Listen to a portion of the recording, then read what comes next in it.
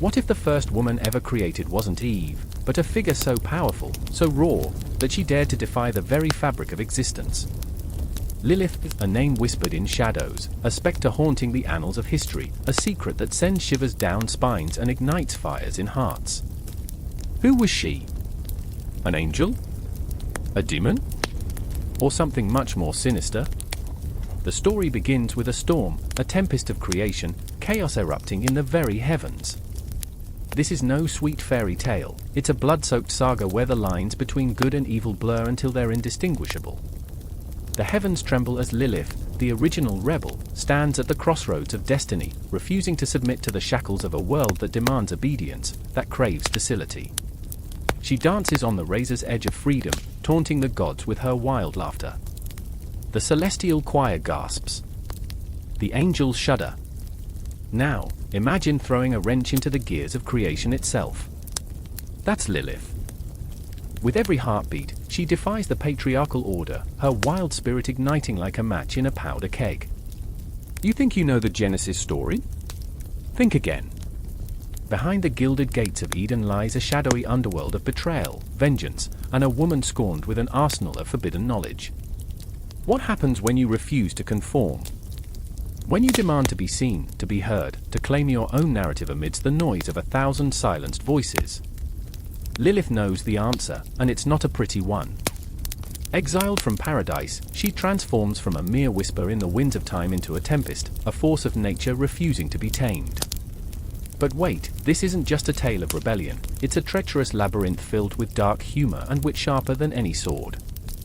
Picture a medieval court where the stakes are as high as the gallows, where laughter mingles with death, and irony drips from the ceiling like blood.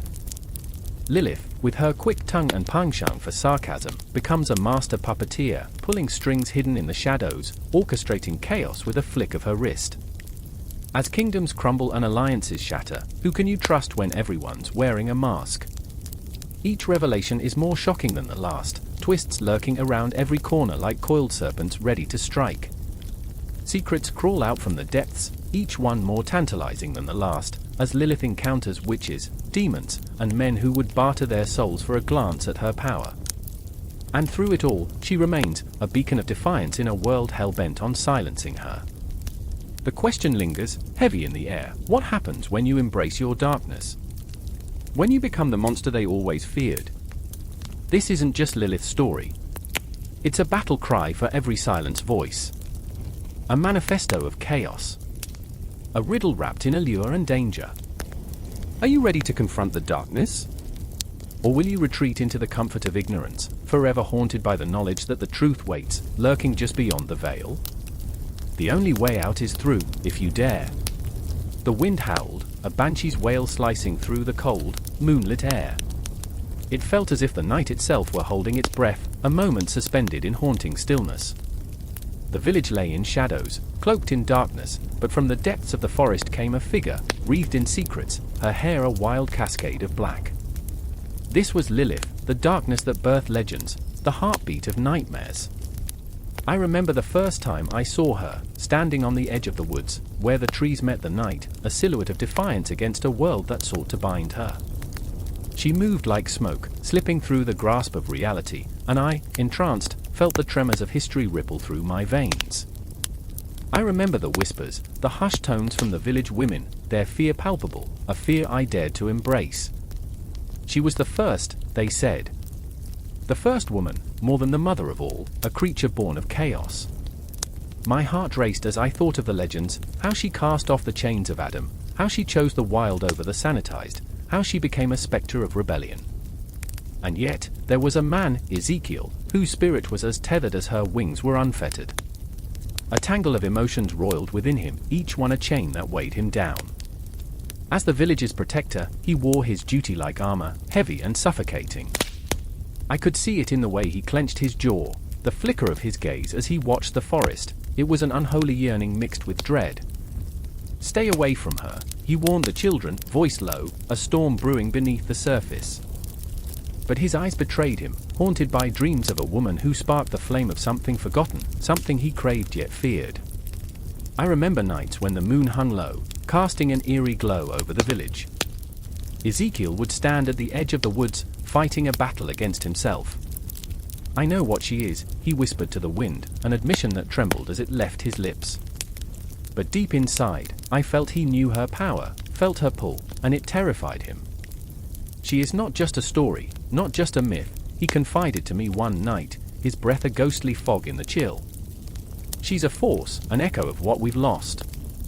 His voice cracked then, raw and aching, and I could see the cracks in his resolve, widening like a chasm. Lilith was calling to him, a siren song that wove through the air, beckoning with promises of freedom and despair.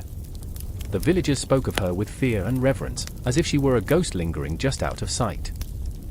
"She takes what she wants," they murmured, "and leaves nothing but shadows in her wake." But I had seen beyond the veil of dread. I had seen the heart of a woman scorned, the fury of a being who would not be silenced. Each night, I watched her dance among the trees, a celebration of defiance, her laughter mingling with the wind, a melody that echoed through the very marrow of my being. Ezekiel, burdened by the weight of expectation, felt the threads of his life unravel, inching toward a confrontation he could no longer avoid.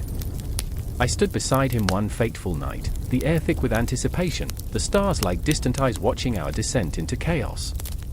"You can't fight her, Ezekiel," I urged, my voice shaking under the weight of his anguish.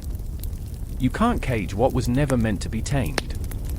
His stare pierced through me, a mix of desperation and hope, like a candle flickering against the encroaching darkness.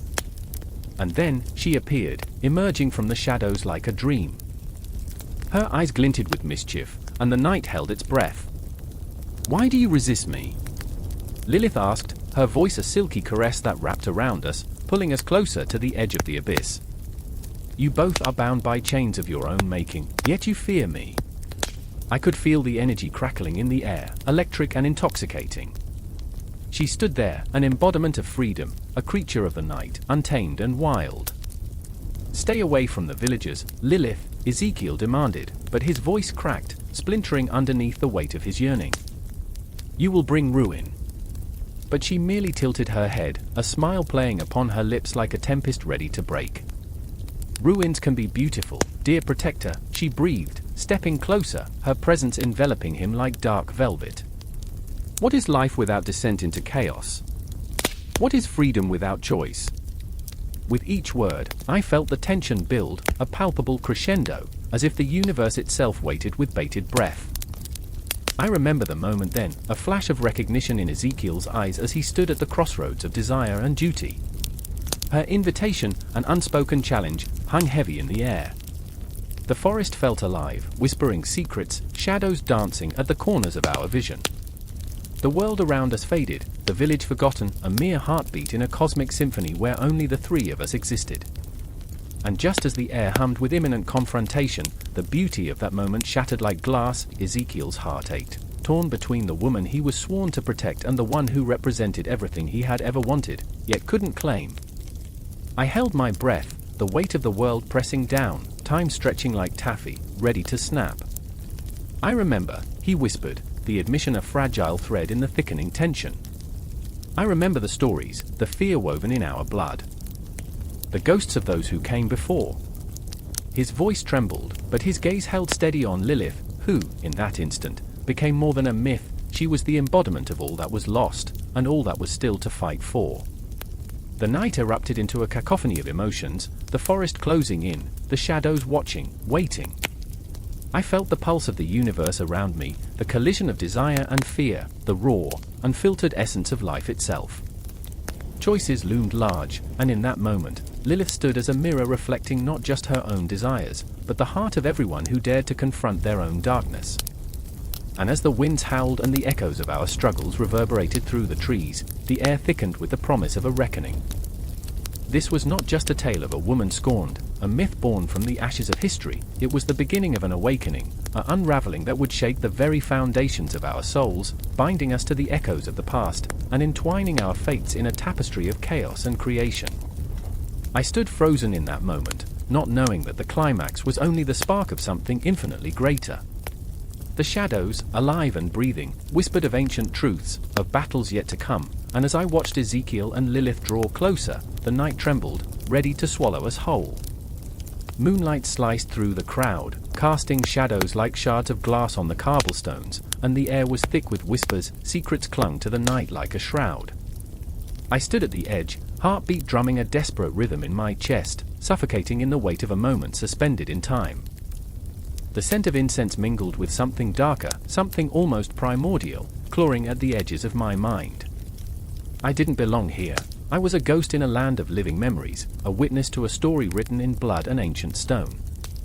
Uresh, with her wild, unkempt hair and eyes that flickered like flames, stood in front of the altar, a trembling figure of defiance. Her hands clenched into fists, knuckles white against the backdrop of the chanting crowd. I could almost feel her heart, a wild animal trapped beneath her ribs, desperate to escape. Her voice rose above the murmurs, a cry that seemed to echo from ages past. No more. Not like this.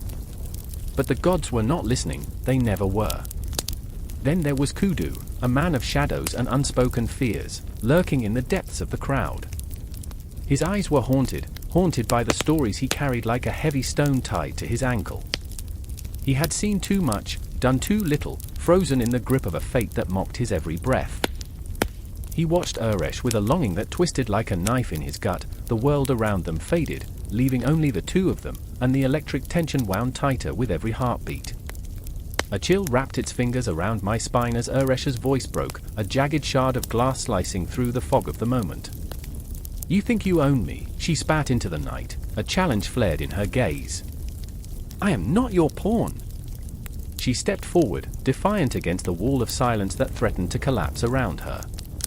The crowd inhaled sharply, a collective gasp, a wave of tension that promised something big, something beautiful, something terrifying. I wanted to scream, to tell her to stop, to run, but the words dissolved in the air like smoke. Instead, I stood frozen, feeling the drum of her words reverberate in my own chest. I remember the stories, she said, her voice quaking. I remember how they spoke of Lilith, the woman who refused to kneel. She was not just a myth, she was flesh, a heartbeat, a scream against the darkness. She is me. With each syllable, she summoned the ghosts of the past, and I felt the weight of their stories, the weight of every woman who had ever been silenced, every soul crushed under the weight of oppression. The moon hung heavy above us, an indifferent watchman, illuminating the fury and fear dancing in the depths of Uresh's pupils. As she spoke, shadows began to swirl around her, phantoms of the ancient Sumerian night, whispering secrets of rebellion and desire. Kudu took a step forward, driven by an urgency that felt like fire coursing through his veins. He reached for Uresh, not knowing what he would say, only that something had to break through the suffocating silence. You don't understand, he whispered, his voice breaking under the strain of emotion. They will not let you go.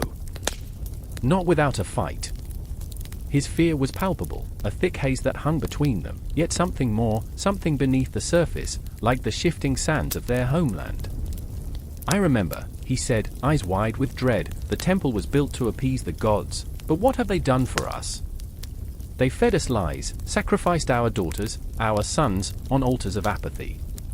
We are not their pawns, Uresh.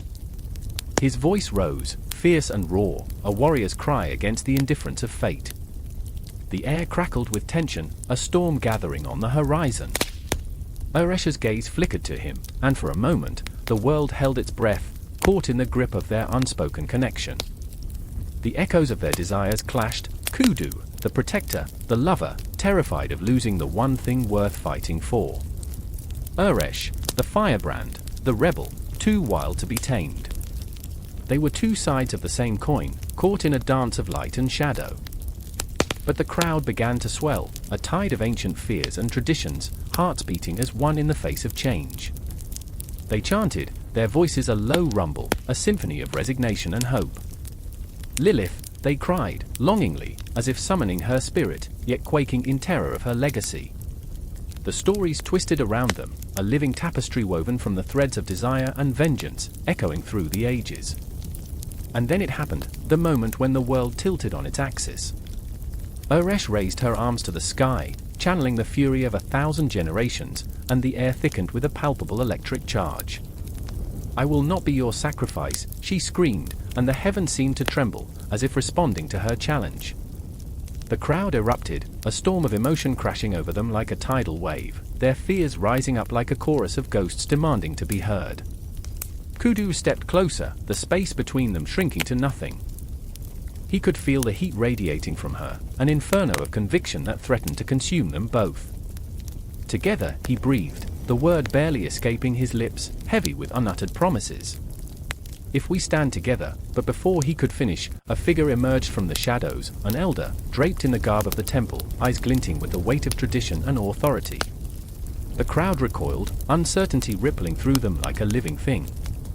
Blasphemy, the elder roared, a voice that cut through the chaos, silencing all but the beating of hearts.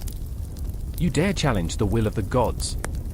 Uresh's gaze locked onto his, a battle of wills igniting the air between them. I felt the world expand and contract, a breath held too long, teetering on the precipice of the unknown. Time froze, the cosmos held its breath, waiting for the spark that would ignite the fire. I felt something stir deep within me, a longing, a fear of the dark, a scream of rebellion. Uresh was not just a woman standing against an elder, she was every woman, every heartbeat of defiance echoing through time. I remembered the stories, the echoes of Lilith, the fear and the power intertwined like vines, choking the life from their oppressors. The crowd surged, a force of nature, and I saw the shadows deepen around Uresh, alive with the spirits of those who had come before her, a legion of the forgotten. Would she embrace them or flee into the night? The air was thick with anticipation, and I felt the pulse of history beating in my ears, a drum calling for retribution. In that moment, the fabric of existence seemed to unravel, and the ghosts of the past whispered their secrets into the wind, weaving a tale that would never truly end. I held my breath, teetering on the edge of the abyss, knowing that whatever happened next would echo through eternity. The air crackled with energy, the night alive with the promise of change, and we stood, together and apart, on the brink of something both magnificent and terrifying. The moon hangs low, a silver specter in a darkened sky, casting a ghostly glow over the desolate landscape. Shadows ride like forgotten specters, each flicker of movement stirring the air with a tension thick enough to cut with a knife. I stand in the center of this twilight, the world around me heavy with silence, except for the pounding of my own heart. It beats a frantic rhythm, echoing a primal fear, a hunger for connection, a dread of separation. Lilith, they whisper, a name carried on the wind, trembling through the night, a name woven with the threads of defiance and sorrow. She is not merely a woman, she is an echo of untamed wildness, an entity born from the very dust that clings to one's skin, a dark promise of power unbridled. The stories twist and coil around her like the smoke from extinguished candles, imbued with both reverence and fear. Do you remember the garden? A voice breaks the silence, sharp as a blade. It's Adam, his face a mask of confusion, guilt, yearning. His eyes are pools of regret, haunted by the specter of what could have been. Do you remember how it felt, the way the sun poured over us, how the fruits tasted sweet, like forbidden secrets? I remember. I remember the soft grass beneath my bare feet, the way it tickled my ankles, how I curled my toes into the earth, wanting to become one with it. But the garden wasn't a paradise, it was a gilded cage. You were never meant to be alone, Adam. You were never meant to reign over me. My voice trembles with the weight of unyielding truth, a truth that clawed at the edges of my sanity, a truth that the heavens had never intended for us to confront. His brow furrows, and I can see the torment in his eyes.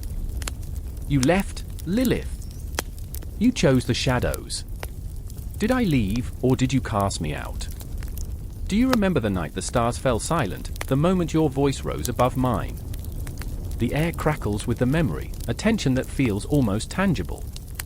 The words spill forth, raw and jagged, like shards of glass cutting through the fragile fabric of our shared history. Around us, the air thickens with ghosts, echoes of past lovers, forgotten promises, and dreams long abandoned. Eve, the new creation, the sweet, obedient echo of what I once was, flits through my mind like a moth drawn to a flame. She, too, is haunted by my absence, by her own unvoiced desires. Lilith! Adam's voice rises, desperation painting his words like a desperate artist trying to capture the fleeting beauty of a dying sunset. Come back. We can fix this. Fixing isn't the answer, Adam. Fixing is what you do when something is broken. But I'm not broken, I'm uncontained, a tempest unleashed upon the still waters of your idyllic life. I feel it, the pulse of the night, the aching desire to rise from the ashes.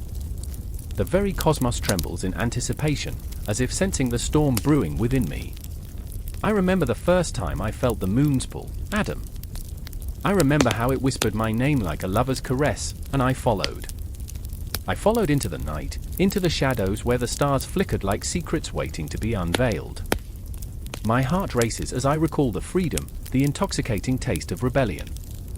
I was no longer a whisper beneath your authority, I had become a shout, a declaration of my own existence.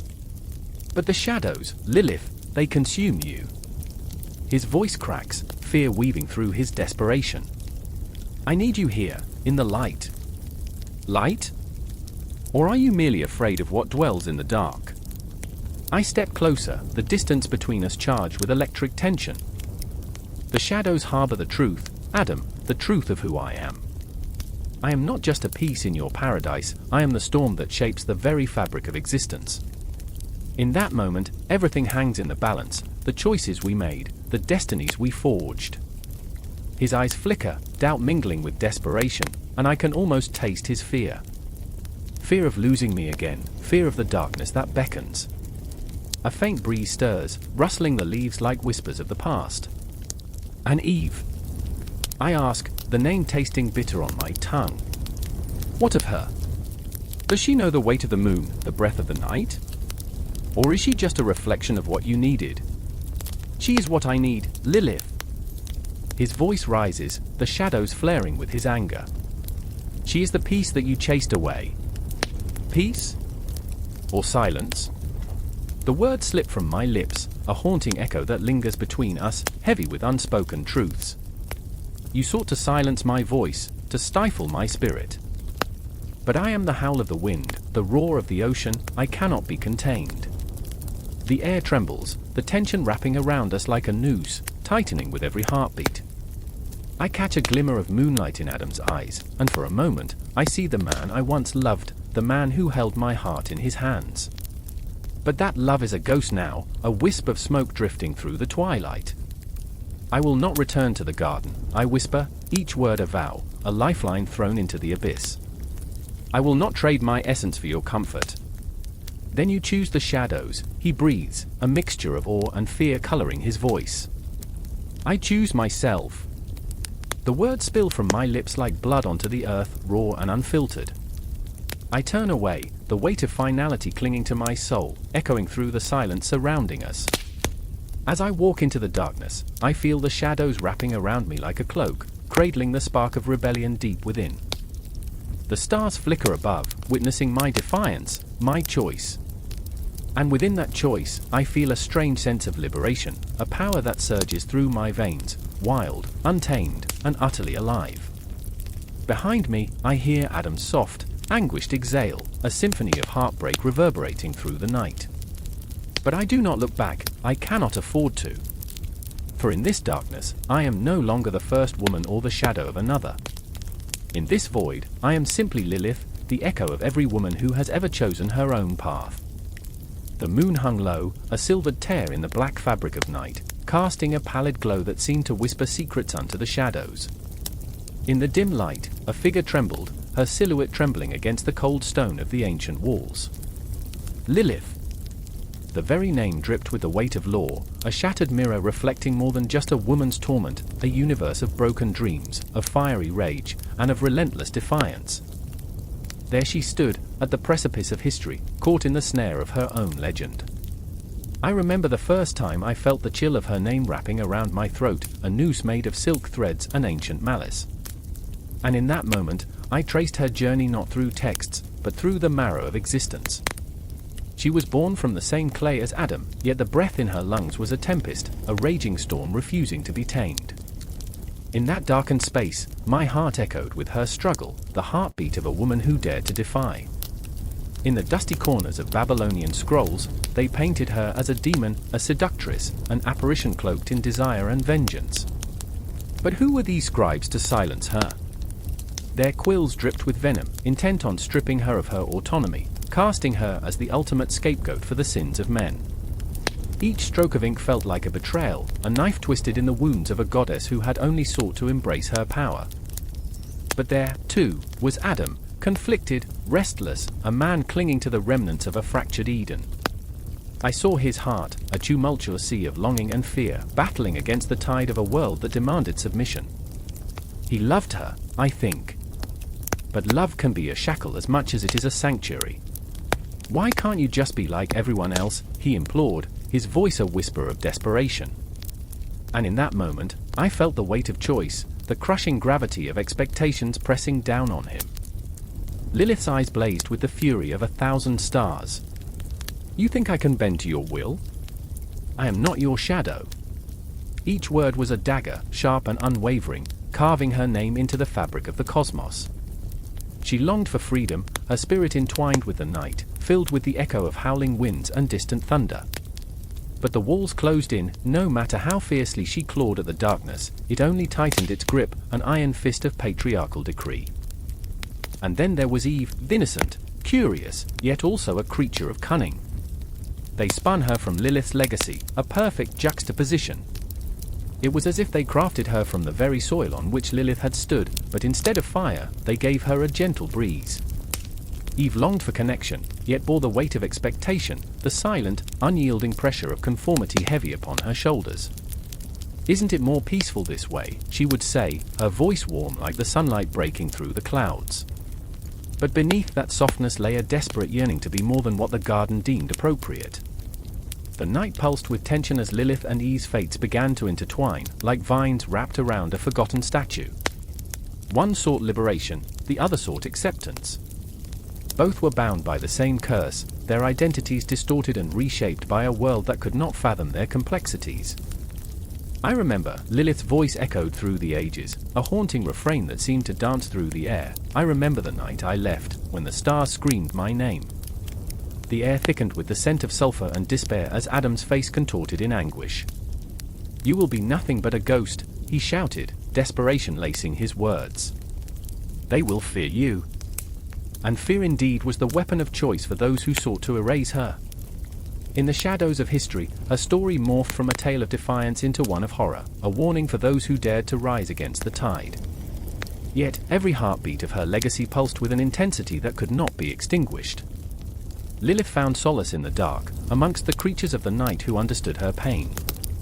The owls hooted their approval, the wolves howled their solidarity, and the stars winked with mischievous glimmers of rebellion. I remember, her voice became a siren call, urging others to embrace their own shadows. But Eve lived in a different cage, gilded yet suffocating. Why chase the shadows, she mused, her fingers brushing against the soft petals of a blooming flower, innocence encapsulated in fragility. Isn't the light enough? But deep within, I sensed a flicker of apprehension, a ghost of doubt that spoke of the constraints that bound her. As the moon waxed and waned, Lilith shifted from legend to myth, from demon to deity, and I felt the pull of her spirit, raw, untamed, a force of nature that could not be contained. Each tale told, each scribble in the annals of human history, added layers to her being. I was never just a woman scorned, her voice whispered in the wind, I am the storm that breaks through the night. And in the shadows of the city, echoes of her laughter mingled with the sighs of those who dared to dream beyond the confines of expectation. The narrative twisted, turned, and morphed, her evolution reflecting the very nature of humanity, complex, flawed, yet beautifully resilient, a tapestry woven with threads of light and darkness. Will they ever understand? I thought, my heart pounding against the walls of my chest. Will they ever grasp the depth of her despair, the wildness of her joy? The confrontation loomed. Lilith stood on the edge of oblivion, a tempest poised to unleash its fury upon a world that had underestimated her. The city slumbered, unaware of the reckoning that awaited. And somewhere, in the depths of the earth, Eve's unspoken dreams began to stir, a soft awakening that promised to shatter the very foundations of the tales told in hushed tones. In this tangled web of existence, I stood as witness, my breath heavy with the weight of history, my heart alight with the flames of their struggles. The air crackled with possibility, with the promise of a reckoning that would reshape the very essence of their stories. The night was alive. The moon watched, a silent observer, as the boundaries blurred, and the characters closed in on one another, each holding a piece of the truth. How would it unfold? Would the light embrace the darkness, or would the shadows consume it whole? And then the clock struck, a haunting chime echoing through the air, heralding the approaching storm. The moment hung suspended, as if time itself held its breath, waiting for the inevitable collision of destinies. The moon hung low, a silver specter, casting its ghostly light over the cobbled streets of a city once alive with the laughter of worshippers and the pulse of devotion. Now, shadows loomed in every corner, their fingers curling like smoke, wrapping around the hearts of the forsaken. I stood there, breath shallow, as the air thickened with the weight of change. I felt it, a trembling in the earth, a whisper among the ruins of temples long abandoned, where once great goddesses had breathed life into the dreams of men. I remember a time, the haze of incense and song, when the city thrived under the gaze of the divine. But that was before the darkness slithered in, before the people traded their reverence for fear. I could still hear the echoes of the chants. They rang like broken bells in my mind, and I clutched my chest, heart racing, as if the memories might tear me apart. I glanced at Myra, her eyes wide, reflecting the haunting glow of the moon. My sister, once so vibrant, now reduced to a shell wrapped in the rags of despair. She was a flickering candle in a storm, fighting against the winds of a culture that had turned its back on the sacred. "Do you remember," she whispered, voice trembling, "when we danced for the goddess? When the world felt alive?" Her words hung heavy in the air, a ghostly reminder of a time when joy was not a distant memory. I nodded, a lump in my throat, as I recalled the way the moonlight kissed our skin, how we twirled beneath an endless sky, laughter spiraling into the cosmos. But that was before they painted the divine as a demon, stripping her of her grace, replacing reverence with a chilling dread. "What happened to us?" I asked, the words barely escaping my lips, brittle and hollow. My hands trembled as I traced the faded sigils on the stone wall, remnants of devotion, now worn and cracked. The goddess had become a specter, a memory fading into the ether. "We've lost ourselves, haven't we?" The night pressed in around us, thick as fog, and I could feel it, the pulse of something dark lurking beyond the edges of our understanding. The streets whispered secrets of a shift, cultural tremors that rattled the very foundations of our beliefs. It was not just the goddess that had been relegated to obscurity, we had willingly sold our souls to a new deity, a fear. The stories of the goddess had twisted into nightmares, her once glorious image smeared with blood and ash, her virtues warped into vices. I felt the weight of it, a cold stone lodged in my chest, as if the very earth mourned for what we had lost. Myra was no longer just my sister, she was a reflection of everything that was breaking within me. I could see the conflict raging in her eyes, a storm of anger and sorrow brewing beneath her fragile exterior. "We have to fight," she said, voice rising, desperation mingling with rage. "We can't let them turn us into monsters." But how do you fight an idea, a cultural tide that washes over everything, erasing history with each cruel wave? I glanced down the alley, shadows shifting like specters, and shivered. I remembered stories of women burned at the stake, not for what they did, but for what they represented, a threat to the fragile masculinity that sought to dominate. The echoes of their suffering flared like fire in my veins, igniting a fierce determination I couldn't ignore. "Let's gather them," I said, feeling a surge of hope wash over me. The ones who still remember. It was a fragile plan, a flicker of light against encroaching darkness, but it was all we had. As we moved through the streets, the air crackled with tension. I could see the faces of the people we passed, their eyes hollowed out by fear, their smiles painted on like masks. Each step carried the weight of history, of generations crushed under the heel of a new dogma. I wanted to scream, to shake them awake and remind them of the warmth of the goddess's embrace, but fear held them captive, a shackle on their souls. Myra's hand found mine, squeezing tightly. "They'll call us demons," she warned, a tremor in her voice. "But we're not. We're what they fear," I finished, a bitter smile tugging at my lips. "We're the ghosts of a forgotten truth." And even as we spoke, I felt the shadows grow heavier, the air thick with an oppressive silence that clawed at my insides, suffocating hope. The night stretched endlessly around us, and the city felt alive in a way that was terrifying.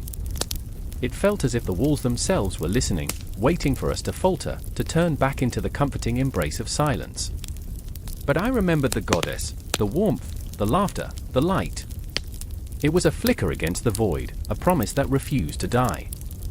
The streets twisted, and in the distance, I could hear the low murmur of a gathering crowd, a pulse of defiance that matched the thudding of my heart. We were not alone. The air vibrated with possibility. I could feel it in my bones, a charge that crackled like electricity between us. But then, a figure emerged from the shadows, a man cloaked in the robes of authority, face obscured, presence suffocating. He was the embodiment of the fear we sought to unravel, the voice of the new regime. "You dare to speak of her," he growled, a low rumble that reverberated in my chest. "You dare to remember." I felt the weight of his gaze, cold as ice, piercing through the last remnants of my courage. "We remember," I said, voice steadying, though my heart raced like a caged bird. "And we will not forget." His laughter echoed like thunder, a dark, mocking sound that sent chills racing along my spine. "You are nothing but ghosts. This city has forgotten its goddesses, and it will not suffer your demons again." But even as his words struck, I felt an ember ignite within me, a flicker of hope, and I knew the time was coming, a reckoning. The stage was set for a confrontation that would ripple through the fabric of our very existence, a time when the shift from goddess to demon would cast shadows long and deep. As the crowd gathered, whispers of rebellion fluttered like wings, the air thick with anticipation. I clutched Myra's hand tighter, preparing to face the storm, heart pounding, breath hitching in my throat. In that moment, underneath the watchful gaze of a betrayed moon, I understood the power we held. We were the remnants of what had been, goddesses turned to demons, rising from the ashes of our own fears. The air crackled with intensity, and the shadows danced, waiting for the inevitable clash between light and dark. We would fight for our truth, and with every heartbeat, every breath, we would reclaim the light, no matter how chilling the darkness that surrounded us. The moon hung heavy, a watchful eye in the ink-black sky, casting an otherworldly glow on the crumbling stones of the ancient city. Shadows danced like specters against the walls, whispering secrets of lives lost and loves betrayed. I stood on the edge of a narrow alley, my breath hitching in my throat, heart pounding like a war drum as I waited for her, the ghost of stories told and untold. Lilith. I remember the first moment I heard her name, a whisper at the edge of twilight, a flicker of fear across the faces of the elders. They spoke of her in hushed tones, their eyes darting as if she might materialize from the darkness. "She is the first wife," they said, "the one who fled." But what did I know of flight? My own wings were clipped by doubt, by the weight of tradition, by the fierce gravity of expectation. Then there was David, a scholar caught in the relentless grip of his own intellect. He thumbed through the dusty tomes in the candlelit corners of the library, his brow furrowed in concentration. Lilith, he muttered, the embodiment of rebellion. Each syllable dripped with a mix of reverence and fear. He believed she was a curse, a shadow cast upon those who dared to love too fiercely. But his obsession with her story was palpable, a thread weaving through his thoughts like a dark river, pulling him deeper into the abyss. "Why do you seek her?" I questioned one night, my voice a mere whisper against the backdrop of the wind. "What does she mean to you?" He turned to me, eyes ablaze with a mix of longing and despair. "She's everything we fear, everything we desire. To understand her is to understand ourselves." There it was, that truth, raw and jagged, a piece of glass in the heart. I felt the pull of her essence in the air, a chill wrapping around us like a shroud.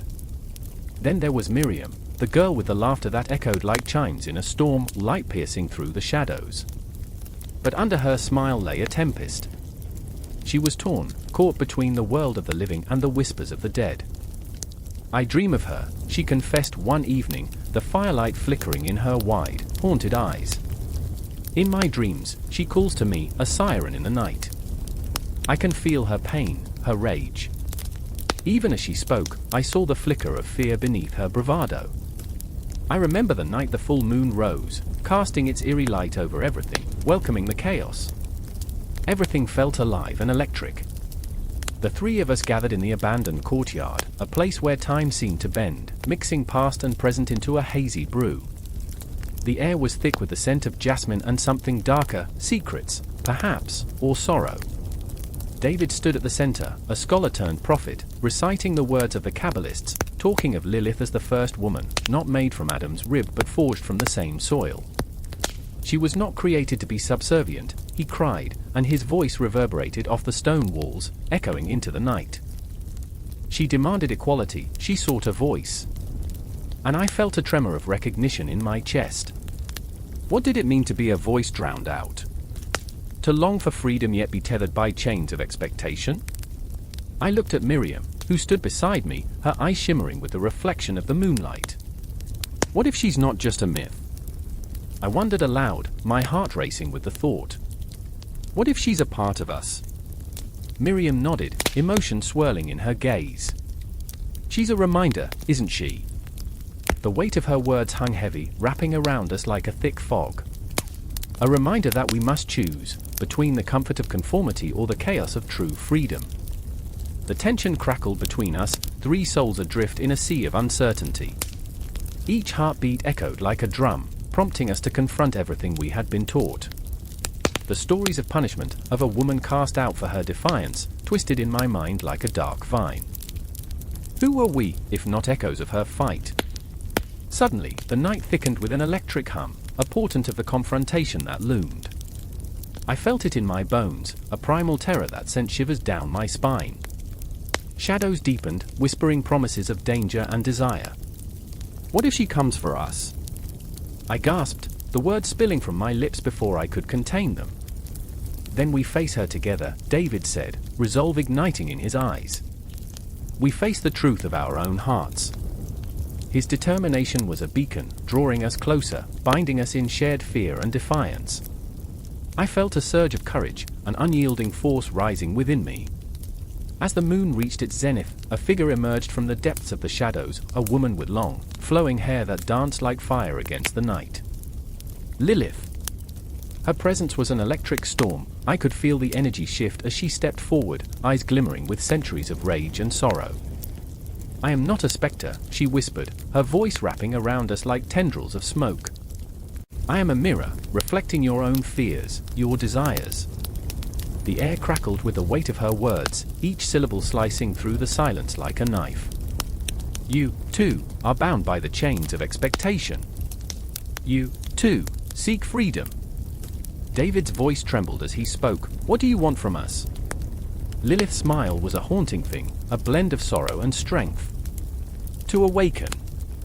To understand that your stories are intertwined with mine. I felt the air thicken, the gentle pull of fate shifted the ground beneath our feet. In that moment, I realized we were no longer just observers but participants in a larger dance, a volatile interplay of past and present. The weight of history pressed down upon us, but also the promise of liberation. Together, I breathed, glancing at Miriam, who nodded, her eyes filled with a fierce determination. And there, beneath the watchful gaze of the moon, we prepared to confront not just Lilith but the very essence of ourselves, the fears that bound us, the desires that set our souls alight. The moment hung in the air, electric and alive. There is no ending here, no resolution. Just a heartbeat, a pulse that echoes through the ages. The darkness beckons, and the light flickers, a reminder that every choice we make sends ripples through the cosmos. And as we stood there, three souls intertwined with the legend of Lilith, the air trembled with possibility, each breath a step into the unknown. I remember the first time I saw her, a silhouette against the moonlit sky, ethereal and haunting, as if she had stepped straight out of a nightmare. Her hair, dark like the abyss, whipped wildly in the wind, and her eyes glowed with an intensity that made the ground tremble beneath my feet. The night was stifling, thick with the scent of earth and something else, something sharp and electric. I felt it in my bones, she was there, lurking, a whispered promise of chaos. In the shadows, I stood next to Eli, my heart pounding like a war drum. His face was pale, the kind of pallor that spoke of nights spent wrestling with demons, both ancient and modern. I could see it in his clenched fists, his breath ragged like a wounded animal. She'll come for us, he muttered, voice quaking with dread. She's never satisfied. Always hungry. We had been hunting for answers, a quest that had spiraled into a desperate search for meaning amid the chaos she left in her wake. Lilith, the mother of all darkness, the first woman, the first rebel. The stories told of her defiance against Adam, but there was so much more beneath the surface, layers of sorrow and rage. I felt it all pressing in on me, a weight I could scarcely bear. How can you believe that? I shot back, even as uncertainty gnawed at my insides. She's a myth, Eli. No, he said fiercely, and I almost recoiled from the intensity in his voice. She's real. I felt her. In dreams, in whispers, she's there, always watching. Waiting. And in that moment, I could see the shadows shifting around him, stretching like fingers, beckoning. My heart raced as I replayed the stories, how Lilith had fled the garden, how she roamed the night, seducing men, stealing children. What if she wasn't just a tale? What if she was a truth, a darkness we couldn't outrun? But then there was Miriam, standing a little away, her eyes wide, the glow of candlelight flickering in her gaze. She was a paradox, a bright spark amid the gathering storm. Her laughter was like sunlight breaking through clouds, yet I knew the heaviness she carried. The weight of expectations, the burden of womanhood. You two and your ghosts, she said, a smile playing on her lips, though it didn't quite reach her eyes. You should really lighten up. We live in the now. But the now felt suffocating, as if the very air was thick with the remnants of old battles. I could taste the fear lodged in my throat like a stone. What was real? Was it Lilith, or was it the stories that ensnared us, wrapped us tighter in their webs? Eli, I said, voice trembling, what if she's not just a figment? What if she comes for us not to destroy, but to claim? He turned to me, eyes dark pools of despair. Then we are already lost. Miriam stepped in, her smile faltering. What if we're not? What if we confront her? Face the darkness instead of running? As she spoke, I could almost hear the ticking of a clock, time slipping away like sand through my fingers. The tension was palpable, the air electric with possibility. The night wrapped around us, and I could feel the pulse of the cosmos, the weight of history bearing down, as if all the women who had come before us whispered their truths through the silence, urging us onward. The moon hung high, a witness to our plight, as the shadows twisted and danced, growing bolder. I felt it then, the chill that crawled up my spine, even as warmth washed over me. It was intoxicating, the thrill of confrontation. Let's go, I said, breath hitching with unspent fear. Let's find her.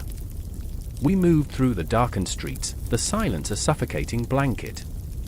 Every corner turned felt like stepping deeper into a labyrinth, where every shadow held a fragment of Lilith's essence. Eli's voice faded, replaced by the rhythm of my heart, each beat a reminder of the stakes. With every step, I felt the weight of centuries pressing down, women who had fought, who had screamed, who had been silenced. And just like that, the world around us shifted. The night no longer felt like a blanket of safety but a shroud of dread. We reached the edge of the city, the air thick with anticipation. I could feel her presence like a storm on the horizon, a tempest waiting to break. Do you hear that? I whispered, fear thick in my throat. The silence shattered, replaced by an unsettling laughter that echoed through the alleyways, mocking our resolve. I looked at Eli, he was frozen, eyes wide in terror. Miriam stepped closer, determination etched on her face. We're here for you, Lilith, she called, voice steady against the rising tide of panic. The darkness shifted, coiling around us, and the weight of her name hung heavily in the air. It felt like a summoning, electric and alive. I could almost see her, coalescing from the shadows, a figure of beauty and terror. Why do you seek me? Her voice sang, soft and deadly, weaving through the cracks of our souls. In that moment, everything crashed together, the fear, the longing, the heartbreak. I wanted to run, to escape the suffocating intensity of her gaze.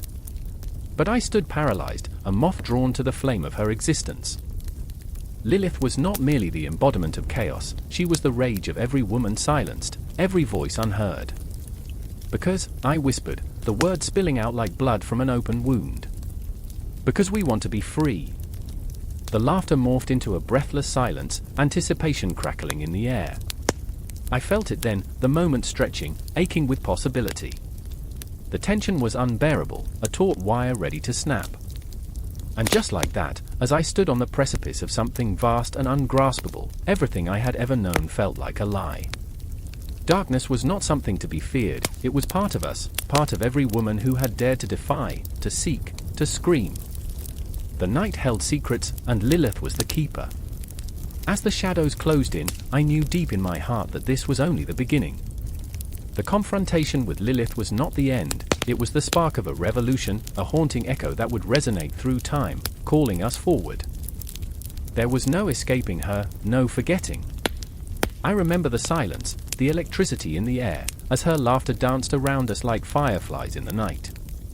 And I remember that we were never truly alone.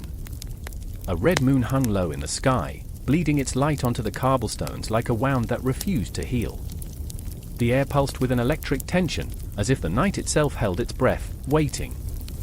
I stood at the edge of the alleyway, heart hammering in my chest, the chill seeping into my bones, curling around my thoughts like a lover's embrace or a ghost's fingers. Shadows danced and twisted, whispering secrets I dared not understand. This was not a night for the faint-hearted, nor for those who clung to sanity like a child clutching a teddy bear. Mara was there, crouched against the brick wall, her breath shallow and quick, eyes wide like a hunted doe. I could see the shimmer of tears, silver against the darkness, and it made the air feel thicker. "They're coming," she gasped, her voice barely more than a rasp, choking on the weight of fear. Her fingers twisted the fabric of her dress, a desperate prayer for safety. And then there was Eli, the storm raging inside him, a tempest of fury and regret. He stood a few feet away, fists clenched, jaw set tight enough to crack. "We can't stay here, Mara," he barked, punctuating his words with urgency. But his eyes betrayed him, flickering toward the shadows, as if they whispered promises of vengeance, secrets meant only for him. "We need to move. Now." But where? The world felt too vast, too dark, and the only thing tangible was the dread that coiled around my throat. I swallowed hard. I remembered nights like this, when the darkness felt alive, crawling with the weight of history, of memories that lingered just beyond reach, laughing in the face of hope.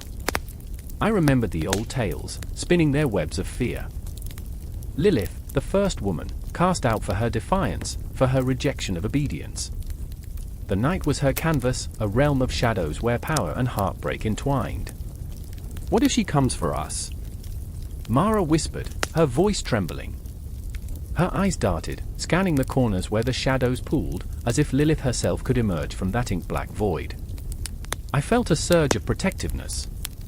Mara was fragile, but there was fire in her spirit, a flicker that reminded me of the stars we once gazed upon, dreaming of futures untainted by darkness.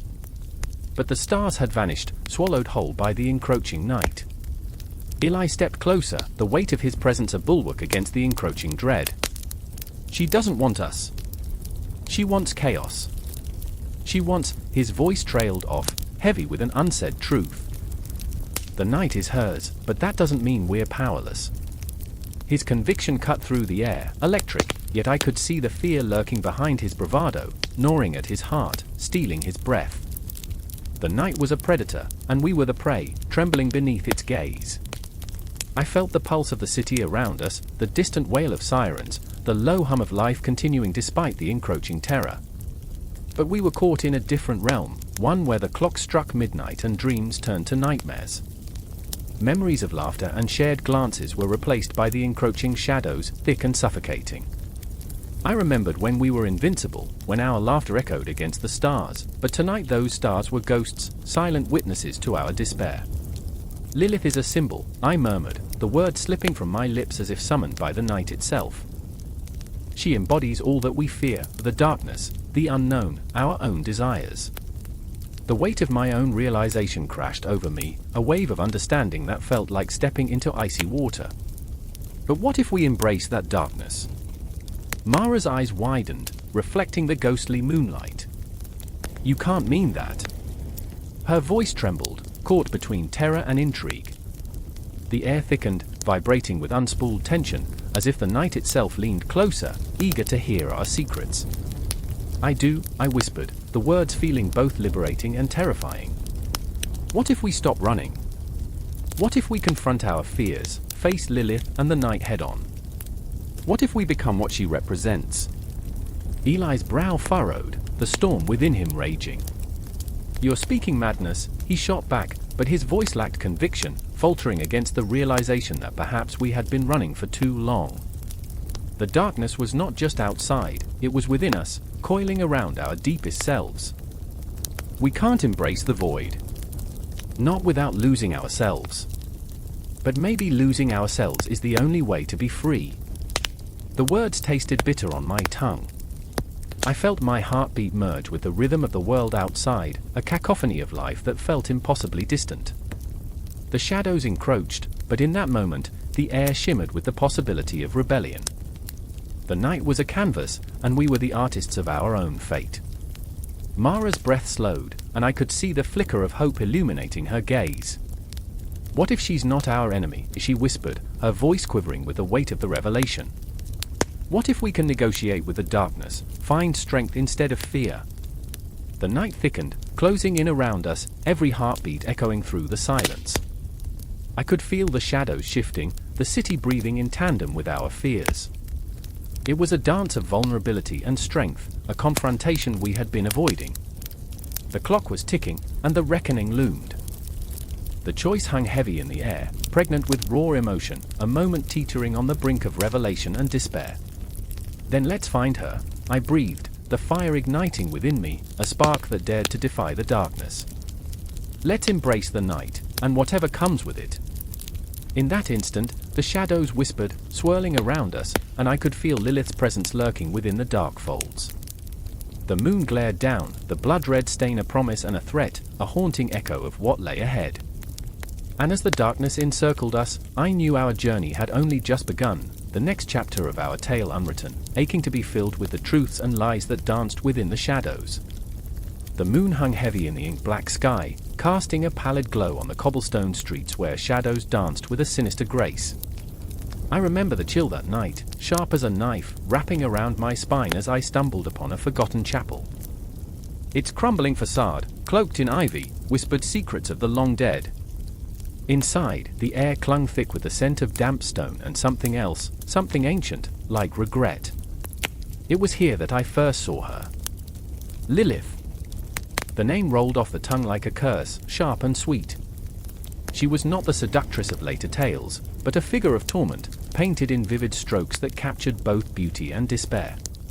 She hung above an altar, her arms outstretched as if to embrace the darkness, but her eyes, those eyes, held a tempest within. They beckoned me closer, promising revelations that could shatter the very fabric of belief. But belief, in that moment, felt like a fragile glass, ready to splinter under the weight of truth. In the corner of that dim chapel stood Thomas, a man torn between devotion and doubt, his fingers trembling as they traced the worn pages of an illuminated manuscript. "How can she be both cursed and revered?" he muttered to himself, frustration lacing his voice. His brow furrowed, revealing a soul caught in the web of orthodoxy, yet yearning for the freedom of chaos. The flickering candlelight reflected off his spectacles, illuminating a face that knew the burden of 1,000 unanswered questions. He was a scholar, yet every answer felt like a dagger to his heart, deepening the wounds of his faith.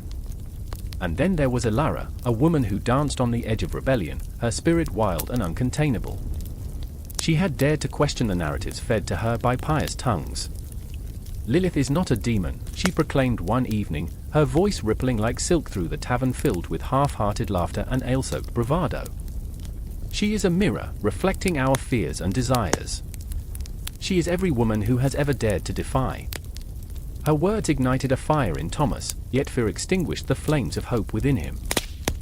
He loved Elara, deeply and obsessively, but her fearlessness frightened him. She was a tempest, and he was a fragile boat lost at sea. The shadows in the chapel trembled as a breeze whispered through the cracked windows, stirring the dust that settled like forgotten dreams. I remember how it felt, the air shifting as if the very walls were in collusion with the secrets they guarded. A painting on the wall caught my eye, a stark contrast to the vibrant hues of Lilith. It depicted a woman, her face twisted in agony, bound by chains of her own making. Was this the punishment for those who dared to challenge their fates? I shivered as realization washed over me. The medieval depictions of Lilith were not mere artistry, they were confessions of a world riddled with fear and misunderstanding. Ilara spoke of freedom while the world around her tightened its grip. I refuse to let their chains bind me, she declared one night, her voice rising above the din of the tavern, resonating like a battle cry. But as she spoke, I could see the storm brewing in Thomas's eyes, the desperate plea masked by his feigned indifference. "You're playing with fire, Ilara. They'll burn you alive," he warned, his voice a tremor of fear and love intertwined. And there it was, the palpable tension between them, a push and pull that felt like the unending struggle of night against day. Ilara, fierce and unyielding, and Thomas, a beacon of caution, both trapped in a world that sought to define them, to silence the whispers of their souls. They were drawn together by a gravity they could neither comprehend nor control, and every glance they exchanged was charged with unspoken words, every moment a countdown to something inevitable. As I lingered in the chapel, the air thick with the weight of their desires and fears, I could almost hear the echoes of their hearts. "I remember," Ilara began, her voice barely a whisper, "the stories my mother told me about Lilith. How she became the first woman, only to be cast aside. Her eyes shimmered with unshed tears, a reflection of every woman who had ever felt the sting of rejection, the sharp edge of loneliness. What if she defied not just Adam, but the very fabric of expectation?" Thomas's breath hitched, caught somewhere between admiration and terror. "What if she's a monster?" he countered, desperation clawing at the edges of his sanity. The question hung in the air, thick and suffocating, as if the shadows themselves were holding their breath. But deep within, he knew his heart aligned with hers. The woman he loved was a reflection of Lilith, a beautiful enigma wrapped in layers of contradiction. The night deepened, and the walls of the chapel seemed to close in, squeezing the breath from my lungs. I felt the weight of history pressing down on me, every moment a reminder of the countless women who had walked this earth, judged for their choices, their desires. The echoes of their sorrow reverberated through me, clawing at my chest. I could see Ilara's fierce determination igniting a spark of hope in Thomas, yet the flames were flickering in the face of the Inquisition that loomed over them like a storm cloud. "Lilith," I whispered, as if summoning her spirit, "what do you want from us?" In that moment, the chapel seemed alive, pulsating with energy and longing, as if the very air held its breath, waiting for a response. I could see it in Thomas's eyes, the conflict between fear and longing, the desire to embrace the unknown, to take Ilara's hand and leap into the void. Time slipped away in that sacred space, a clock with no hands to mark the passage, only the haunting beat of hearts laid bare. The tension thickened, weaving an intricate tapestry of longing and dread, each heartbeat echoing through the silence, urging them toward confrontation. The world outside faded into a distant memory, leaving only the sanctuary of their tangled emotions, raw and unfiltered. And yet, as I stood there, entangled in their chaos, I felt the chill of inevitability. This would not end well. The shadows danced, mocking the fragile threads of hope that had woven between them. I could taste the bitterness of tragedy on my tongue, and in that moment, I understood, the medieval depictions of Lilith were not just stories, they were a warning, a tapestry woven with the threads of pain, hope, and the relentless pursuit of freedom. The echoes of their hearts beat on, and I was left to wonder which way the winds of fate would blow, what darkness awaited them just beyond the flickering candlelight. The church bells toll, their echoes reverberating through the hollow silence of the ancient stone corridor. Shadows stretch, whispering secrets of betrayal and despair, wrapping around the figures huddled at the altar. The air is thick with incense, masking the stench of forgotten regrets and unspoken fears. I can see her there, cloaked in darkness, her eyes glowing with a fierce defiance that shatters the stillness. Lilith is here. I remember the first time I heard her name, a hushed murmur in a crowded tavern, the flickering candles casting ghostly shapes on the walls. She was nothing more than Adam's first wife, a drunken priest, slurring his words, had spat out with disdain. A monster, a demon. Cast aside for her insatiable desire. But desire isn't a monster, desire is a fire, and she was its flame. From the corner, I watched Miriam, her face pale, trembling with the weight of her own yearning. Her fingers clutched the edges of her shawl as if it could protect her from the truth. What if I am like her, she whispers, her voice quavering in the dim light, echoing the very doubts that haunt me too. The weight of her question hangs heavily, thickening the air around us. My heart races, I feel the pulse of history beating through her words, a connection to centuries of judgment and misunderstanding. Lilith stands before the altar, defiant. Her hair cascades like a dark river, weaving through the shadows, begging to be touched, to be loved, yet feared. I was not created to be subservient, she declares, her voice rolling like thunder, shattering the silence. I am not a demon. I am the embodiment of freedom. I can't tear my gaze away as anguish and power intertwine in her presence. I sense the truth of her pain, the centuries that have twisted her legacy into something grotesque, a warning rather than a celebration of femininity. Why did you leave? Miriam's voice trembles, a question laced with the weight of her own choices. Why would you abandon him? The question echoes, ricocheting off the stone walls of my mind. I know the answer lies deeper than mere choice. It's in the marrow of who we are, each of us shaped by the expectations placed upon us, the roles we are forced to play. Lilith turns, her gaze piercing. I did not abandon him, I liberated myself. Each word is a dagger, sharp and precise, igniting a flicker of recognition in Miriam's eyes. I see it, the dawning realization of her own shackles, the chains of society that bind her to silence, to obedience. But what of Adam? I can't help but ask, the question clawing its way up my throat. What of the one who was made to be your equal? There's a heaviness in the air, a tension that threatens to suffocate us all. Adam, the favored son, the one who fell asleep dreaming of perfection. The one who didn't realize the cost of his dreams until it was too late. He was never my equal, Lilith hisses, her voice low and simmering with anger. He wanted a reflection, not a partner. I wanted to be seen, to be heard, to be loved for who I truly am. Her passion spills into the space like blood from a wound, raw and visceral. My own heart beats loudly in my chest, thumping with the truth of her words. Miriam shifts closer, drawn by the magnetism of Lilith's pain and strength. I can feel the tension building, the gathering storm of their shared experiences, their unfulfilled desires. But you were cast out, Miriam whispers, her voice trembling, condemned to darkness. Darkness. Lilith's laugh is a guttural sound, filled with both bitterness and a strange, reckless joy. I have learned to embrace it. In darkness, there is power, there is creation. I am not a ghost in the night, I am the night itself. Each word thunders in the silence, igniting a spark in Miriam's eyes, a flicker of hope that perhaps she, too, can claim her own power, her own identity. I feel the air shift, the tension rising like a tide. What if we are all Lilith? I think, the thought a pulse of terror and exhilaration in my veins. The echoes of history scream at us, warning of the consequences of rebellion, of desire unchained. But isn't that the essence of being alive? To feel every jagged edge of our existence, to confront the shadows that threaten to swallow us whole. Lilith steps forward, her voice steady, a flame in the dark. You were never meant to be subdued, she says, her gaze shifting between Miriam and me. Every time you silence your voice, you become a part of the very darkness that seeks to consume you. Stand up. Be unapologetically you. Miriam swallows hard, her breath hitching. I can see the relief and terror flickering in her eyes, the battle between safety and authenticity. It's a moment that stretches, a fragile thread connecting us all, past, present, and future, wobbling in the face of societal judgment. As the clock in the corner ticks ominously, counting down the seconds, I can feel the weight of history pressing down.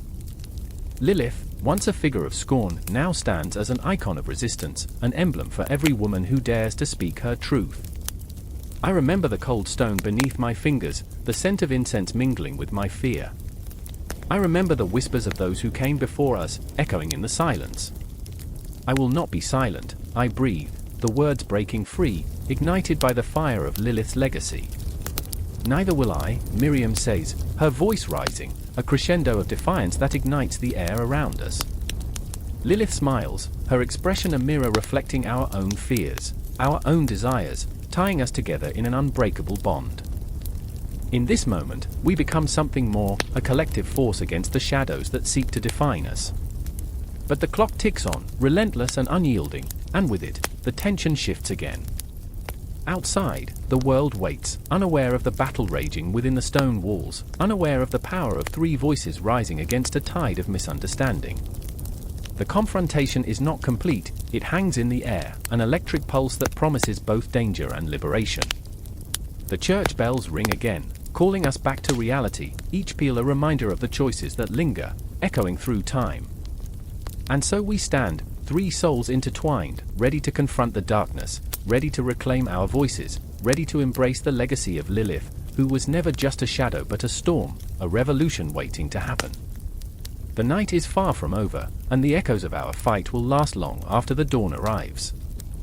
The clock tower chimed the midnight hour, each deep reverberation echoing through the cobbled streets like the thudding of a war drum. Shadows clung to the walls of the narrow alley, stretching and twisting into grotesque forms, as if they were alive, whispering secrets from an era long buried. I stood there, heart pounding, breath caught in my throat, the weight of history pressing down on me like the fog swirling below. In that moment, I remembered the stories, the terrifying tales of Lilith, the first woman, the night spirit.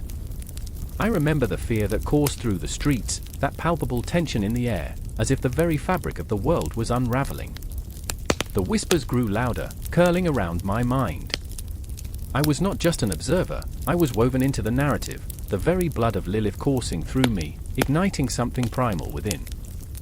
But why now, after centuries of silence? Why did the city seem to tremble with the awakening of something long suppressed? Elena stood beside me, her pale face illuminated by the flickering torchlight. Her eyes, dark pools of defiance, were alive with a fire that threatened to engulf us both. The daughter of a merchant, she was supposed to be meek, submissive, but the yearning to break free from the suffocating chains of expectation burned in her chest. I could feel it, the electric charge of rebellion. She reached for my hand, her fingers trembling. "We can't go back," she whispered fiercely, as if saying it out loud would summon the courage we both desperately needed. But behind her determination loomed a shadow, Marcus, the son of a powerful noble. He was a tempest of contradictions, a man built on privilege yet torn by his own insecurities. He loved Elena, but his father's ambitions loomed larger than any sentiment. I could see the conflict in his eyes, the struggle between his duty and his heart, and it twisted my insides. I was the unwanted third wheel, grappling with my own feelings for Elena, but she had chosen him. How could I have ever thought differently? The air crackled with tension as we stepped into the moonlit square, our breaths mingling with the chill of the night. A gathering swirled around a makeshift stage, a woman draped in shadows, her voice rising like a wailing wind. "I am Lilith," she proclaimed, and the crowd gasped as if the very name conjured something dark and beautiful. "I am the forgotten, the exiled, and I return not for vengeance but for power." I felt the world shift. Elena's grip tightened around my hand, her eyes wide, reflecting the fervor igniting in the crowd. They had come seeking a rallying cry, a voice to shatter their chains. I was swept away, caught in the tide of energy that surged through the gathered masses. But Marcus stood apart, feet rooted, his brows knitted in confusion. "This is madness," he muttered, the words barely escaping his lips. I wanted to scream at him to join us, to feel the pulse of history rising anew, but fear held him back like a vice. "You don't understand," I hissed, desperation clawing at my throat. "This is our chance." "Or our end," he shot back, the anguish in his voice stirring something deep within me. How could he not see? The power of Lilith, the reclamation of feminine strength, was not just revolutionary, it was life itself. But in that moment, I realized Marcus was not merely afraid, he was terrified of losing Elena, of losing the fragile connection that tethered him to the world of men. I remember the stories of witches and fire, of women silenced beneath the weight of patriarchal despair, and as the night surged forward, their voices echoed in my mind like a haunting melody. The air buzzed with the scent of rebellion, uncertainty hung thick, a musky, sweet cloying aroma that ignited something wild inside us all. The woman on stage beckoned, her arms outstretched toward the sky. "Come," she sang, her voice a siren's call. "Embrace the darkness within, but do not fear it." Every woman has the strength of the cosmos within her. The crowd surged, a wave of bodies undulating with the rhythm of her words. It was intoxicating, beautiful, horrifying. I felt Elena's grip loosen, her body swaying toward the pulsing heart of the crowd. "Don't," I whispered, panic flooding my veins. But she was already slipping away, swallowed by the throng, lost to the tide of freedom that pulled her toward the stage. I watched as she moved, the girl who had always been pushed aside finally breaking free of her bonds, her laughter ringing like shards of glass in the night. And then I was alone with Marcus. The tumult around us was a storm, a tempest of fervor and desire, yet we stood still, frozen in the eye of that hurricane. "You have to go after her," he urged, his voice breaking against the roar of the crowd. But his eyes held a plea of their own, his own fear of what that choice might mean. I didn't want to choose between them, I wanted them both to understand.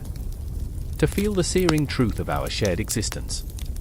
My heart thundered in my chest, each beat a reminder of the tumultuous emotions surging around us. In the depths of this chaos, I felt the weight of their desires, a burden and a blessing. But the moment twisted, time bending as if the universe itself held its breath. I remembered a time when we were younger, playing under the sprawling oak tree, drawing symbols in the dirt, symbols of female power and unity. I remembered our laughter, the innocence of dreams before the world had turned dark. Now, the night transformed those dreams into a fiery reckoning. The woman on stage raised her arms, and the air crackled with energy, dark and electric. I felt the pulse of Lilith, a heartbeat echoing through every soul present, binding us together in this moment of awakening. Elena was lost in the crowd, a fleeting wisp of spirit, and I realized this was her moment, her chance to embrace the power that lay dormant within her. Yet fear shadowed my heart, whispering doubts that crept into my mind like a thief. "Go," Marcus urged, his voice fierce with unyielding intention. "Go to her. You can't hold her back." But as I turned, I felt an invisible thread pull taut between us, Elena's laughter, Marcus's fears, my own heartache.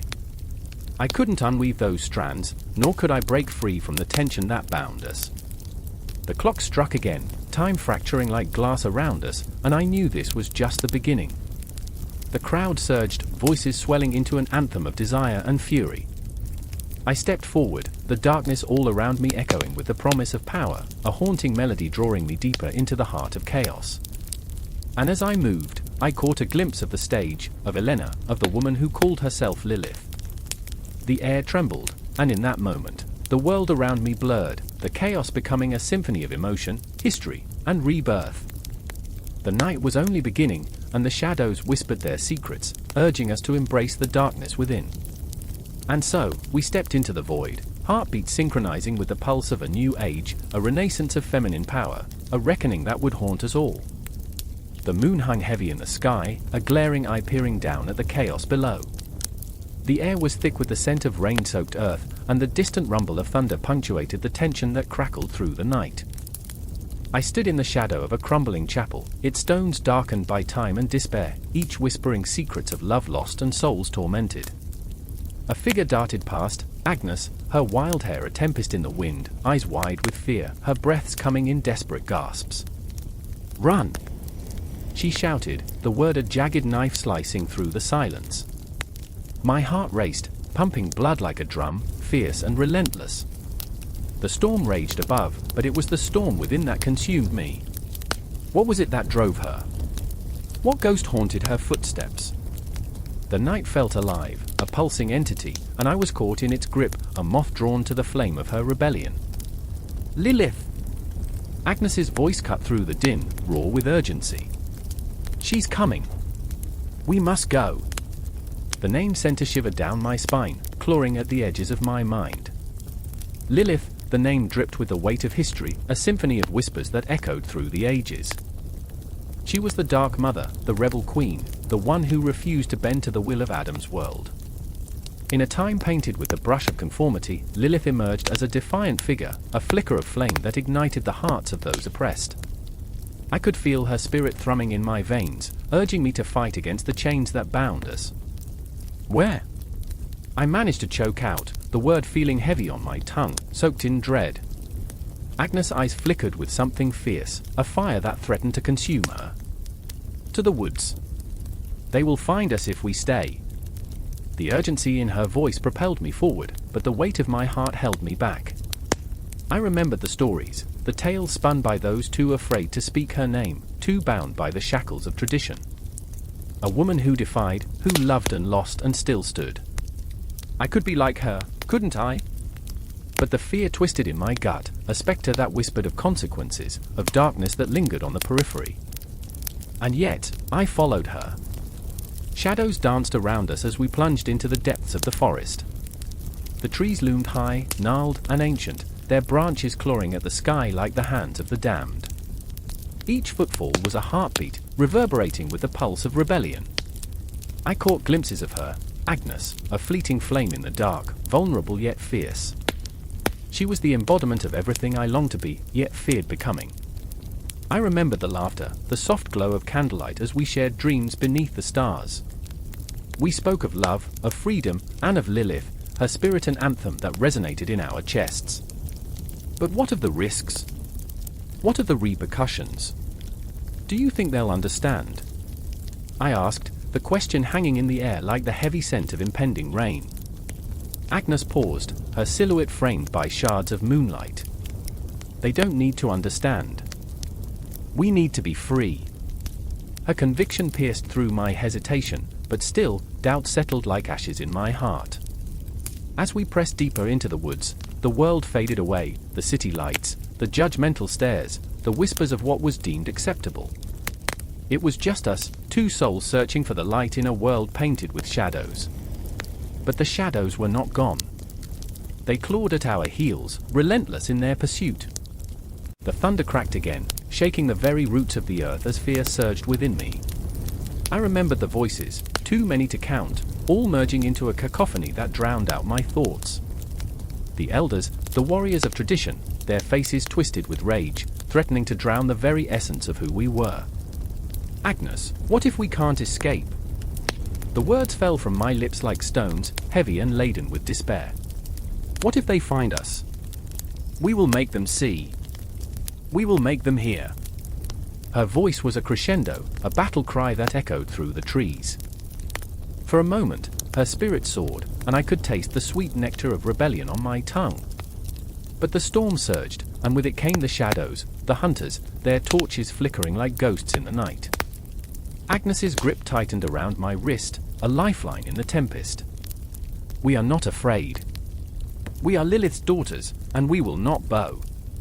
I could feel the surge within me, a power that had lain dormant for too long. I remembered the stories we told each other, the laughter that melted the weight of the world away.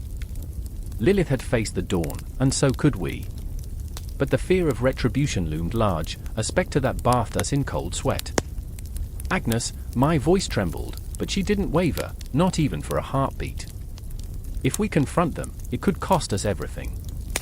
Then let it cost us everything. Are you willing to live shackled in silence?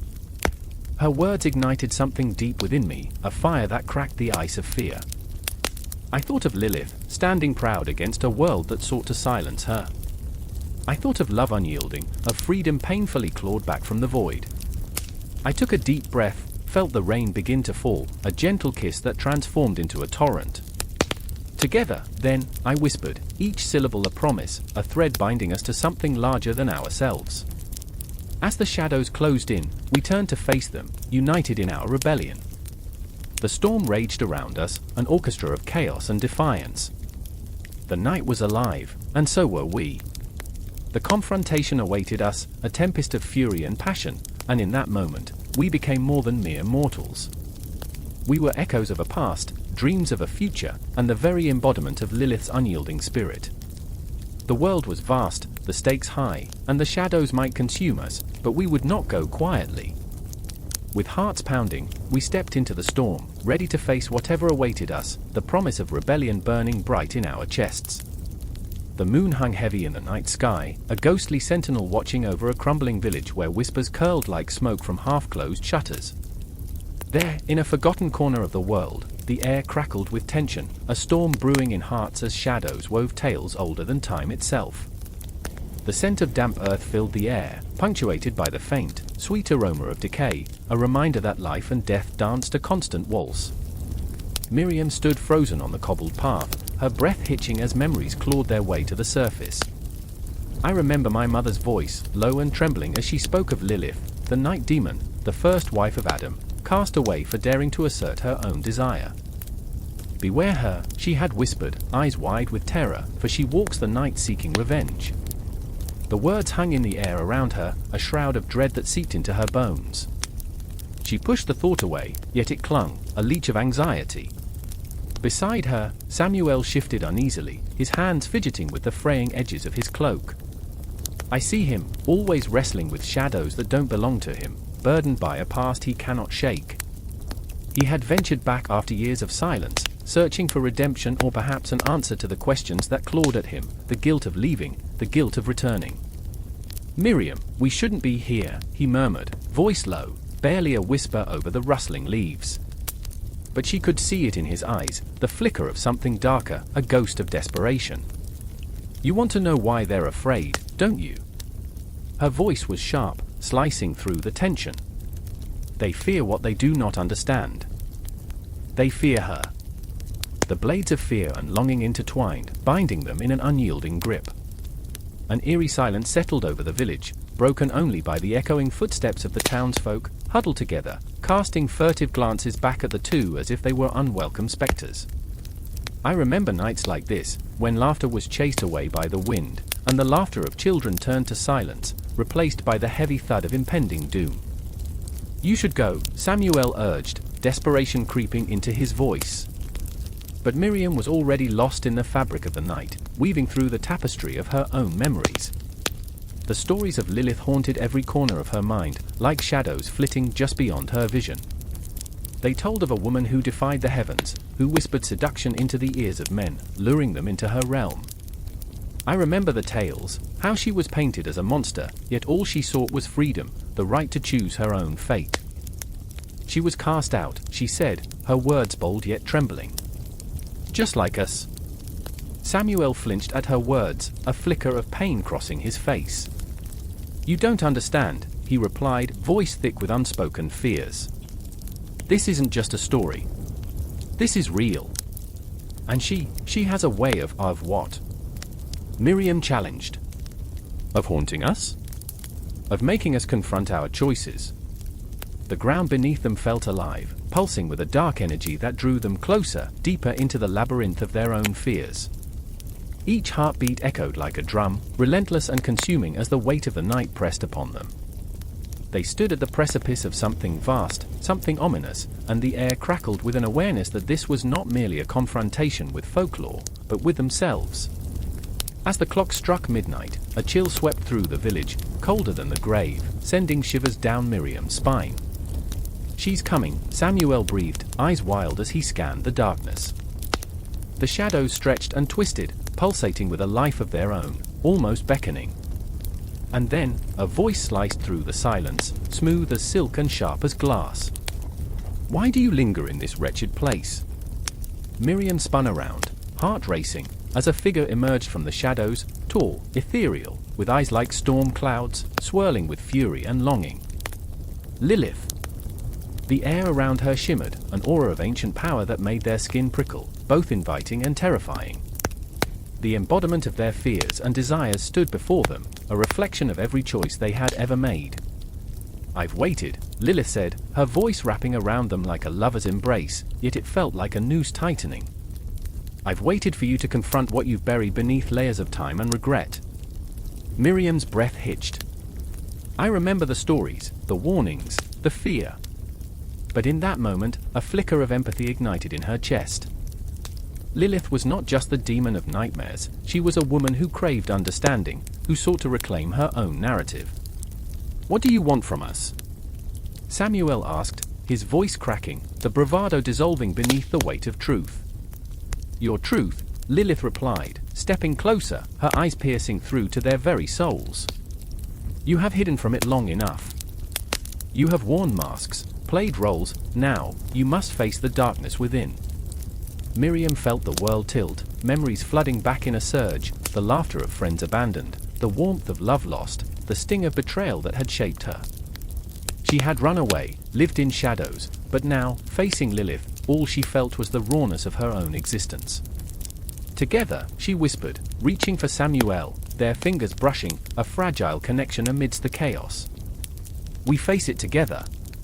But Lilith's gaze bore into them with a chilling intensity. The air thickened with the weight of inevitability. The storm was brewing not in the skies, but in their hearts. And as the shadows danced and the wind howled, they stood at the edge, trembling on the brink.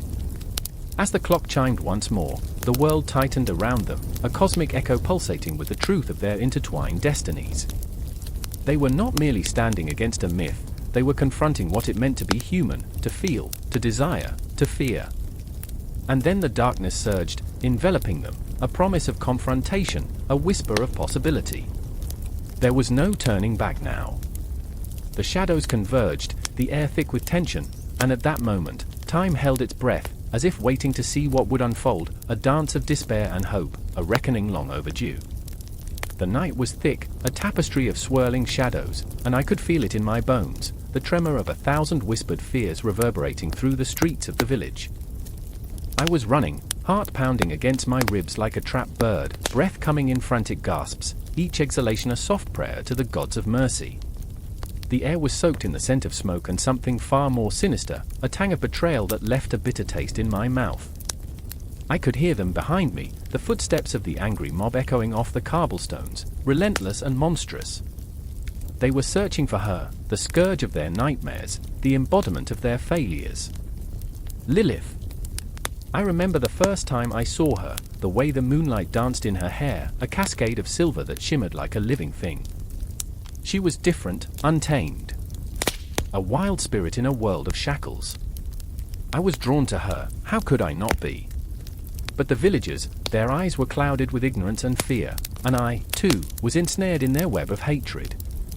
The town had changed, twisted by paranoia, and I had made the mistake of letting my heart wander too close to the flames.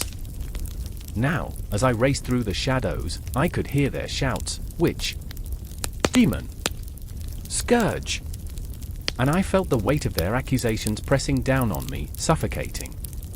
Lila? I screamed, a name that echoed in the darkness like a desperate prayer. The air seemed to still around me, the world narrowing to a single point, her. I remembered her laughter, a sound like wind chimes in a summer breeze, and I craved it now as if it were water in a desert. But the walls were closing in, and I knew I was running out of time. I stumbled into the clearing, the moonlight casting eerie shadows that twisted like fingers reaching out for me. And there she stood, defiant as a wolf under the full moon, surrounded by a thrumming energy that felt alive. "They blame me for their failures," she said, her voice steady, yet laced with an unshakable sorrow. "I am the scapegoat for their sins." Her eyes, two obsidian pools, bore into mine, and I could see the storm raging within her. "They want me to be a monster so they can forget their own monstrosities." Her hands were raised, not in surrender, but in a fierce declaration of existence. I felt a swell of emotion, pain, anger, and a flicker of hope that maybe, just maybe, I could help her escape this twisted fate. But the mob was closing in, a writhing mass of torches and pitchforks, their faces distorted by fury and fear. They were shadows of their former selves, consumed by the darkness of their beliefs. I wanted to scream, to tell them they were wrong, that Lilith was not a harbinger of doom but a beacon of truth lost in the chaos. Instead, I felt the weight of my own cowardice settle heavily on my shoulders. "Stay back!" I shouted, stepping in front of her, a flimsy barrier against their rage. "She's done nothing wrong." My voice trembled, but I stood firm, knowing full well my own life hung in the balance. A flicker of surprise crossed Lilith's face, something unspoken passing between us, an acknowledgement of our shared fate. "Fools," a voice rang out from the darkness, a man I once called friend, his face twisted with hate. "You defend a witch. She brings plague and pestilence to our home." I wanted to laugh, the absurdity of it all striking me in that moment. "Plague? You bathe once a year." So, yeah, romance was earthy. But the laughter died in my throat, choked by the weight of their ignorance. The mob surged forward, torches raised like swords. Panic clawed at my insides as I grabbed Lilith's arm. "We have to go," I whispered, the urgency burning in my chest. But her eyes held me in place, the depths of her despair piercing into my soul. "No," she said, her voice low but unwavering. "This is my fight. They need a scapegoat, and if it must be me, then so be it." I could see the flicker of determination in her gaze, but it chilled me to the bone. How could she accept this fate? I felt the sting of tears at the corners of my eyes, the helplessness washing over me. "They'll kill you," I breathed, desperation clawing at my throat. "Please, don't do this." "I remember the tales," she said, her voice a whisper now, "of women like us, how they turned to ash and smoke in the flames. But I am more than a tale." I watched as she stepped forward, a figure carved from the night, confronting the mob with a strength that seemed to pull the very shadows around her. "You think I am your monster? I am your reflection." The words hung in the air like a spell, and for a heartbeat, the mob faltered. They were losing their grip, the fear of the unknown battling against the weight of their own shame. But then came the shout, a rallying cry that shattered the moment, and I felt the crowd surge forward, fear and fury igniting their hearts. "Burn the witch," they howled, a chorus of despair that resonated deep within me. My heart raced as I lunged, grasping at the air between us, wanting to pull her back into safety, but I was too late. The world exploded around us, screams, flames, the crackle of wood as torches erupted into life. And in that moment, I knew this was not just a witch hunt, it was a battle for souls, a reckoning for all that had been lost in the name of fear. "Do not let them extinguish your light, Lila," I cried, but the words fell away, swallowed by the chaos. Her eyes met mine one last time, a silent understanding passing between us, a promise, a defiance that echoed beyond the flames. And in that fierce gaze, I saw the ghosts of all the women before her, the weight of history and myth intertwined in her story, refusing to be erased. As they closed in, I realized this was not just her fight anymore, it was mine too, a relentless pull that shackled my heart to hers. And I would never forget. The fire blazed brighter, illuminating the darkness, and as shadows danced around us, I understood, this was just the beginning. The clock strikes 3. In the dim light of a cramped apartment, shadows scuttle across the walls like whispered secrets, darting between the remnants of old lives, worn books piled high, a cracked mirror reflecting fractured identities. I stand at the center, breath caught in my throat, heart pounding like a war drum. The air thickens with the weight of unspoken truths, each tick of the clock a reminder of time slipping away, just like the lives of women before me. "Do you feel it, Mora?" I whisper, my voice barely escaping my lips, trembling with the tremors of history. She stands beside me, wild-eyed and fierce, as if she's ready to claw through the dark to reclaim what was stolen from us, our voices, our stories. I remember her laughter, a defiant melody that once echoed through the halls of our forgotten school, now silenced by the suffocating weight of expectation. I feel it, she hisses, every syllable sharp as broken glass, slicing through the air. "We are haunted by every woman who came before us. Lilith," she pauses, her breath catching, "she's not just a myth. She's us." This is the moment, the split second where the world outside falls away, leaving only us and the ghosts of our ancestors. The room vibrates with an electric tension, like a storm brews just beyond the window. I can almost see Lilith, the first woman, the one cast into darkness for daring to choose herself over subservience. I feel her presence, hot on my skin, igniting something deep within. Mora turns, her face illuminated by the city lights filtering through the grimy glass. "We need to take back what they took from her," she says, the fervor in her voice a siren call. "Not just for us, but for every girl who has ever felt less than." The intensity in her eyes is a force of nature, a hurricane of purpose swirling, demanding action. "What do you want?" I sound more vulnerable than I mean to, but the truth is, I'm scared, terrified of the power we wield. The power to change things. The audacity to rewrite our narrative. Mora's answer is a whirlwind, a rush of words tumbling forth as if she's been holding them back her entire life. I want a world where we're not punished for our desires. Where we can howl like wolves under the moon without fear of being silenced. Each word hits me like a drum, a primal beat that echoes in my bones. Let's bring her back. Let's scream her name until the world remembers. And just like that, the air shifts. The walls close in, a cocoon of urgency wrapping around us. I remember the nights spent whispering our dreams into the dark, crafting our rebellion in the quietest of moments, each confession a stitch in the tapestry of our shared defiance. Then, an unsettling quiet blankets the room. My heart races as I glance at the clock again, its hands moving like a pendulum swinging toward change. I can't help but think, what if this is all a fantasy? What if Lilith's reclamation only exists in our fevered imaginations? Remember when we dressed up for that Halloween party? I tried to lighten the mood, though a knot of dread tightens in my chest. I wore the worst witch costume, I chuckle, but it's hollow, echoing against the walls. Mora smiles, a flicker of warmth amidst the tension. You pulled it off. You always do. Her gaze pierces mine, and in that moment, I know we're both standing at a precipice. Then it hits me, the weight of our history, the burden of expectation. I remember the tales of women burned at the stake, the echoes of their screams reverberating through time, and how the very fabric of our existence has been woven with fear.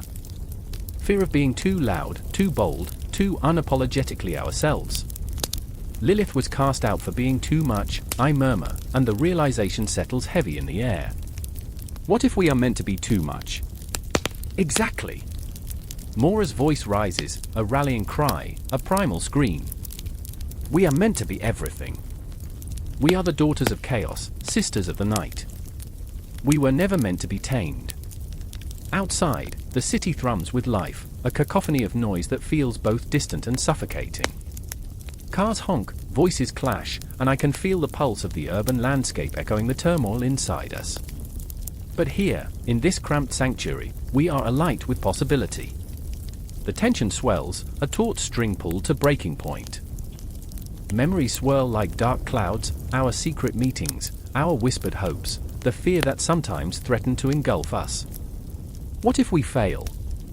I ask, the vulnerability spilling from my lips like blood from an open wound. Failure is just a step towards something greater, Mora replies fiercely, her eyes ablaze, igniting a fire within me. We can't do nothing. We have to embrace this fury, this passion. We are the reclaimers. In that heartbeat, I feel her spirit wrap around me, binding us with an electric charge that feels like destiny. We are not just two women tangled in the web of history, we are the light breaking through the shadows, the echoes of ancient cries reborn in a fierce and unyielding roar. I close my eyes and let the rush of emotion sweep over me, of fear, rage, hope, and the undeniable need for change. I remember all the girls caged by silence, their voices stifled, their dreams deferred. I remember Lilith, the ghost who refuses to fade, flickering in the corners of my mind, powerful and resolute. We hold each other's gaze, the intensity simmering. In this moment, we are everything and nothing at once, two souls standing on the brink of a revolution, hearts pounding in sync like war drums calling for battle. Let's do it, I say, trembling with anticipation. Let's unleash the storm. And as we clasp hands, the air crackles with a wild energy, a promise of what's to come. Time bends around us, the city, the clock, all mere echoes of a world that doesn't know what's coming. We're ready to become more than myth. We're ready to roar, to reclaim what was lost, starting with Lilith, the dark queen of our souls. With each breath, we rise, fueled by the fire of our ancestors, the shadows of our past guiding us forward. We will not be silenced. We will not be ignored. We are the storm, and the world will remember our names. Rain cascades down the cracked window pane, each drop a whisper of despair. Inside the dimly lit room, shadows writhe and twist, an unsettling dance sparked by the flickering light of a single candle. Suddenly, the door slams open, and in rushes Clara, her eyes wide and wild, as if chased by phantoms. She freezes, breathless, a living embodiment of fear and determination, heart pounding in her chest like a war drum. She's coming, she gasps, the words barely escaping her lips, but they slice through the silence like a blade. At the edge of the room, Sam leans against the wall, arms crossed. but his body is tense, coiled like a spring ready to snap. His mind races, grappling with the swirling chaos around him. Who's coming? He's trying to feign calm, but the tremor in his voice betrays him.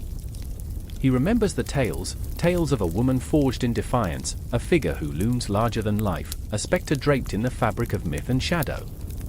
Lilith. Clara's breath comes in short bursts, her hands trembling as she clutches the frayed edges of her sweater.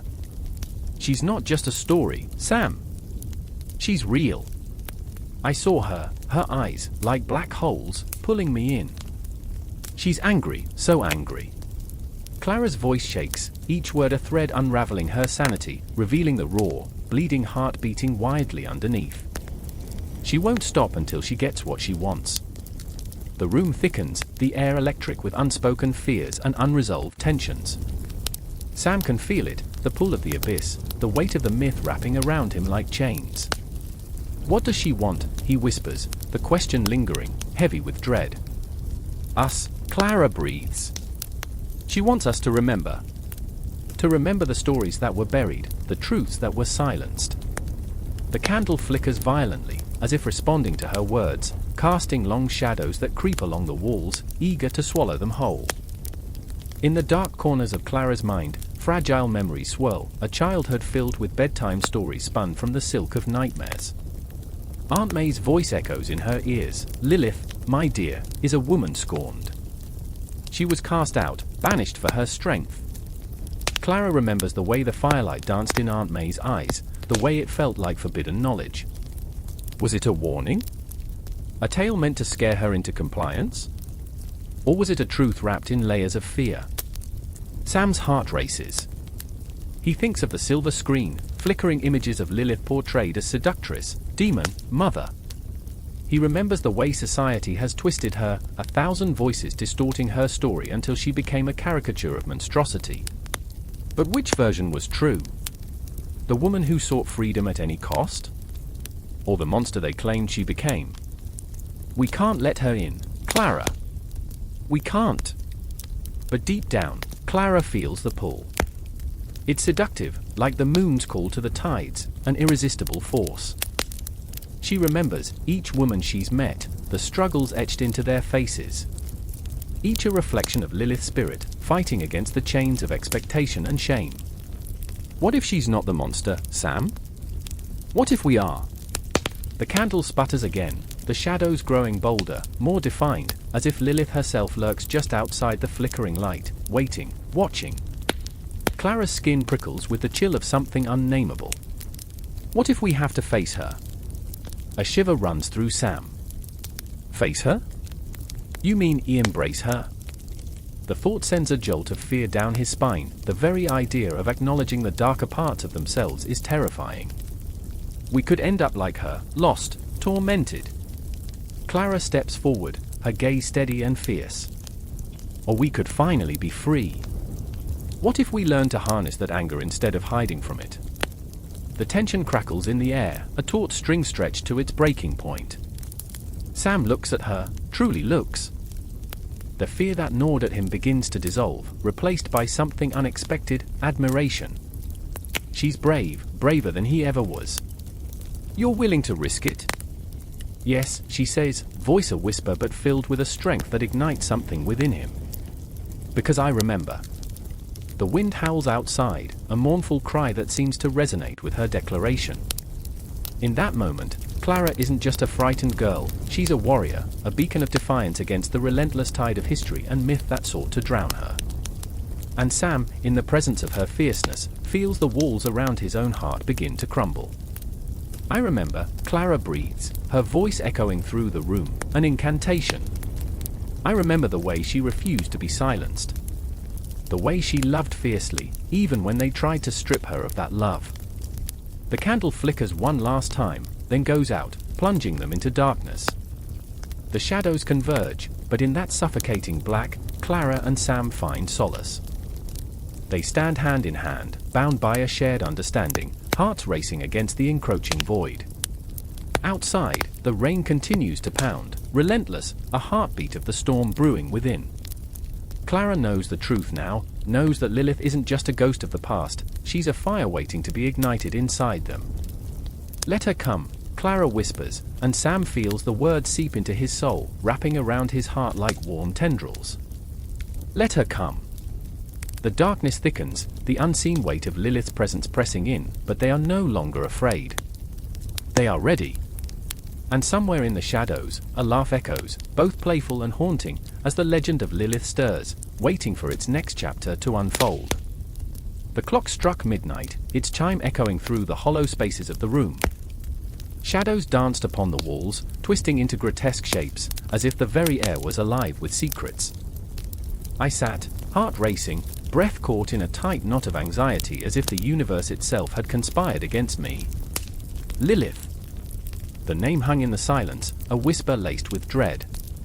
I could feel her presence lurking just beyond the periphery of my mind, a dark mirror reflecting my innermost fears. Across the room, Sarah paced like a caged animal, her hands trembling as she clutched a worn book. "You don't understand," she cried, eyes wide with desperation. "Lilith is not just a myth. She's the embodiment of everything we're afraid to confront in ourselves." Her voice cut through the shadows, raw and urgent, but her words sounded like a siren song, drawing me deeper into the abyss of despair. I swallowed hard, remembering the night I stumbled upon her name in the dusty texts of ancient lore. The first woman, they called her. The one who defied. Defiance, what a bitter taste it left on my tongue. I, too, was a rebel, but my rebellion had always been tempered by fear. Fear of failure, fear of being cast aside like the remnants of a forgotten dream. And here was Sarah, fierce and unyielding, a living embodiment of rebellion. She seemed to shake the very foundations of the room with her fervor. "Do you think she's just a story?" she asked, her voice suddenly quiet, almost tender. "She's the voice that screams in the silence, the part of us that aches to break free." I looked into her eyes, searching for a glimmer of hope, something to anchor me in this storm. But all I saw was darkness, a reflection of my own turmoil. The shadows whispered, pulling at the seams of my consciousness. What if Lilith was not just a myth, but a warning? Outside, the world lay shrouded in night, the city breathing in slow, rhythmic pulses, its heartbeat undulating beneath a blanket of dread. I could feel its pulse in my own veins, an echo of our shared fear, our shared helplessness. Then, he appeared. David, with his chaotic energy, the kind that ignites in an instant, like a match striking against the starkness of the night. He burst into the room, wild-eyed, an embodiment of the chaos we all felt but couldn't articulate. "You two are lost in your own delusions," he scoffed, but even as he spoke, I could see the tremor in his hands, the way his voice wavered. "Lilith doesn't matter. We need to focus on what's real, what's tangible." His denial was a thin veil, barely holding together the cracks in his facade. I could sense the storm brewing beneath his surface, the way he grappled with his own fears of inadequacy, the fear of being overshadowed by the ghosts of the past. "Real?" Sarah shot back, her voice sharp and cutting. "Is it real when we ignore the very parts of ourselves that scream for recognition?" The tension in the air thickened, a palpable force weaving between us, a complicated love triangle forged in the fires of existential dread. Each of us was caught in our own spiral, reaching for something we couldn't fully grasp. I remembered a dream I had once, a vivid tapestry of images where shadowy figures danced on the edge of my consciousness. Lilith, with her wild hair and fierce eyes, beckoning me closer, urging me to confront the parts of myself I had long buried. The fear wrapped around me like a heavy cloak, suffocating yet strangely comforting. "Lilith is the dark part of us," I said, my voice barely above a whisper. "The part that isn't afraid to break free, to scream in defiance of the world's expectations." David scoffed again, but I saw the flicker of recognition in his eyes, a spark of understanding that we were all grappling with the same demons. The shadows began to twist and writhe, as if they could sense our hesitation, our unwillingness to confront what lay beneath the surface. "You're afraid," Sarah said, her gaze searing into me. "You're terrified of embracing your own darkness." The truth hit me like a bolt of lightning. It resonated deep within, pulling at the threads of my soul. I remembered the night spent tossing and turning, wrestling with my own thoughts, haunted by the specter of failure. I remembered the moments of paralyzing self-doubt, the way I shied away from my own desires, afraid of what it meant to truly embrace my power. Suddenly, the room felt electric, charged with the intensity of our shared fears. We were three souls tangled in a web of psychological turmoil, torn between the light we craved and the darkness that beckoned with seductive whispers. The clock ticked ominously, each second echoing like a heartbeat in the silence. I felt the weight of the world pressing down on my chest, threatening to suffocate me. "Let's confront her," I said, the words tumbling out before I could think. "Let's call upon Lilith and see what she reveals." Their eyes widened, a mixture of fear and exhilaration igniting in the air. This was it, the moment of truth. The shadows grew darker, the air thick with anticipation. As we closed our eyes, we felt her presence swirling around us, a whirlwind of raw emotion, fury, and power. I could sense the energy crackling in the air, a palpable force that surged through us. Lilith, the embodiment of our fears and desires, a harbinger of chaos. The darkness beckoned us closer, inviting us to confront the very essence of who we were. I took a deep breath, my heart pounding like a wild drum, and surrendered to the moment, ready to embrace whatever came next. The world outside faded away, the city's heartbeat silenced, as we stood on the precipice of a revelation that would forever change us. No more running. No more hiding. We were ready to confront the shadows within, to face the haunting specter of Lilith that loomed over us like a dark, unyielding sky. And then, in that charged silence, I understood. We were all fragments of her, flawed, complex, and undeniably powerful. The confrontation was not against her, it was against ourselves. The night was far from over. Thunder split the night, a brutal crack that sent chills racing through the air. Rain fell in sheets, drumming against the window like 1,000 restless ghosts tapping for release. I stood there, heart thundering in syncopation with the storm, the candle flickering wildly on the table before me. It had been a week since I had felt any semblance of peace, and now, with the winds howling like creatures in torment, it felt as if the world was collapsing around me. Across the room, Myra's fingers danced over the surface of her tarot cards, her brow furrowed in focus. "Do you feel her?" she whispered, voice quaking like the flame of our single candle. I looked at her, the sharp lines of her face casting shadows that flickered like memories. She was always an enigma wrapped in a web of dreams and ancient whispers. The weight of my silence hung between us, heavy and foreboding, charged with the electricity of unspoken fears. I remember the first time I saw her, I finally said, the words stumbling from my lips, raw and unfiltered. Lilith, with her wild hair and those eyes, dark pools of knowing. She came to me in a dream, swept through the veil like a wraith, and all I felt was loss. A yearning. I was terrified. Myra's gaze met mine, and for a moment, we existed in a shared understanding, a fragile thread connecting our tumultuous hearts. She embodies everything we fear, she breathed, her fingers stilling over the cards as if they, too, were caught in the web of tension. Power, rebellion, the shadows of ourselves we refused to confront. Outside, the storm raged on, and I could feel the heartbeat of the earth beneath my feet, echoing the drum of uncertainty in my chest. I had sought Lilith, searching through layers of tradition and whispered lore, each fragment of knowledge a step closer to understanding the darkness that called to me. In modern witchcraft, she was not just a figure of myth, she was a symbol of the untamed, the woman who refused to be shackled, a specter haunting the edges of our consciousness. Do you think she would understand? I asked, raw vulnerability spilling from my heart. Would she see me as I am, or as I fear I might be? A reflection of the shame and longing I carry. Myra nodded slowly, a flicker of recognition in her eyes. She would understand the struggle. The fight against conformity. The desire to break free.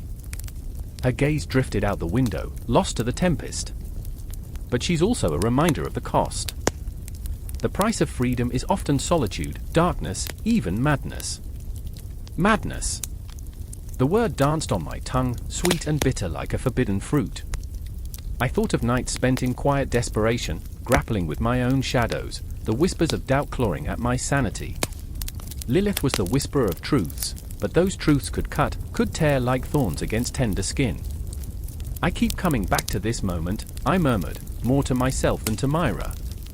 Each time I call upon her, I feel her pull, the way she demands honesty. But what if that honesty reveals too much?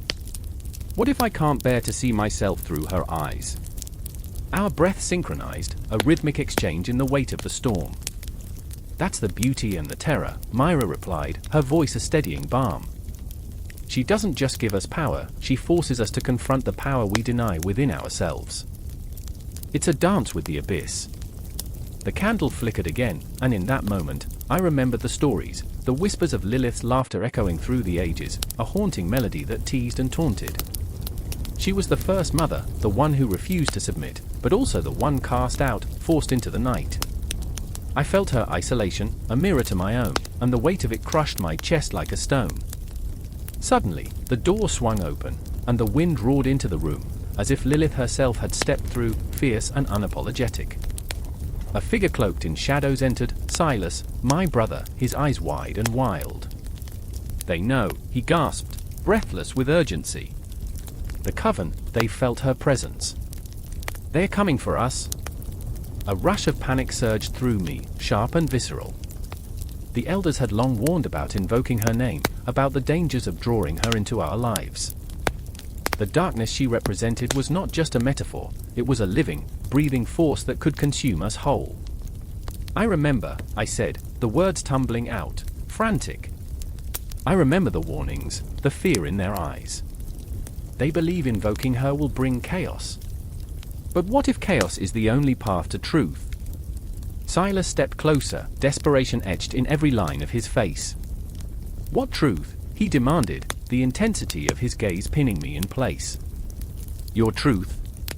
Or the truth of the shadows that chase you? You play with fire, and fire burns, sister.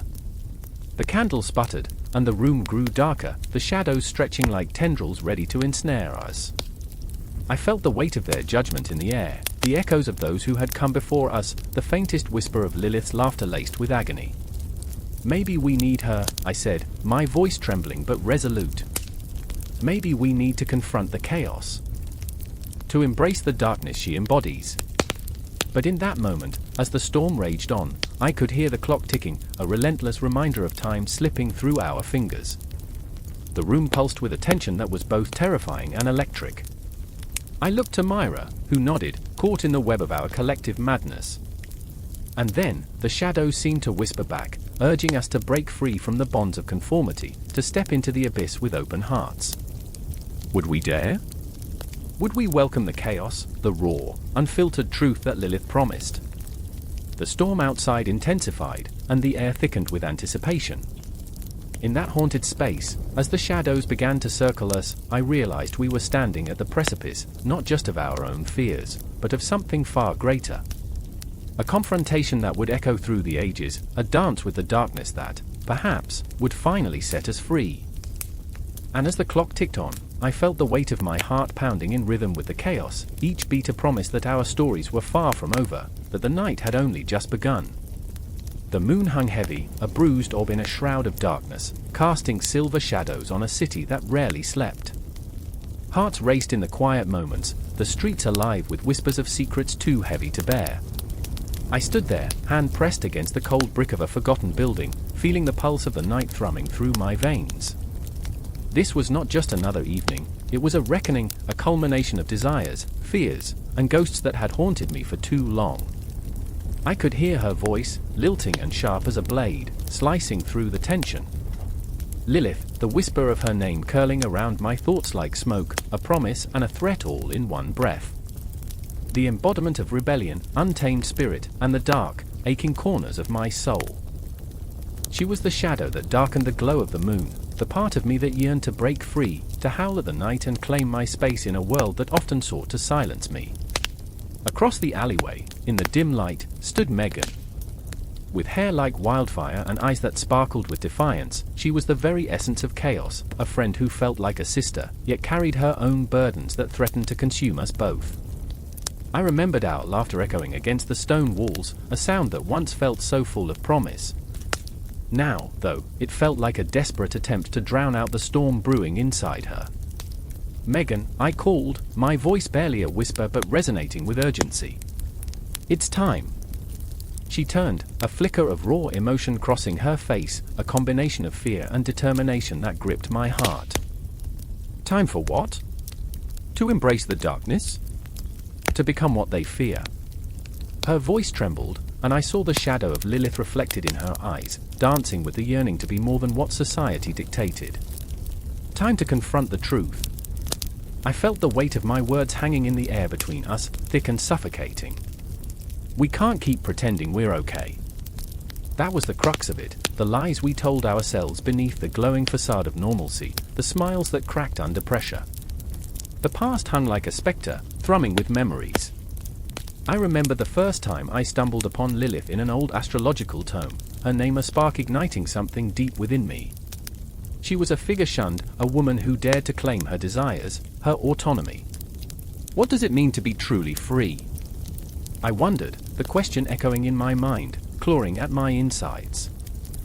In that moment, I understood that Lilith was an unyielding force, demanding acknowledgement and respect, a tempest that could not be tamed. But Megan, she was fragile. I could see the cracks running through her spirit, a delicate balance teetering on the edge of chaos. "You know they'll never accept us," she said, her voice breaking. "They'll call us monsters, witches, something to be feared." The vulnerability in her words struck me, her fear reflected my own. But the truth was, we'd already been branded. The world had long deemed us outcasts, and what could be more liberating than embracing that identity? "Let them," I breathed, stepping closer, the air between us electric. "We're more than their labels."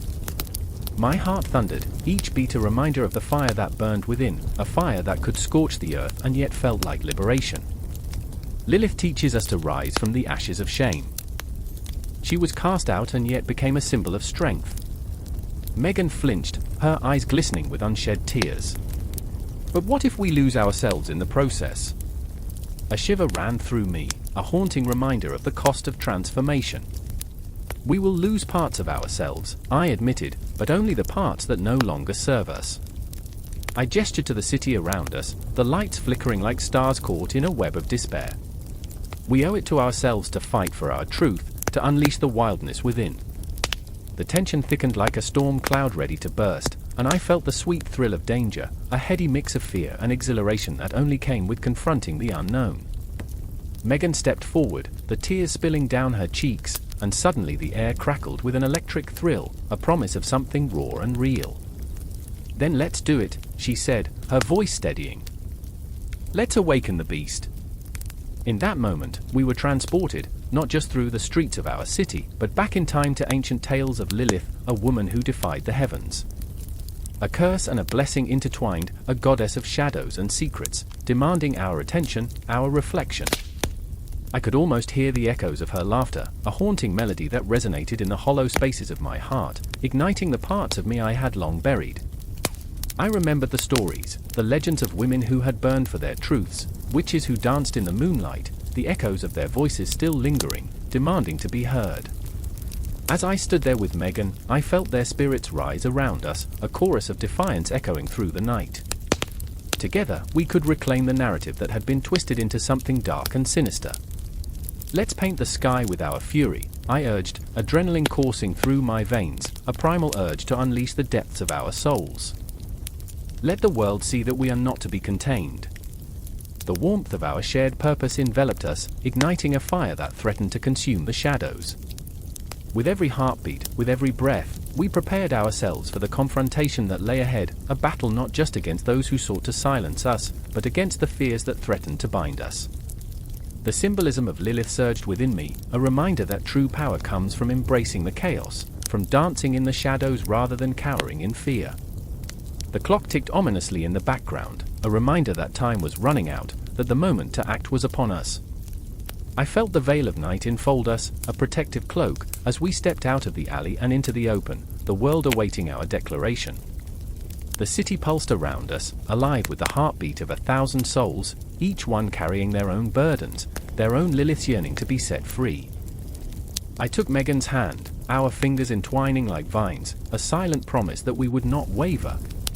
Together, we were an unstoppable force, Two women wrapped in the essence of Lilith, ready to reclaim our narrative, to rise from the ashes of what was and embrace the chaos of what could be.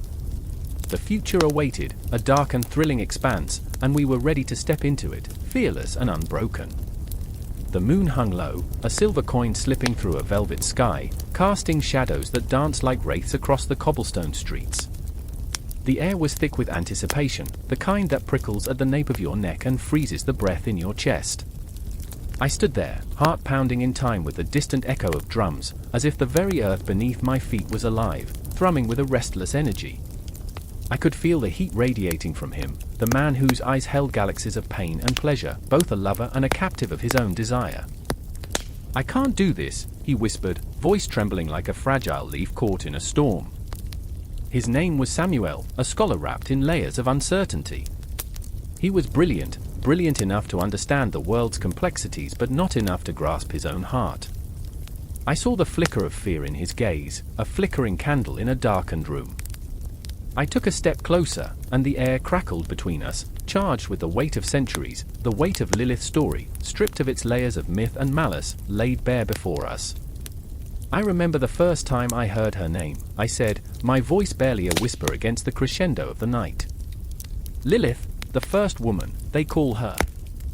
They painted her as the demoness, the seductress, but do they ever see her truth? Do they understand what it means to be cast out? My words hung in the air like ghosts, searching for a place to land.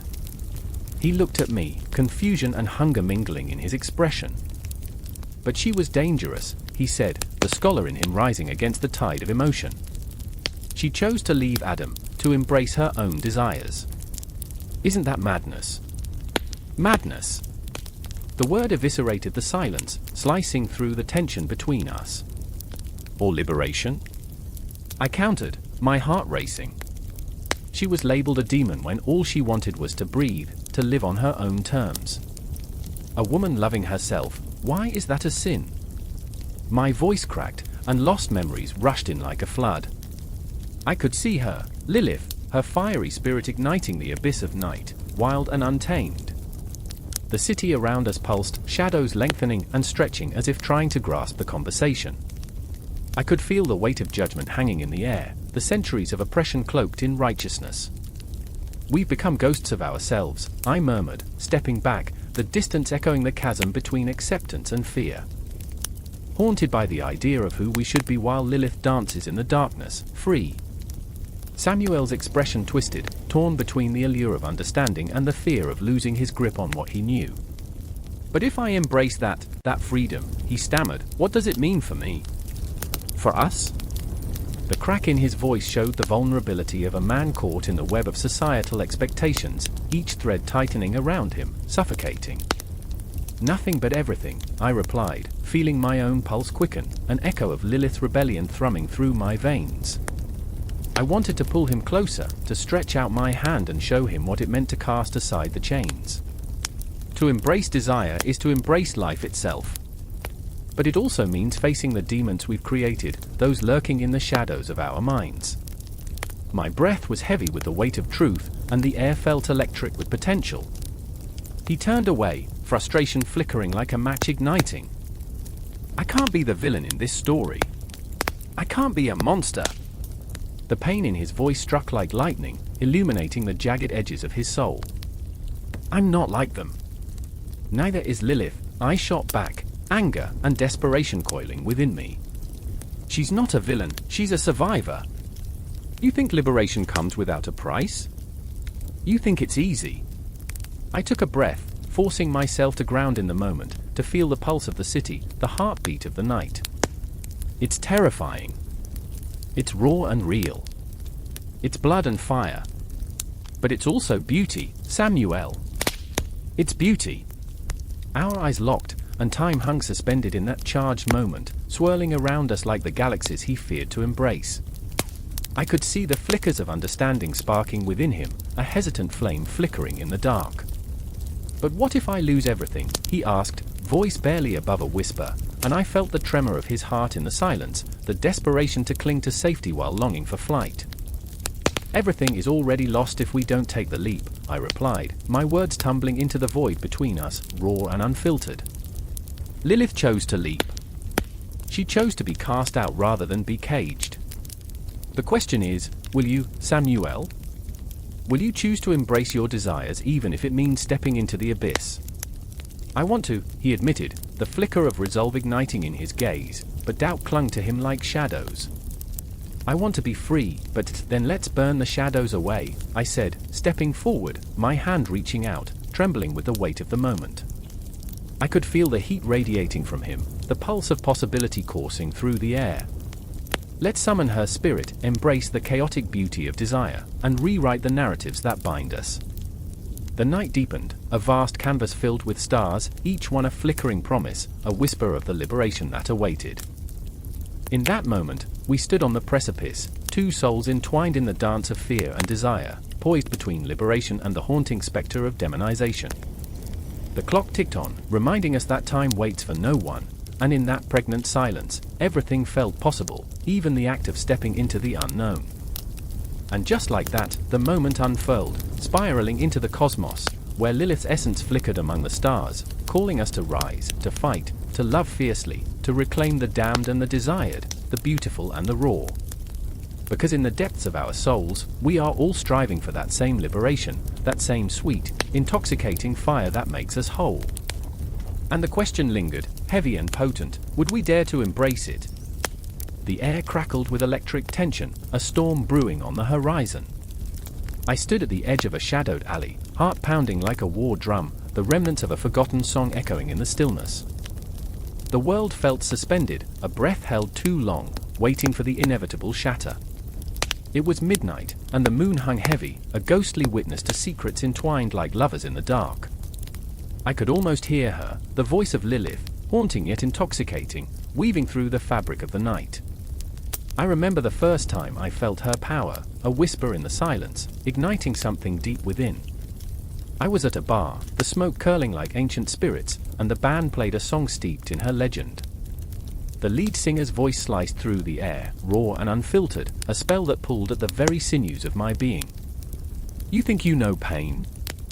You think you know loss, he belted, his eyes ablaze with an intensity that made every hair on my body stand on end.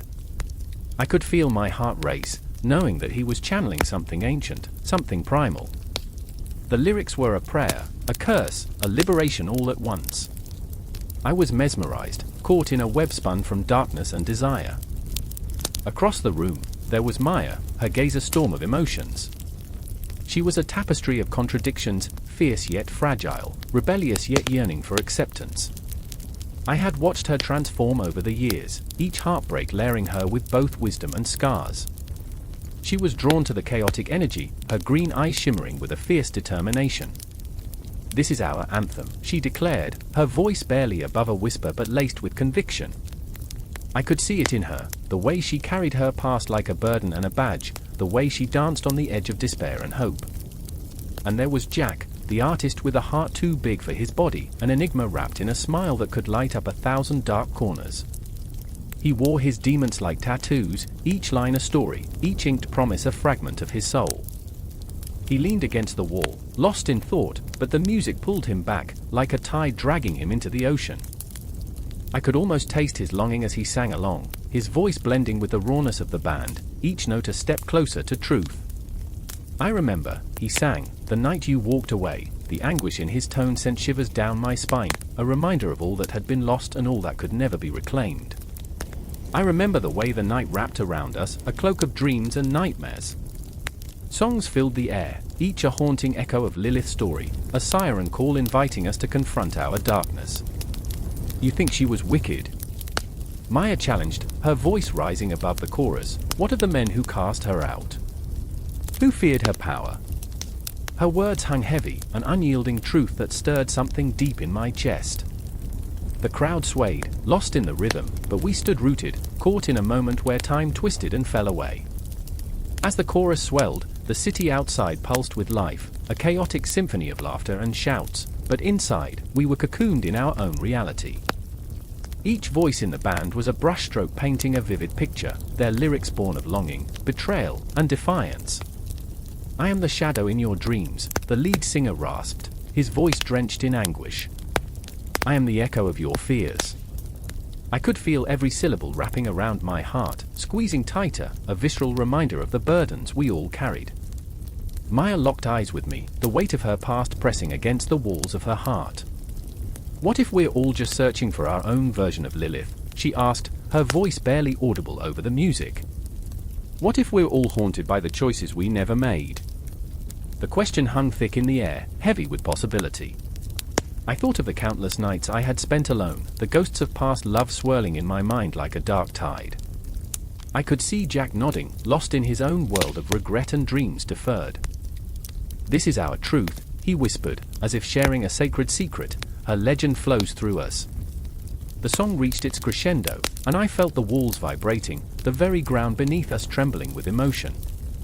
I closed my eyes, letting the music wash over me, a tidal wave of sound that broke against the shore of my consciousness. I was drowning in the depths of Lilith's fury, her longing, her triumph.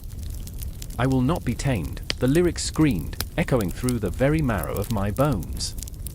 "I am the night, the seduction of shadows." I felt the truth of her spirit clawing at my insides, pushing me to confront my own demons, those fears that wrapped around my throat like a noose, choking out my voice. Outside, the city continued to thrum, a living organism, vast and uncaring, while we remained suspended in our own reality, an island of soul-bearing honesty. The song twisted and turned, the melody a siren's call, begging us to release the shackles we wore. And as the final note hung in the air, a haunting echo that lingered like the scent of fresh rain, I knew we were all irrevocably changed. In that moment, surrounded by the intensity of the music, the rawness of our emotions, we were united and alone, each a fragment of something greater, yet painfully human. A silence fell, pregnant with the weight of unspoken truths, as if the very universe held its breath. I could feel Maya's hand reach for mine, her fingers entwining with urgency. Jack turned, eyes ablaze with a fire I had never seen before. "We are Lilith," he said, voice a low whisper that seemed to resonate within the very walls of the bar. "We are defiance. We are darkness. And we will sing our truth." The air shimmered, filled with the promise of transformation, the shadows dancing around us like ancient spirits, waiting for the next song to begin. And as we stepped into the cool night, the echoes of our hearts thrumming in time with the pulse of the world, I knew we were forever bound by the legend that had awakened something deep within us. Lilith would forever be our muse, the heartbeat of our rebellion, the ghost that lingered in the corners of our minds, waiting for the moment we dared to sing her song again.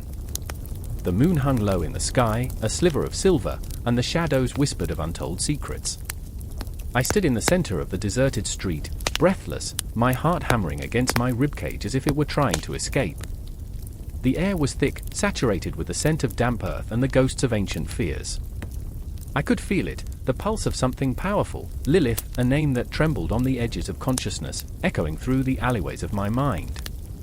"Do you even know why you're here?" It was Mara, her voice slicing through the silence like a knife through flesh.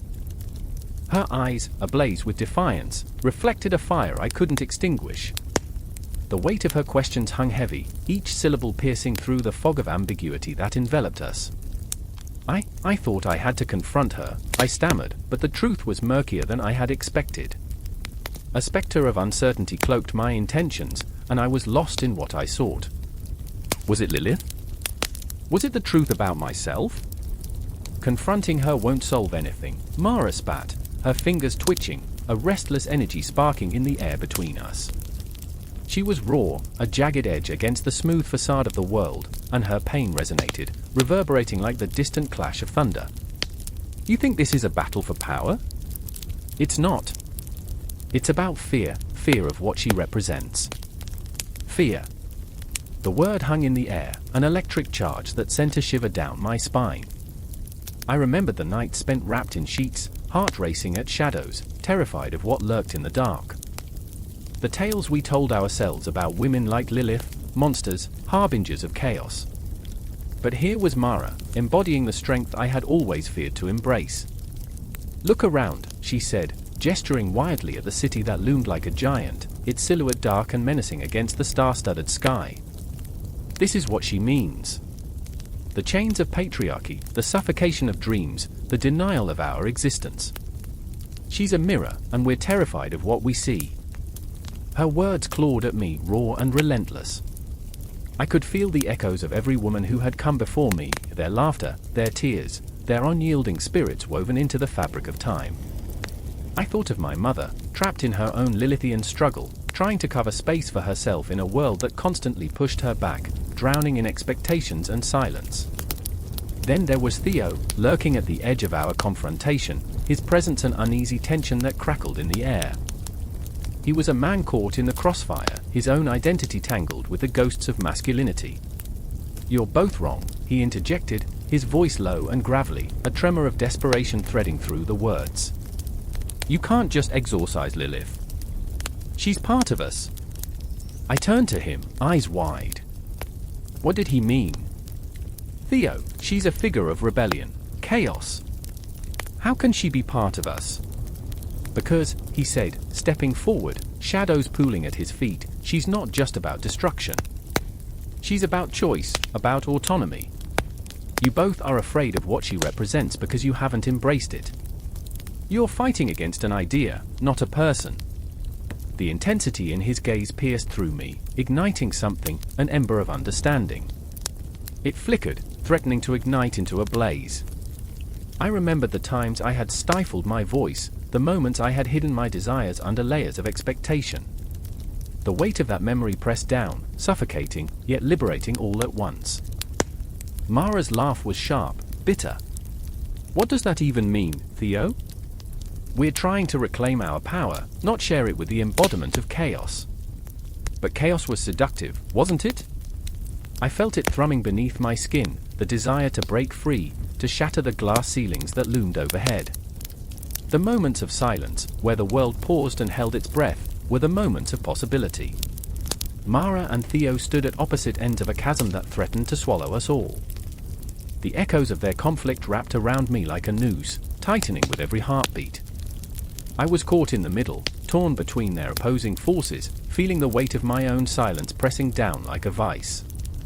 "Maybe we need to look at Lilith differently," I whispered, the words escaping like a reluctant breath. "What if we stop fearing her?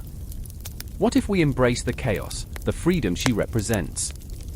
Silence enveloped us, heavy and suffocating. Mara's eyes softened, uncertainty flickering within their depths. Theo tilted his head, pondering the words, a slow smile creeping across his lips.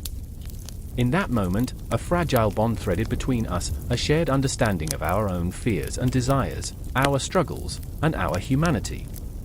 But the shadows remained, lurking just beyond our reach, whispering secrets we dared not face. I felt the weight of time pressing down on us, an ancient clock ticking away the seconds, each tick pulling us closer to an inevitable confrontation. The world outside continued to spin, oblivious to our struggle, but within our hearts, the battle raged on, a war of identities, of the self and the other. I could see it now, the reflection of our fears shimmering like a mirage. Lilith, an archetype, a ghost, a force that could either destroy us or set us free. The lines blurred, and I realized we were not just fighting against her but for ourselves. In the heart of the conflict, we were learning to embrace the darkness, to find light in the chaos that threatened to consume us. Time unraveled, and as I stood there, I felt the pull of the cosmos, the vastness of existence wrapping around me like a cloak of stars. We were all connected, an intricate tapestry of stories, dreams, and desires woven into the very fabric of life. And as the moon hung low, casting its silvery glow upon us, I knew without a doubt, this was only the beginning.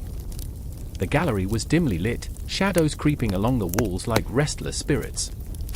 A silence hung heavy in the air, pregnant with unspoken words, each tick of the clock a reminder of what lay beyond the canvas. I stood there, heart racing, transfixed by a painting that felt like a wound, a raw, bleeding essence of something so ancient it could swallow the world whole. Lilith. The first woman, the dark whisper, the defiant scream against the chains of convention. Her eyes, painted with an unsettling depth, seemed to pierce through the fog of my own insecurities, igniting an ache I had buried for far too long. I remember the nights when the moon hung low, a silver knife in the sky, slicing through dreams and leaving behind a jagged reality. That feeling of being trapped, of being too much and never enough, hovered over me like a specter. The artist, a woman named Clara, stood nearby, her fingers stained with paint and madness. Desperation danced in her eyes as she watched the viewers, gauging their reactions, waiting for the moment when someone would understand her vision, the agony, the triumph of a woman long cast as a villain. Clara had poured herself into that canvas, and it was alive, breathing chaos and beauty all at once. "Do they see her?" Clara whispered to no one in particular, her voice trembling like a fragile leaf caught in a storm. "Do they know she was never the monster?" But the crowd moved on, oblivious, lingering on the surface, their conversations a dull drone that filled the void. I felt an urge to shake them, to scream, to make them see the truth. Lilith was not merely a figure from folklore, but a reflection of every woman who had faced rejection and scorn. The bitterness of that truth seeped into my veins, igniting a fire that threatened to consume me whole. I wasn't just an observer anymore, I was part of a story that stretched beyond time, woven into the very fabric of existence. And then, there was Alex, Clara's estranged brother, lurking at the edge of the gallery. His eyes were dark pools of unresolved sorrow, a mirror of shame and longing. I could see him fighting against the weight of expectations, the burden of familial loyalty pressing down like a leaden shroud. "You shouldn't have come," he muttered when I approached him, his voice laced with a mixture of fear and regret. "This is not the place for you." But it was the only place for me. I wanted to scream, to reach into that darkness and pull him into the light. "You don't understand," I pleaded, my heart pounding in my chest. "Clara is trying to reclaim her. She's trying to show the world what they've lost, what they've buried in the soil of their ignorance." He looked at me, grappling with his inner demons. "And what if it destroys her?" The pain etched into his features felt like a tangible weight, heavy and suffocating. "Maybe it's already destroyed her," I shot back, frustration boiling over. "Maybe it's time we admitted that we're all haunted by our own Liliths." A flicker of acknowledgement passed through his eyes, but he turned away, retreating into the shadows. The moment stretched, taut and brittle, as if the universe were holding its breath. I felt the tremor of his indecision, the uncertainty that gnawed at his soul like a ravenous beast. He was so afraid of losing her again, so terrified of the pain that truth could unleash. I stepped back, letting the tension hang in the air like a dense fog. Clara's painting loomed behind me, a tempest of swirling colors and haunting forms, capturing the very essence of defiance. Lilith's outstretched hand beckoned, a siren's call echoing through the gallery. "I remember," I whispered, feeling the weight of countless memories crashing down like waves against the shore. I remember the stories my mother told me, the way she spoke of Lilith's strength, her rebellion.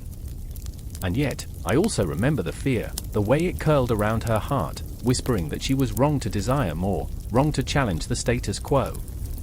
I glanced back at Clara, who was now lost in her own world, painting feverishly, her brush flying across the canvas as if conjuring Lilith from the depths of despair. Each stroke was a scream, a battle cry against the suffocating silence of history. Maybe she'll find freedom in this, I thought, a flicker of hope igniting within me. But freedom comes at a price, doesn't it? The specter of doubt loomed larger, a shadow creeping ever closer. I could hear the whispers of the gallery, art critics dissecting her work, analyzing her intentions, but missing the raw truth that bled from every fiber of the canvas. They were too busy trying to label her, to box her into a definition that felt comfortable, rather than confronting the chaos of her reality. I turned back to Alex, his gaze still distant. "You have to confront your fears, Alex," I urged, desperate to break through the wall he had built around himself. "You have to fight for her art, for her voice. She needs you to believe in her." He shook his head, the weight of the world pressing down on him. "What if I can't?" The vulnerability in his voice was a crack in the armor he had so carefully constructed. I felt the tension build, thick and heavy, a moment suspended in time. "Then what?" I pressed, feeling the urgency of the moment pulse through me. "What if you never try? What if you let her slip away into the shadows, just like Lilith? She deserves to be seen, to rise from the ashes of the past." The silence stretched as he wrestled with himself, his heart and mind battling like celestial bodies colliding in the cosmos. I reached out, fingertips brushing against his arm. You have to understand, Alex. Lilith is not just her. She's us. She's every woman who has ever felt silenced, every person who has dared to live unapologetically. Don't let fear bind her. The clock continued to tick, a reminder of every fleeting second. Each heartbeat echoed in the stillness, a desperate pulse against the background noise of life. I could feel the energy shifting, the air thickening with unspoken words. And then, in that moment of collective despair, the universe shifted. Clara stepped back from her canvas, breathless, eyes wide in the aftermath of creation. The room fell silent, every soul drawn to her like moths to a flame. I held my breath, waiting for the moment when the world would finally see what lay before them, no longer a villain, but a goddess rising, unapologetic, fierce, and free.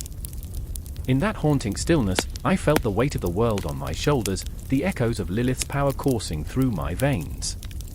The boundaries of time and space blurred until all that existed was this moment, this confrontation with truth, the unrelenting pull of our shared humanity.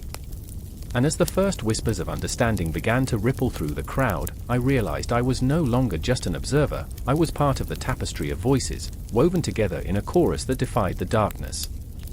The clock ticked loudly in the dimly lit room, each chime echoing like a heartbeat in a graveyard. I was standing there, breath caught in my throat, watching the shadows flicker. The walls seemed to pulse, alive with whispers, secrets that had festered for centuries. It was a moment pregnant with tension, thick with the scent of fear and history. Lilith's name hung in the air, a curse, a blessing, a ghost that refused to fade away. I remember the way Marcus looked, the defiance in his eyes, fierce and raw, a flickering flame against the overwhelming dark. His hands trembled, gripping a crumpled letter like it held the universe's weight. "She's coming for us," he said, voice barely a whisper, yet it sliced through the silence. "She's tired of being silenced." Then there was Jasmine, standing by the window, backlit by the cold blue of moonlight, caught between shadows and a world that never understood. She was a storm contained in flesh, unraveling at the seams, every breath a battle against the chains of expectation. "What if she's right, Marcus?" Her voice broke, cracked like glass. "What if we've been wrong all along?" The air was electric, crackling with fear and something else, something thrilling. The tale of Lilith, the first woman, cast away for her independence, gnawed at their souls. Every word, every myth wrapped around them like a vine, tightening. I could see it in their eyes, a hunger for freedom, for rebellion against a world that sought to chain them to tradition. "Lilith," I whispered, the name heavy as lead. "She's been painted as a villain, a demoness. But what if she's just us?" I felt the weight of their gazes, the flicker of understanding, and then fear. The room became a vortex, pulling them in. I remembered the stories, the way Lilith had been cursed, banished to darkness, the way she had become a symbol for women who dared to refuse, who dared to love outside the lines. The cosmos spiraled outside the window, vast and uncaring, the stars a silent witness to their plight. Every time they tell her story, they twist it. They paint her as the monster, Marcus said, voice trembling with passion.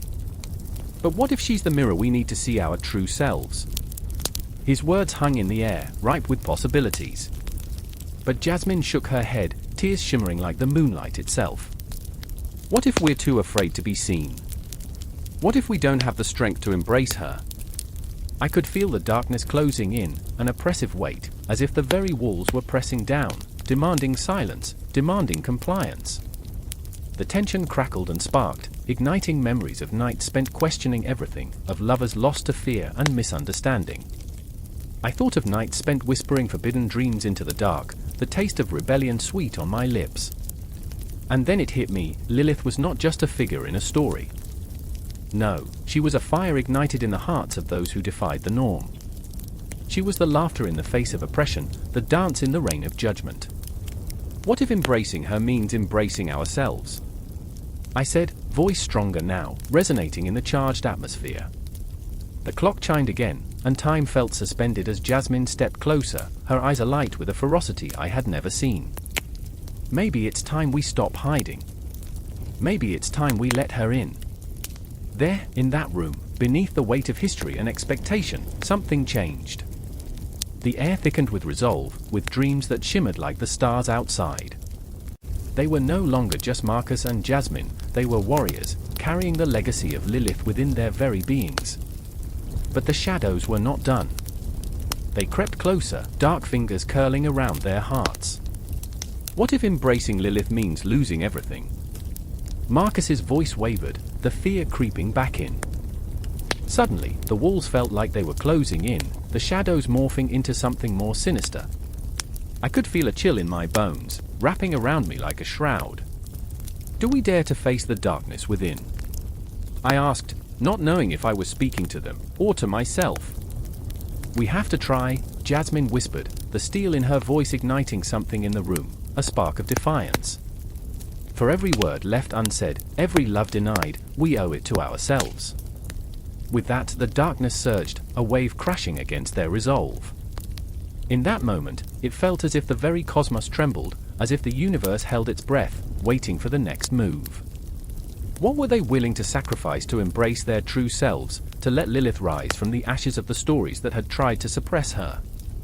The air was thick with anticipation, an electric pulse that thrummed against their skin. I could feel the weight of their choices pressing down like a storm cloud, heavy and foreboding.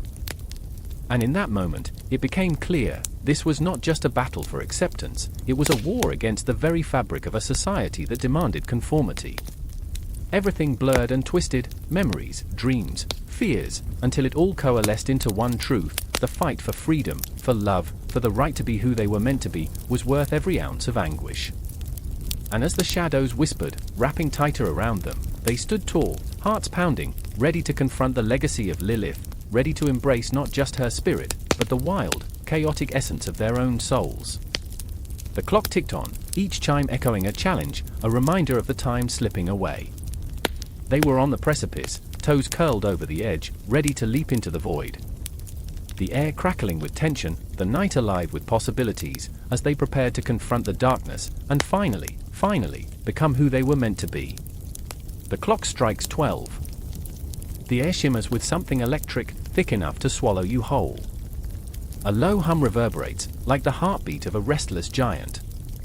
It's midnight in the city, where shadows stretch and twist, creeping over cobblestone streets, curling around crumbling brick walls. I stand there, breath caught in my throat, watching as Tara clutches the pendant at her throat, her knuckles white with fear, her eyes wide as the moon that hangs ominously over us. I can feel her, she whispers, voice trembling, a mix of awe and dread. Lilith. She's close. Her pulse races, wild and frantic, and I can almost hear it echoing in the silence of the night. I can feel my own heart matching the rhythm, a drumbeat of fear, impatience, longing. Tara's always been drawn to the dark, lured by the whispers of the unknown. I've watched her grapple with this obsession, like a moth flinging itself into a flame, knowing the danger yet unable to resist. Don't, I say, but she doesn't hear me. The shadows thickening around us seem to breathe her name, a siren call that pulls her deeper. Lilith, she chants, filling the air with an incantation. The word hangs there, pregnant with history and pain, and I shiver. I remember the stories we told each other, how she was carved from the same clay as Adam, fierce and beautiful, yet scorned for her strength. I remember the bitterness in Tara's voice when she first learned Lilith's fate, banished, demonized, cast into the night like an unwanted child. There's a power in that, and it pulses beneath Tara's skin, like an invisible current begging to be embraced. But I can see her unraveling. Beneath the surface of her fascination lies a deep wound, the scars of loneliness and rejection. Each spell she whispers, each ritual she performs, seems to peel back layers of her soul, exposing her vulnerability like a raw nerve. I reach out, desperate to pull her back, to ground her in the mundane, but my hand falters. This is her moment, her calling, and I am just a spectator, helpless. The wind picks up, howling through the empty streets, a mournful lament that chills the very marrow of my bones. I remember the first time I felt that wind, the first time I tasted fear mingled with the thrill of uncovering hidden truths. It was intoxicating, a heady mix of liberation and dread. My own journey with Lilith began then, a slow dance with darkness, where each step felt like stepping closer to the abyss. But now, watching Tara, I wonder if I was ever really in control, or if I was simply playing with fire. Suddenly, the air shifts. A figure emerges from the depths of shadows, gliding through the night like a specter, a living embodiment of our darkest fears and desires. She is regal, fierce, Lilith herself, or perhaps just a reflection of the power Tara yearns for. The streetlight flickers, illuminating her ethereal form, and Tara gasps, entranced. She's here, she breathes, eyes glistening with reverence and terror. And I feel it too, a pull, a magnetic force that draws me in. My mind races, memories colliding like waves crashing against the shore. I remember the nights spent poring over ancient texts, the thrill of finding fragments of her story, the way her name rolled off my tongue like forbidden fruit. But now, as Tara steps forward, I see the hunger in her eyes, a longing to connect, to claim, to belong. It scares me. Lilith, Tara calls again, voice trembling, filled with desperation. What do you want from us? The silence hangs heavy, thick with unanswered questions. Lilith stands before us, a specter, an enigma, a goddess of the night. Her eyes, ancient and knowing, bore into my soul, unraveling the fabric of my carefully constructed defenses. I feel small, insignificant, as if every choice I've ever made has led me here, to this moment of truth. I want you to remember, she whispers, her voice like silk and thunder, wrapping around me, squeezing the breath from my lungs. I want you to reclaim what was lost. I can't breathe. The weight of her words presses down, suffocating yet liberating. I can see the memories flickering in Tara's eyes, her childhood, the times she felt invisible, the rejection that hung like a shadow over her heart. And I realize, with bone-deep clarity, that this isn't just about Lilith. This is about us, our desires, our pain, our desperate need for connection in a world that so often leaves us feeling abandoned. Remember, Lilith urges again, and I feel the world shift, time folding in on itself. I am a child again, lost in the labyrinth of my own mind, grappling with insecurity, feeling the sting of exclusion. And I see Tara, vulnerable yet fierce, standing at the edge of her own abyss. And then chaos erupts. The shadows swirl, a whirlwind of energy that knocks us back, forcing us to confront the darkness within. I watch Tara's face, the determination igniting in her gaze, and I know in that moment that she'll either soar or shatter. She's at war with herself, a battle of light and dark, of acceptance and denial. Lilith, she screams, and the night trembles, vibrating with her fury, her pain, her power. I reach for her, but the energy crackles between us, a barrier that feels both electric and suffocating. I can't help but think, what if this is what Lilith wants? What if she wants to awaken something deep within us, forcing us to confront the demons we've buried, the truths we've hidden? As the chaos spins, I feel time slipping away, moments blending into one another, each heartbeat an echo of what was and what could be.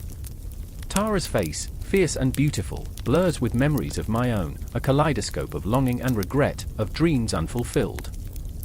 I see the city around us, the pulse of life, the grief of forgotten souls, the shadows that hold our secrets. Embrace me, Lilith's voice beckons, low and melodic, weaving through the fabric of the night. Embrace the darkness. And as I watch Tara's transformation unfold, I realize the truth, the darkness isn't something to fear, but to understand, to integrate into our very being. To let it breathe, to let it live. Lilith is not a monster, she's a mirror, reflecting our deepest fears and desires, urging us to rise above the hurt, to reclaim our power. With a snap, the world around us fractures, the storm of emotions reaching a devastating climax. I can feel the air crackling with energy, the weight of 1,000 desires pressing against my chest. And in that moment, I know, there's no turning back. Tara stands on the precipice, a warrior ready to embrace her destiny, while I am left holding the pieces of my own shattered reality. There is no conclusion, no neat ending, only the raw, pulsing intensity of life, of connection, of the eternal dance between light and dark. And in that uncertainty, I find a strange comfort, a reminder that we are all part of this chaotic tapestry, woven together by our wounds, our truths, our shared humanity. And as the echoes of the night linger, I know this is just the beginning. The story spirals onward, unbroken, a haunting melody that fades into the shadows, where Lilith waits, forever watching, forever guiding. A sharp cry slices through the thick air, punctuated by the heavy ticking of the clock on the wall. It's a sound that rattles the very bones of the night, echoing into the shadows, demanding attention. I stand frozen, heart hammering in my chest, knowing exactly what it means, her voice, high and desperate, a cry that reverberates in the marrow of my being. Lilith? It can't be. I remember when laughter filled this space, when her bright eyes sparkled with mischief. But now, only fear hangs in the air like a thick fog, suffocating and unyielding. Across the room, the flickering candlelight dances, casting long shadows that seem to morph into ghosts of past choices. Each flicker is a reminder of what was once pure and joyous. I glance at the door, the wooden frame splintered with age but sturdy, a silent witness to everything that has unraveled. I take a step forward, the floor creaking under my weight, and a memory rises unbidden, a sunny afternoon, Lilith's laughter spilling like music, too innocent for this world. Mommy! Her voice carries a weight, wrapped in urgency, twined with a desperate plea for rescue. But what can I do? I am tethered to the ground by the dual chains of motherhood and the longing for freedom. I am a lioness, fierce and protective, yet, oh God, the cage is closing, and I feel the bars pressing into my chest. I remember the night I stood on the cusp of independence, dreams shimmering like stars, just out of reach. The city pulsed with life outside, promising adventure beyond imagination. I wanted to be more than a mother. I wanted to hear my own laughter again. But every time I sought it, life tightened its grip. Motherhood consumes you, it is a black hole that devours your essence, yet fills you with the very thing you had longed for, a love deeper than the ocean, more terrifying than the abyss. Mommy, please! The urgency in her voice pulls me from my reverie, and a dark pit opens within me. I can't breathe. I rush toward her room, the air thickening with every step. The walls close in, whispering my failures, taunting my choices. Did I choose this? Did I suffocate my independence for the sake of one small, beautiful creature? I remember the night spent dreaming of my career, legs crossed under the glow of a lamp, pages filled with ink, words flowing like a river. And here I am, chasing shadows instead of light. I push open the door, the hinges groaning as if echoing my own despair. Lilith stands there, a tiny figure wrapped in a cocoon of blankets, eyes wide and glistening with unshed tears. In that moment, she is both my anchor and my storm, a tempest caught in a fragile vessel. I rush to her side, enveloping her in my arms, her warmth spilling into me like sunlight breaking through the dawn. What's wrong, my love? What's happening? It's the dark, she whispers, a tremor in her voice. It's bigger than me, Mommy. Fear clenches my heart, squeezing until I can't tell where my pain ends and hers begins. The shadows stretch and yawn, creeping into the recesses of our sanctuary, looming like specters. I know they are my fears, too, the fear of failure, the fear of losing myself, the fear that in being a mother, I might never be anything else. I remember the first time I felt that darkness. I say softly, my voice a thread that weaves through the tension. I was your age, and I thought it would swallow me whole. But I learned to shine brighter than it. I hope my words deflect the chill creeping in, though I know the truth. How can I teach her to fight the darkness when I am still wrestling with my own? Promise, she asks, the word barely a whisper, yet it hangs like a weight in the air. I swallow hard, the taste of despair bitter on my tongue. I want to promise her the stars and the moon, the freedom to dance in the rain, but I am shackled to my own fears. Still, I nod, forcing a smile that feels more like a mask. I promise, I say, but deep inside, my soul screams a different truth. I am terrified, Lilith. Terrified of failing you, of losing me, of not being enough. The clock ticks louder now, each second hammering against my resolve, reminding me of how time wears us down. Outside, the city lights twinkle, an alluring siren call, beckoning with the promise of independence and unshackled dreams. I yearn for the thrill of the chase, the rush of adrenaline that comes with chasing ambition. But here I am, caught in a dance between two worlds, motherhood and self, each pulling me apart like a cosmic tug-of-war. "Sit with me," Lilith says, and I comply, sinking to the floor beside her. The darkness hovers, but in her presence, it feels a little lighter. I hold her close, feeling her heartbeat against mine, a steady rhythm anchoring me. "Tell me a story, Mommy," she pleads, her small fingers intertwined with mine, weaving a fragile connection that pulses with life. "Once upon a time, there was a brave woman," I start, and the words spill out like a river, each one a step toward freedom. She found herself stuck between two worlds, a world of dreams and a world of love. And she fought every day, not just for herself but for the tiny stars she carried in her heart. Lilith's eyes widen, and for a moment, I see my own dreams reflected in her gaze. I remember that I am more than just a mother, I am a warrior, a creator, a force of nature. Outside, the city beckons, but here, in this moment, I find a fragile peace, a balance in the chaos. The flickering candlelight dances around us, illuminating our shadows, reminding me that even in darkness, the light fights to shine through. I cradle her against me, and together, we wrestle with the dichotomy of motherhood and independence, two halves of a whole, forever intertwined. And in this space, in this moment of vulnerability, I realize that I don't have to choose between the two. It's a delicate dance, a bittersweet symphony, one I'll learn to navigate with every heartbeat, every breath. The clock ticks on, but for now, time stands still, and the world fades away. All that remains is our story, messy and beautiful, echoing in the silence like a haunting lullaby. The night was thick with the scent of damp earth and despair, the kind of darkness that clung to your skin like a second layer, suffocating and relentless. I stood in the heart of the alley, shadows dancing like specters, whispering secrets that only the brave, perhaps the foolish, could hear. Lila's voice trembled, a raw chord of defiance woven into the fabric of her being, reverberating through the still air. "They think they can silence us, but we are the storm," she whispered, her breath a mist of fire and fury, igniting the coldness around us. I remember the way her eyes blazed, twin orbs carved from the depths of fury and pain, an exquisite fury, the kind that can tear the heavens apart. "How many more will they burn?" she hissed, fists clenched so tightly her knuckles blanched, white like the bones of those who had dared to resist before her. "I will rise, even if I am ashes." Across from her, Eli stood, a figure caught in the grip of his own ghosts. His resolve, fractured yet resilient, mirrored the flickering candlelight.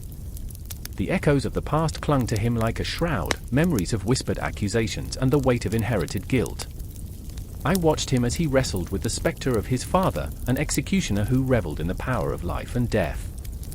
"You don't understand, Lila," he murmured, voice thick with uncertainty. "Sometimes the fight isn't worth the cost. Sometimes you lose everything." But Lila, dear relentless Lila, would not bow to the chains of fear. Her laughter, sharp as broken glass, crashed against the walls of Eli's doubt. "What is a life lived in shadows? Each breath a surrender? No, Eli. We will not let them rewrite our stories. We are more than their nightmares. We are the truth they fear to face." Her words dripped with a fierce conviction that sent shivers crawling up my spine. As we stood there, the night pulsed with an electric energy, memories of the past echoing with each heartbeat. The clock tower in the distance ticked like a metronome of fate, counting down to an inevitable reckoning. I could almost see the ghosts of those who came before us, women like us, women who had dared to defy the unyielding weight of oppression. They had worn their defiance like a crown, their laughter ringing out as defiance against the wooden stakes and merciless flames. "Do you remember Mother?" Eli's voice cracked, a tempest of emotions roiling beneath the surface. She used to tell me stories about Lilith, how she refused to bow, how her very name became a curse whispered in the dark. His gaze fell to the cobblestones, tracing the cracks like lines of fate. I always thought she was a myth, a cautionary tale spun by the fearful. But Lila stepped closer, her presence a lighthouse in the storm. Myths are born from truth. Lilith was never just a story, Eli. She was a woman who dared to say no. A woman who chose her own path, even when the world screamed for her obedience. The intensity of the moment hung thick, palpable, almost suffocating. The night seemed to hold its breath as we clung to the cusp of something monumental. In that silence, I could taste the bitterness of fear, the sharp tang of hope, and the unshakable desire for freedom. Each heartbeat echoed a mantra: resist, resist, resist. But Eli shivered, haltingly stepping back into the shadows, a desperate plea curling around his heart. What if we fail? What if they come for us, like they came for Mother? The fear in his eyes was a tempest, a storm of memories clawing at him. I can't bear that burden, Lila. I can't watch another flame consume someone I love. She reached for him, fingers brushing against his arm, a spark igniting in the space between them, a promise, a possibility. We are stronger than our fears, Eli. We can be the fire that lights the way for others. We must be. A siren wailed in the distance, a harbinger of impending doom, slicing through the night like a knife. The urgency surged through our veins, propelling us into action. They were coming, the forces of darkness cloaked in authority, the men who wielded power like a weapon, ready to extinguish the flickering flames of rebellion. Together, I whispered, the word a lifeline, a pull against the darkness threatening to swallow us whole. We fight together. And as we made our way back toward the chaos, the city sighed around us, its heartbeat quickening, as if sensing the tremors of change. The moon hung high, a witness to our defiance, its light casting long shadows that danced in the corners of our minds. In that moment, as the weight of history pressed down on our shoulders, I felt the universe stretch, bend, breathe in synchrony with our desperation. We were not merely a trio bound by circumstance, we were echoes of 1,000 voices, a lineage of women who had risen, fallen, and risen again. Each step took us closer to the confrontation, each heartbeat drumming a rhythm of rebellion against the oppressive silence that sought to claim us. But the confrontation was inevitable. The shadows of the past loomed large, and everything we cherished hung precariously in the balance. We will not be silenced, Lila declared, her voice a clarion call piercing through the night, igniting a spark within us all. The time has come. And as our breaths mingled in the cool night air, I felt the weight of history pressing against my chest, a relentless tide of emotions crashing over me. I remembered the faces of those who had come before us, women who had dared to tread the line between defiance and despair. Their spirits were woven into the fabric of our resolve, a tapestry of strength that transcended time. The night was alive with whispers of rebellion, and as we stepped into the fray, a chilling realization washed over me: this was not just our fight. It was the fight of every woman who had ever dared to challenge the darkness. We were the embodiment of their resistance, a legacy born from ashes, ignited by the promise of a new dawn. A reckoning was upon us. And in that moment, standing on the cusp of revolution, I understood the haunting truth: our stories would not end here, they would weave into the fabric of time, an eternal echo of resistance, forever intertwined with the name of Lilith. The moon hung low, a shrouded witness in the sky, casting ghostly shadows over the ancient city. A chill swept through the narrow streets, wrapping around the crumbling stones like a lover's breath. I stood there, heart hammering against my chest, as a flickering lantern illuminated the faces of 3 souls tangled in fate, a silent scream wrapped in the night's embrace. Mara, her eyes aflame with defiance, gripped a tattered parchment, the edges worn from countless hands that had sought the truth. Her voice, when it came, sliced through the oppressive air. Lilith wasn't just a myth. She was the first. The one who dared to say no. Imagine that. Her words echoed, haunting yet invigorating, like a whisper from another time. Each syllable sent tremors through the cobblestones, unsettling the ghosts of those who'd come before. Then there was Eli, leaning against a weathered wall, shadows dancing across his face. He was a skeptic wrapped in layers of cynicism, each layer a barrier against the vulnerability he feared. "You really think this is about Lilith?" "It's just folklore," he scoffed, but there was a tremor in his voice, a tremor that told a different story. I could see it in the way his fingers twitched, as if they were itching to clutch the very truth Mara so desperately sought. And finally, Sophia, who stood slightly apart, her gaze lost in the distant glow of the moon. She was the heart of our trio, burdened by her own demons. She'd read the tales, absorbed the histories, and yet, they twisted within her, a gnarled vine of identity and longing. "What if Lilith is just a reflection of us?" she mused, her voice barely above a whisper. "What if she embodies everything we're afraid to confront?" The night pulsed with tension, the air thick with unspoken fears and desires. I felt them all, their desperation, their hope, intertwining as we stood on the precipice of knowledge. The lantern flickered again, and I took a step closer, drawn by the magnetic pull of their emotions. Each heartbeat felt like thunder, echoing the weight of history upon our shoulders. Lilith, Mara said, her voice steadying, isn't just a figure of rebellion. She's chaos. She's the Dark Mother, unyielding, powerful. Every culture has her, a shadowy echo that reflects the darkness we choose to ignore. I could see the fire in her eyes ignite something deep within me. A connection, an understanding, a shared quest for something beyond ourselves. Like the succubi of ancient Greece, Eli pressed, folding his arms defensively. Or the jinn of Arab folklore. You really think they all link back to the same idea? He leaned forward, the challenge electrifying. This isn't the stuff of myth. This is just stories. Isn't that what they said about dreams? Sophia countered, her voice cutting through the fog of doubt that lingered. What if they're more than just tales? What if they're reflections of our deepest fears and desires? The air between them crackled, alive with intensity, as if the very cosmos were leaning in to listen. The shadows shifted, and I felt that familiar chill break over my skin. Lilith, the dark goddess, the specter of rebellion, the one who refused to be tamed. I could almost hear her laughter, a haunting melody, ringing through the ages. She whispered of freedom, of power, of the anguish that comes with knowing. I could feel her presence, a weight pressing against my chest as I listened to them. Mara's fingers danced over the parchment, tracing the words, the stories of countless women who had lived in the shadows of patriarchal tales.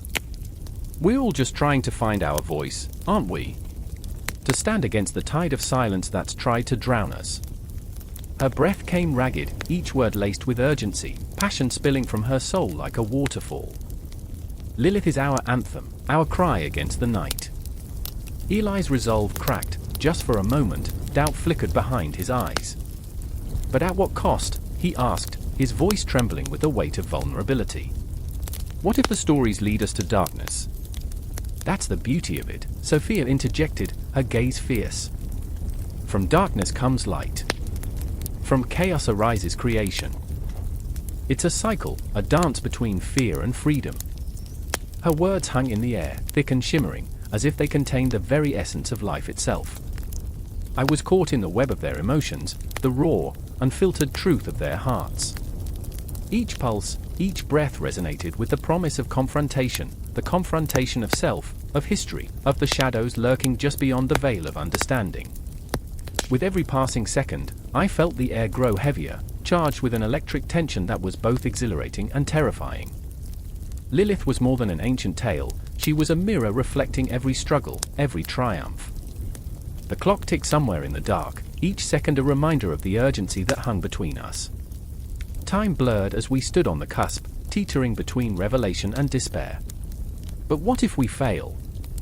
Eli's voice cracked, revealing the boy beneath the bravado.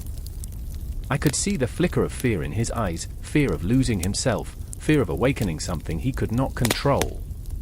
Then we'll rise again, Mara replied fiercely, her resolve unyielding, a warrior spirit igniting in her chest. Like Lilith, we'll break the chains of our own making. It felt as though the night itself held its breath, waiting for us to release the tension that had built between us. I could sense the ghosts of our ancestors swirling around us, echoing their stories of struggle, resilience, and the relentless fight to be seen, to be heard. The shadows thickened, the moonlight dimmed, and I could feel the pull of the cosmic dance, the interplay of light and dark, of fear and freedom. And in that moment, as their gazes locked in a silent understanding, I knew this was just the beginning. The confrontation with Lilith loomed on the horizon, a specter of the unknown, pulling us deeper into the dark tapestry of existence. As the echoes of our voices faded into the night, the world around us held its breath, waiting for the next chapter to unfold, a cycle of dreams and nightmares, of shadows and light, endless and unyielding, just like Lilith herself. The cold wind howled through the empty streets, stirring shadows that danced like forgotten memories. An owl perched atop a crumbling gargoyle, its wide eyes watching, unblinking, as if it held the weight of centuries in its gaze. Sarah stood beneath the flickering street lamp, heart pounding like a war drum. The night was heavy with secrets, the kind that wrapped around her throat, squeezing tighter with every passing moment. She could feel it in her bones. Tonight was different. Tonight, her world would shift on its axis. She remembered the first time she read about Lilith, the whispered tales of a woman who defied the heavens. The name echoed in her mind, filling her with a fierce yearning. I remember the words, she muttered under her breath, clutching the book tightly, as if its spine held the power to transform her life. I remember the anger, the rebellion. Lilith, the first woman, the one who chose freedom over obedience. Sarah's heart raced, every beat a rebellion against the mundane, an echo of choices not taken. But standing there, enveloped in darkness, she was hyper-aware of her own chains. Susan, her best friend, was late, again. She always does this, a voice rasped in the back of Sarah's mind. Always running from the confrontation. It was a familiar ache, the tug of disappointment, mixed with a desperate need for connection. Susan was the light in Sarah's shadows, yet she could never quite shine bright enough to dispel them. Their friendship was a tapestry woven with laughter and tears, but the threads were fraying, and Sarah feared what would happen if they unraveled completely. Across town, Susan was caught in her own storm. Staring at her reflection in the cracked mirror, she felt like an imposter in her own skin. "I'm not enough," she whispered, tracing the outline of her face, the familiar contours feeling foreign. The weight of expectations bore down on her like an iron mask, suffocating and relentless. She had always been the good daughter, the dutiful friend. But the truth gnawed at her, sharp and unyielding. She wanted, no, needed, to break free. I remember the nights I spent dreaming, she thought, dreaming of a life unbound, of a roar echoing in my chest. Yet the roar was muted, stifled by fear. The clock struck midnight, the sound reverberating through the stillness. Sarah felt it deep within her, a tremor of urgency. She turned on her heel, her heart racing as she headed toward the cafe where they always met, their sanctuary amidst chaos. But tonight, it felt different, charged with an electric tension that made her skin prickle. The air was thick with the scent of rain, and she could hear the distant rumble of thunder, a symphony of nature's own rebellion. As she entered the cafe, the bell above the door jingled, a cheerful sound that felt out of place in her swirling emotions. The warm light bathed the room in a golden hue, but she felt cold. Her eyes searched the room, landing on a figure hunched alone in the corner, scribbling furiously in a notebook. It wasn't Susan, it was a stranger, yet something about her presence drew Sarah in. She was cloaked in shadows, a modern-day Lilith, perhaps. "Every woman holds a legacy within her," the stranger murmured, catching Sarah's gaze. "Every heartbeat is a rebellion."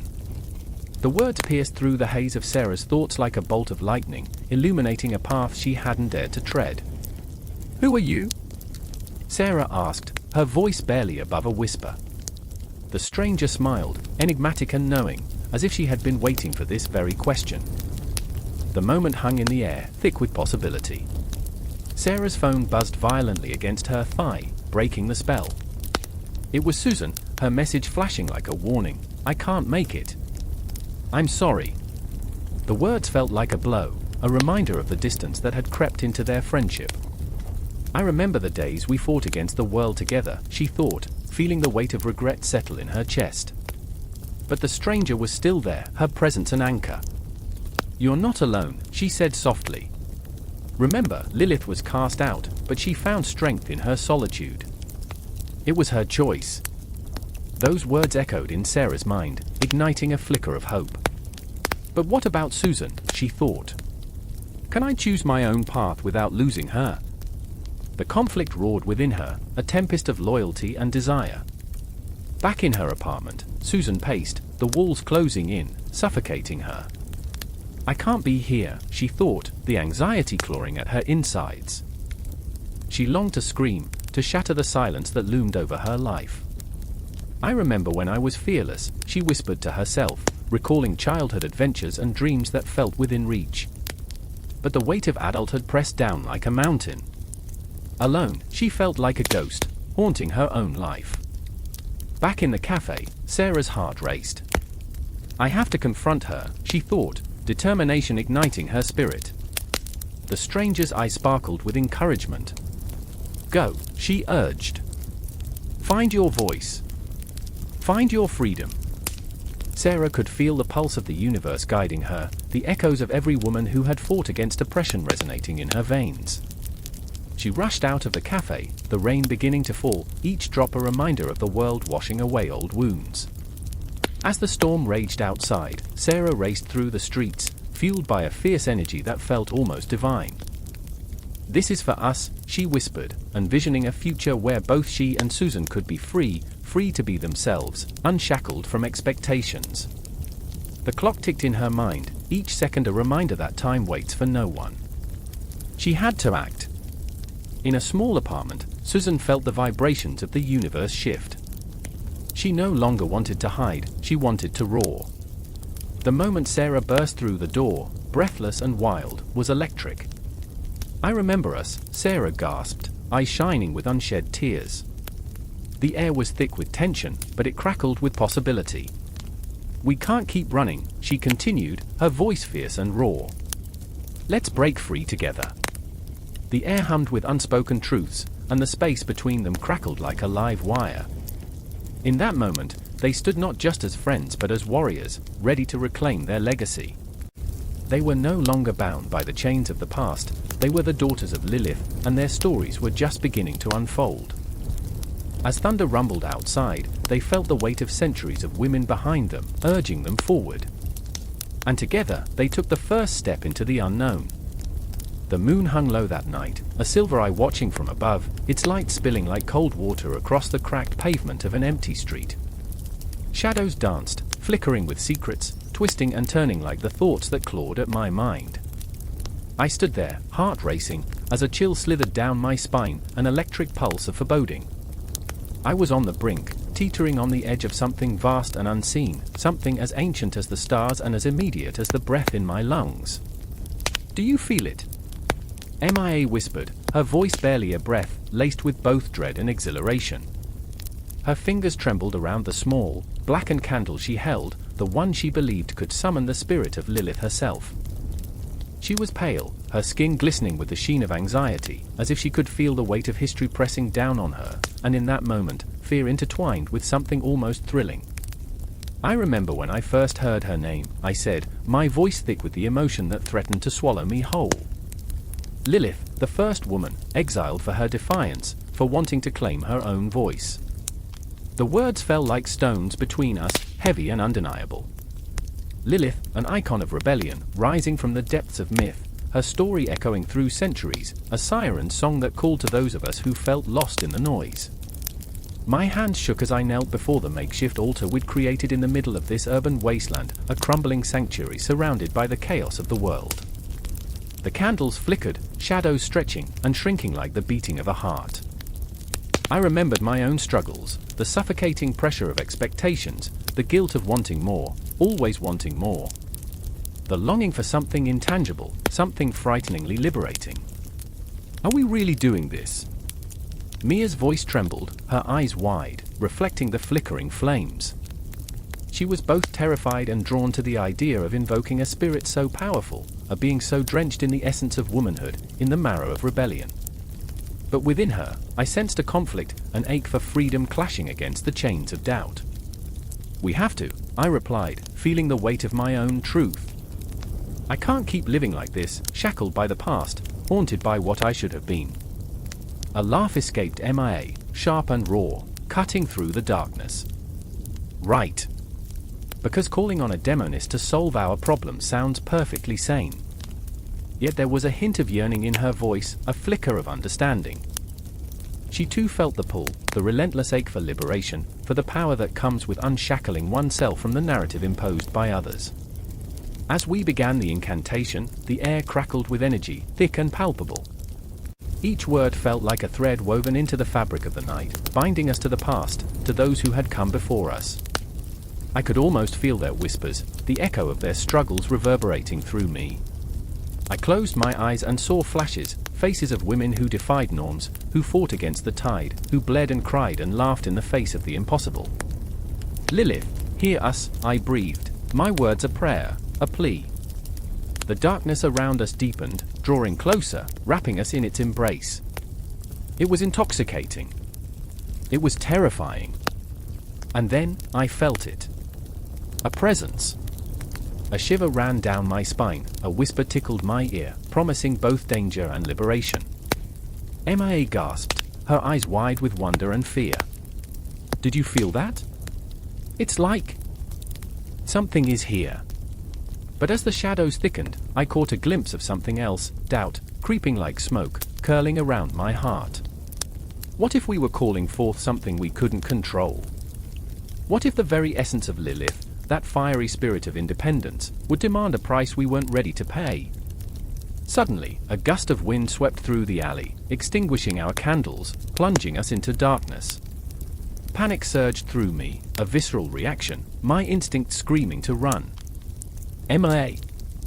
I called, my voice trembling. I'm here, she replied, but the fear in her voice curled around us, a palpable fog that suffocated. The world shrank, and I could hear my heartbeat, each thump a reminder of my fragility, my humanity. What do we do? I whispered, clutching at the remnants of our ritual, feeling more like a child lost in a nightmare than a seeker of truth.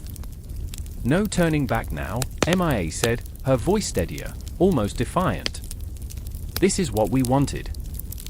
We wanted to reclaim our voices. But with every heartbeat, the weight of that desire pressed down harder. In the silence that followed, I thought of Lilith, how she was not just a symbol of rebellion but a figure of deep loneliness and sorrow. Cast out for the crime of wanting more, for the audacity to seek autonomy. Did we really want to embrace that? As if in response, a cold, low laughter echoed through the night, wrapping around us like a shroud. It was not the laughter of joy but of something darker, something that held secrets we couldn't possibly fathom. My skin prickled, a sense of foreboding flooding my veins. Lilith, we call upon you. Mia shouted, her voice trembling but fierce. We are not afraid. But I was afraid of what we might unleash, what we might awaken in ourselves. Memories of past failures, of voices silenced, of dreams left unspoken, clawed at the edges of my mind. And then, just as suddenly, the laughter ceased, leaving an echoing silence, thick and suffocating. In that moment, I felt a choice looming, heavy as the moon that hung above us. Would we embrace the darkness or retreat into the safety of our own shadows? In that tense stillness, I knew we were all but echoes, caught in the ebb and flow of timeless desires. And yet, the urge to confront the unknown throbbed like a heartbeat within me. I glanced at Mia, her expression a mixture of fear and fierce determination. Together, I whispered, the question hanging in the air, heavy with significance. Always, she replied, her voice steady, igniting a spark of defiance deep within me. And just like that, as we stood on the precipice of the unknown, the night unfurled before us, a canvas where shadows could dance, where whispers of Lilith could guide us, where we could either find our liberation or lose ourselves forever. The choice loomed, as dizzying as the cosmos, as real as the fear binding us.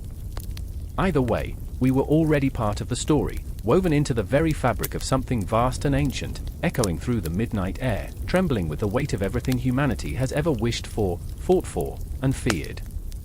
The clock struck midnight, its echoing chime a sinister reminder that time was slipping away, much like the wisps of smoke curling from the candle flames. Shadows danced along the crumbling walls of the abandoned church, where the air was thick with the scent of lingering incense and something else, something metallic, like the taste of fear. Lilith stood at the altar, a specter clad in midnight, hair cascading like a waterfall of darkness, her eyes two smoldering coals of defiance. She was not a mere myth, she was alive, and the weight of her sorrow hung heavily, palpable in the cool night air. I remember the way my heart raced in my chest, a wild animal desperate to escape, as I felt her gaze pierce through the shadows, a shiver cascading down my spine. There was a presence in the room, two others, caught in her web. Ben, the artist with ink-stained fingers and a soul burdened by his own demons, stood frozen, the sketch of Lilith trembling in his grasp. And Ava, fierce yet fragile, her eyes glistening like shards of glass, fought against the tide of hopelessness that threatened to drown her. Each character was a reflection, mirrored pieces of a fractured whole, caught in the maelstrom of their own making. Lilith turned, and the world held its breath. "Why do you fear me?" she asked, her voice a haunting melody that resonated deep within, tracing the lines of long-buried truths. "I am not your enemy."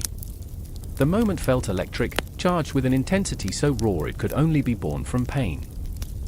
Ben wanted to believe her, wanted to lose himself in the artistry of her existence, but doubt clawed at him, sharp and unyielding. Ava stepped forward, her heart a cage of broken wings. "You took everything from us," she shouted, her voice cracking like ice underfoot. The words hung heavy in the air, a dark promise reverberating in the silence that followed. I watched as shadows deepened around Lilith, her form almost spectral in the flickering glow. In that moment, she became a symbol of loss, of defiance, of the untold stories buried beneath the weight of tradition. "I remember the nights we spent dreaming," Ben whispered, his voice barely above a breath. "When the ink poured from my pen like blood, and you were my muse. But now you're a ghost haunting my every stroke." The bitterness of regret tasted bitter on his tongue, an echo of moments lost and choices made. Lilith's laughter rang hollow, a chime of despair that echoed through the emptiness. "You think you know me, but you don't. You've painted me in your light, but the darkness is where I thrive." She took a step closer, and the air crackled with energy, a storm brewing just beneath the surface.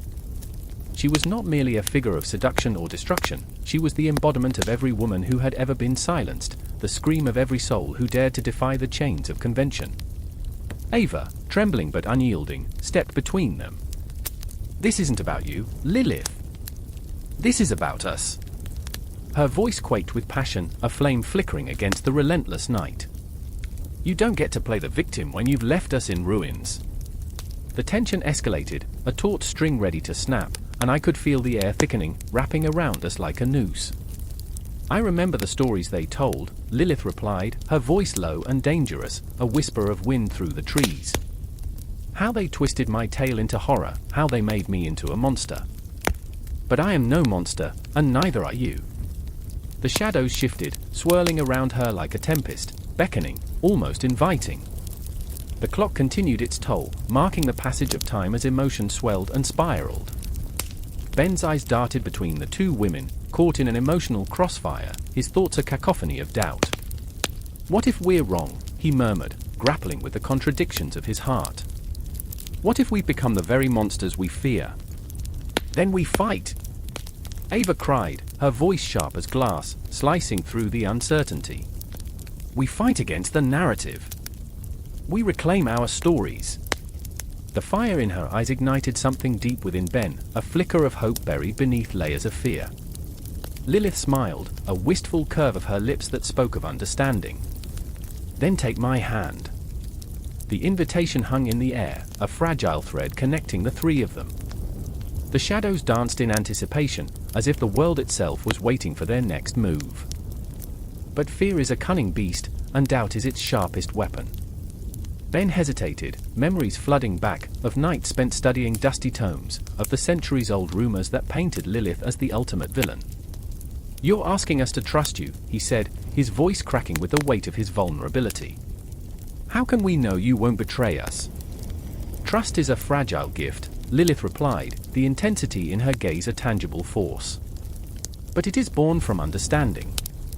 As the tension mounted, the clock struck again, each chime echoing through the hollow space, mingling with the heavy breaths of those who stood at the precipice of change.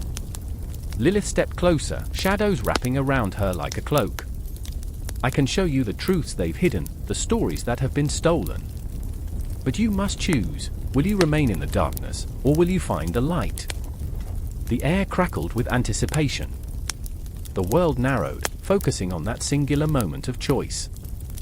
Each heartbeat echoed like war drums, a relentless reminder that time was slipping away. I could feel the weight of their emotions, fear, anger, hope, colliding in a tumultuous storm that threatened to consume them whole. And just like that, the moment hung in the balance, suspended between dread and possibility, as the shadows morphed and twisted, alive with the promise of what lay ahead. The confrontation was imminent, the resolution unknown, and as the clock chimed once more, one truth became clear: the night was far from over, and the stories, they had only just begun. I remember the night when the shadows whispered, The moon hung heavy, a ghostly sentinel watching over a city that pulsed with unholy energy, alive with the echoes of souls searching for something that flickered just beyond their grasp. I was there, inside the old, crumbling gallery, surrounded by canvases that screamed with unfulfilled desires and the weight of lost love. There, amid the hushed reverence, I felt her presence, Lilith, the harbinger of chaos and inspiration.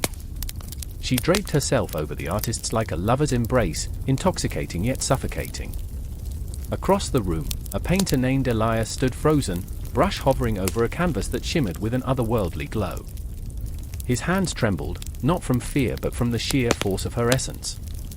The moment crackled with tension, the air thick with anticipation.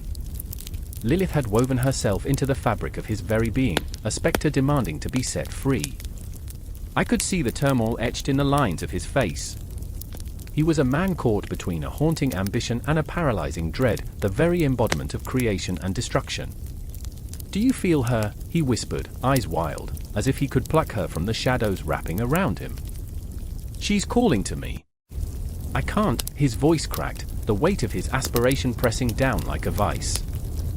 I felt it too, the palpable dread mixed with a longing so raw it made my skin prickle. Lilith was a siren, singing to the depths of our souls, promising beauty while lurking beneath the surface, ready to drown us in our own desperation.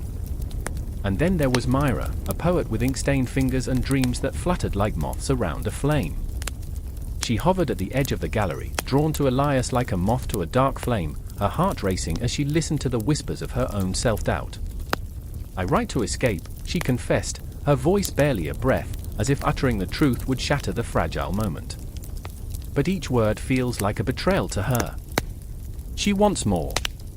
She always wants more. In the depths of her eyes, I saw the conflict swirling, a battle between the desire to create and the fear of being consumed. Lilith danced around her, a shadowy figure that both seduced and terrified. Myra was torn between her longing to unleash the darkness and her instinct to retreat, to hide in the safe corners of her mind where nothing could touch her. "Elias," she said, her voice trembling like a fragile leaf in a storm, "what if we lose ourselves in the process? What if she doesn't let us go?" Her words hung in the air, drenched in a fear so thick it nearly suffocated. The gallery felt alive, walls closing in, each painting a witness to their plight, each brushstroke a testament to their internal war. But Lilith was relentless. She thrummed in their veins, a heartbeat that quickened, a pulse that surged with the promise of creation.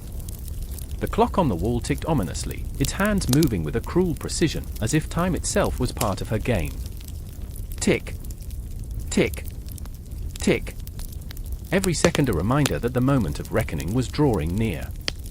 Elias's eyes blazed with fire, the brush finally finding its path across the canvas.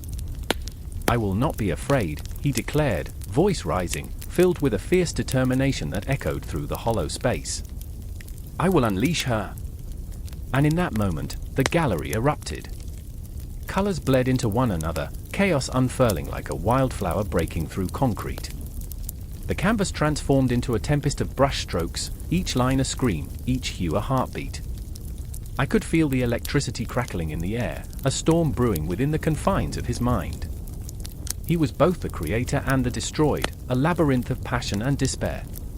Myra's heart raced as she joined him, each word spilling from her lips like a waterfall, unrestrained and raw. "Lilith, goddess of night, muse of madness," she cried, her voice piercing through the din, "guide me.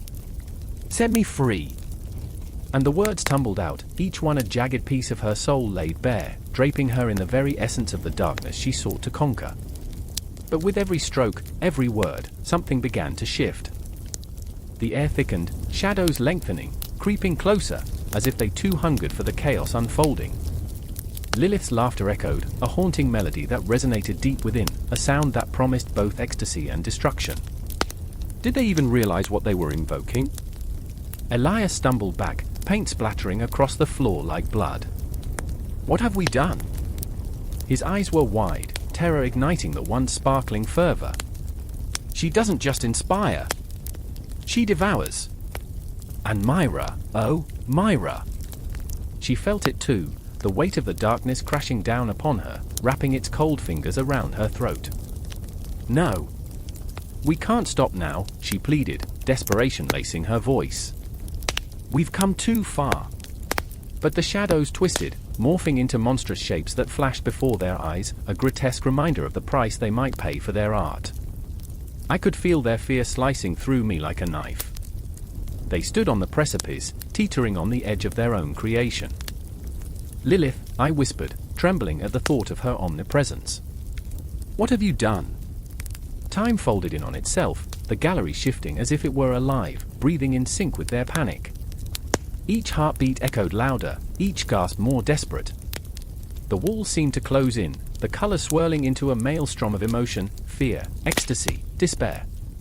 In that moment, they were not just artists, they were vessels, channels of raw, unfiltered emotion, standing at the intersection of creation and annihilation. Lilith thrived in their turmoil, her laughter reverberating through the shadows, haunting yet beautiful, a reminder of the thin line between inspiration and madness. And so the night stretched on, an endless tapestry of creation and destruction, where every brushstroke was a heartbeat of rebellion, where every word was a prayer cast into the void. The city outside held its breath, the moon casting a pale glow, a mere spectator to the chaos brewing within the gallery. And amid the crescendo of passion and despair, I knew then, their struggle would never truly end. Each piece they created, every word they spilled would echo in eternity, an unbroken cycle of longing and fear.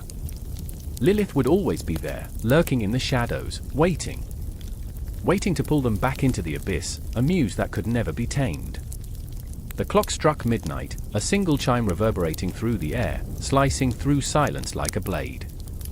Outside, the city lay wrapped in darkness, the kind that swallows secrets and dreams whole. Shadows danced, flickering under the streetlights, casting ghostly forms that seemed to whisper warnings. I stood there, heart racing, the taste of iron in my mouth, knowing that something was about to shatter this fragile night. I remember the way the air felt, thick and electric, buzzing with an unspoken tension. It was the calm before the storm, a moment suspended in time, where every heartbeat echoed like a drum. Sarah was there, too, her eyes wide with a fear that mingled with anticipation. She was drawn to danger like a moth to flame, her spirit wild and restless, yet shackled by the weight of her own longing. "She's not just a myth," Sarah had said, her voice barely above a whisper. "She's real, and she's coming for us." Lilith. The name hung in the air, heavy and potent, swirling like smoke around us. I remembered stories, tales of a woman unbound, fierce and untamed, a force of nature that could unravel the very fabric of reality with a single gaze. But stories are fickle, like dreams fading in the harsh light of dawn. I could see the flicker of doubt in Sarah's eyes, the ghosts of her fears dancing across her face. She wanted to believe, to embrace the thrill of the unknown, but the echoes of her past held her back. "Are you ready?" she asked, her voice trembling slightly. I could hear the strain beneath her bravado, the little cracks in her armor. We both wore our scars, hers painted in bright, chaotic colors, mine buried beneath layers of self-doubt. The clock continued its relentless ticking, marking each moment with a finality that felt almost cruel. "I don't know," I confessed. The truth tasted bitter on my tongue. I was terrified, not just of Lilith, but of what her arrival would mean for us. Would we be consumed, burned alive in the flame of her passion? Or would we find ourselves reborn, stripped of our fears, shedding the old skin that clung to us like a suffocating shroud? The door creaked open, a sound that sliced through the night, and there she stood. Lilith. Her hair spilled like a midnight waterfall, cascading over her shoulders, each strand glowing with an inner fire. Her eyes were pools of darkness, swirling with secrets, drawing us in, drowning us. I felt a pull, an urgency to step forward, to surrender to the chaos she emanated. "I know why you're here," her voice was a sultry whisper, a promise wrapped in danger. I felt Sarah stiffen beside me, her breath hitching in her throat. The air crackled with unspoken desires and fears, a tension that felt almost tangible. "What do you want?" Sarah's voice trembled, defiance forced through the cracks of her fear. I admired her bravery, the way she stood, even as her knees threatened to buckle beneath her. Lilith's presence was intoxicating, a heady mixture of danger and allure that made my skin crawl with both dread and excitement. Lilith smiled, a slow, deliberate curve of her lips that sent the temperature in the room plummeting. "I want to show you both what it means to truly live," she said, and the words wrapped around us like a lover's embrace, seductive and suffocating at once. To taste the rawness of life, to revel in the chaos that comes with it. I felt the weight of her gaze, piercing and unyielding, as if she could see every wound I carried, every fear that shackled my soul. In that moment, I realized that Lilith wasn't just a figure of myth and legend, she embodied every woman who had ever dared to defy the chains of expectation, to carve her own path in the darkness. But with that realization came the chilling truth: to walk alongside her was to risk everything. The shadows began to swirl around us, tightening their grip. "Do you trust her?" I whispered to Sarah, the words slipping between us like a secret. She hesitated, uncertainty clouding her vibrant spirit, and I felt a pang of despair. I wanted to reach out, to pull her back from the edge, but something inside me craved the plunge into the unknown, too. Lilith stepped closer, and in that instant, the world shifted. The air thickened, wrapping around us like a vice. I could almost hear the collective heartbeat of the city, each pulse echoing our own escalating fear.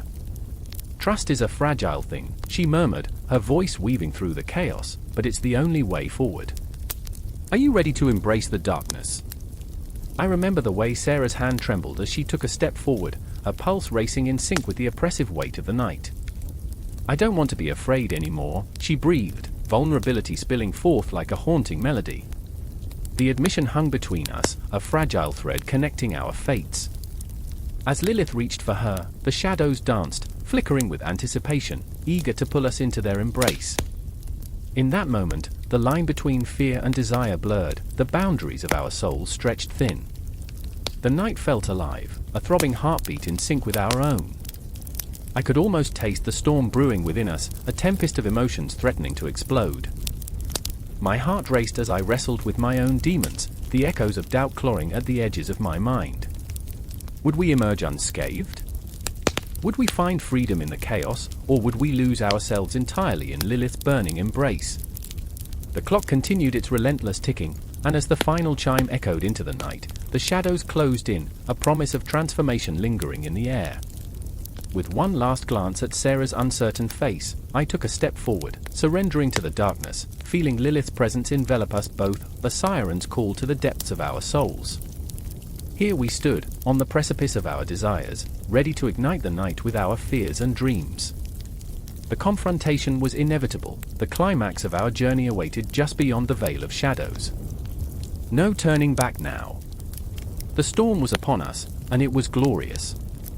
The air crackled, thick like the silence that draped over the room, as if the very walls were holding their breath. A clock ticked somewhere, but it sounded like a heartbeat, pulsing, insistent, reminding her of how close she was to the edge. I could see Ilara's hands trembling, fingers curled around a fragile porcelain figurine of a woman with wild, cascading hair.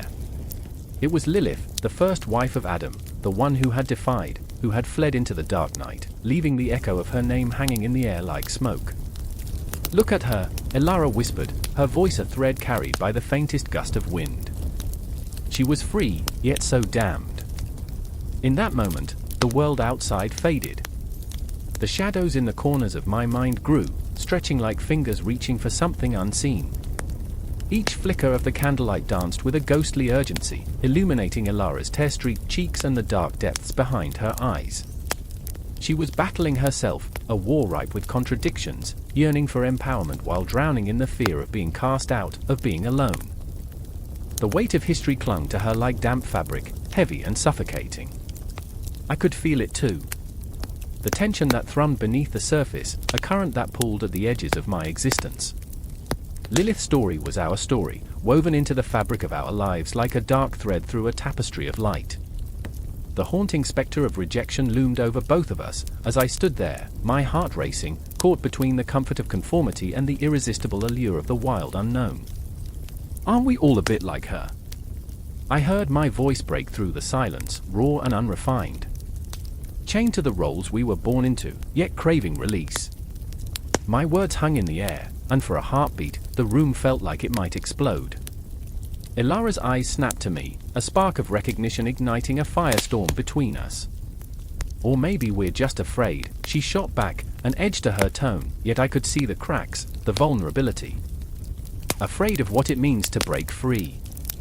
Suddenly, the shadows elongated, creeping closer, and I could feel the breath of 1,000 past lives whispering through the cracks in the walls.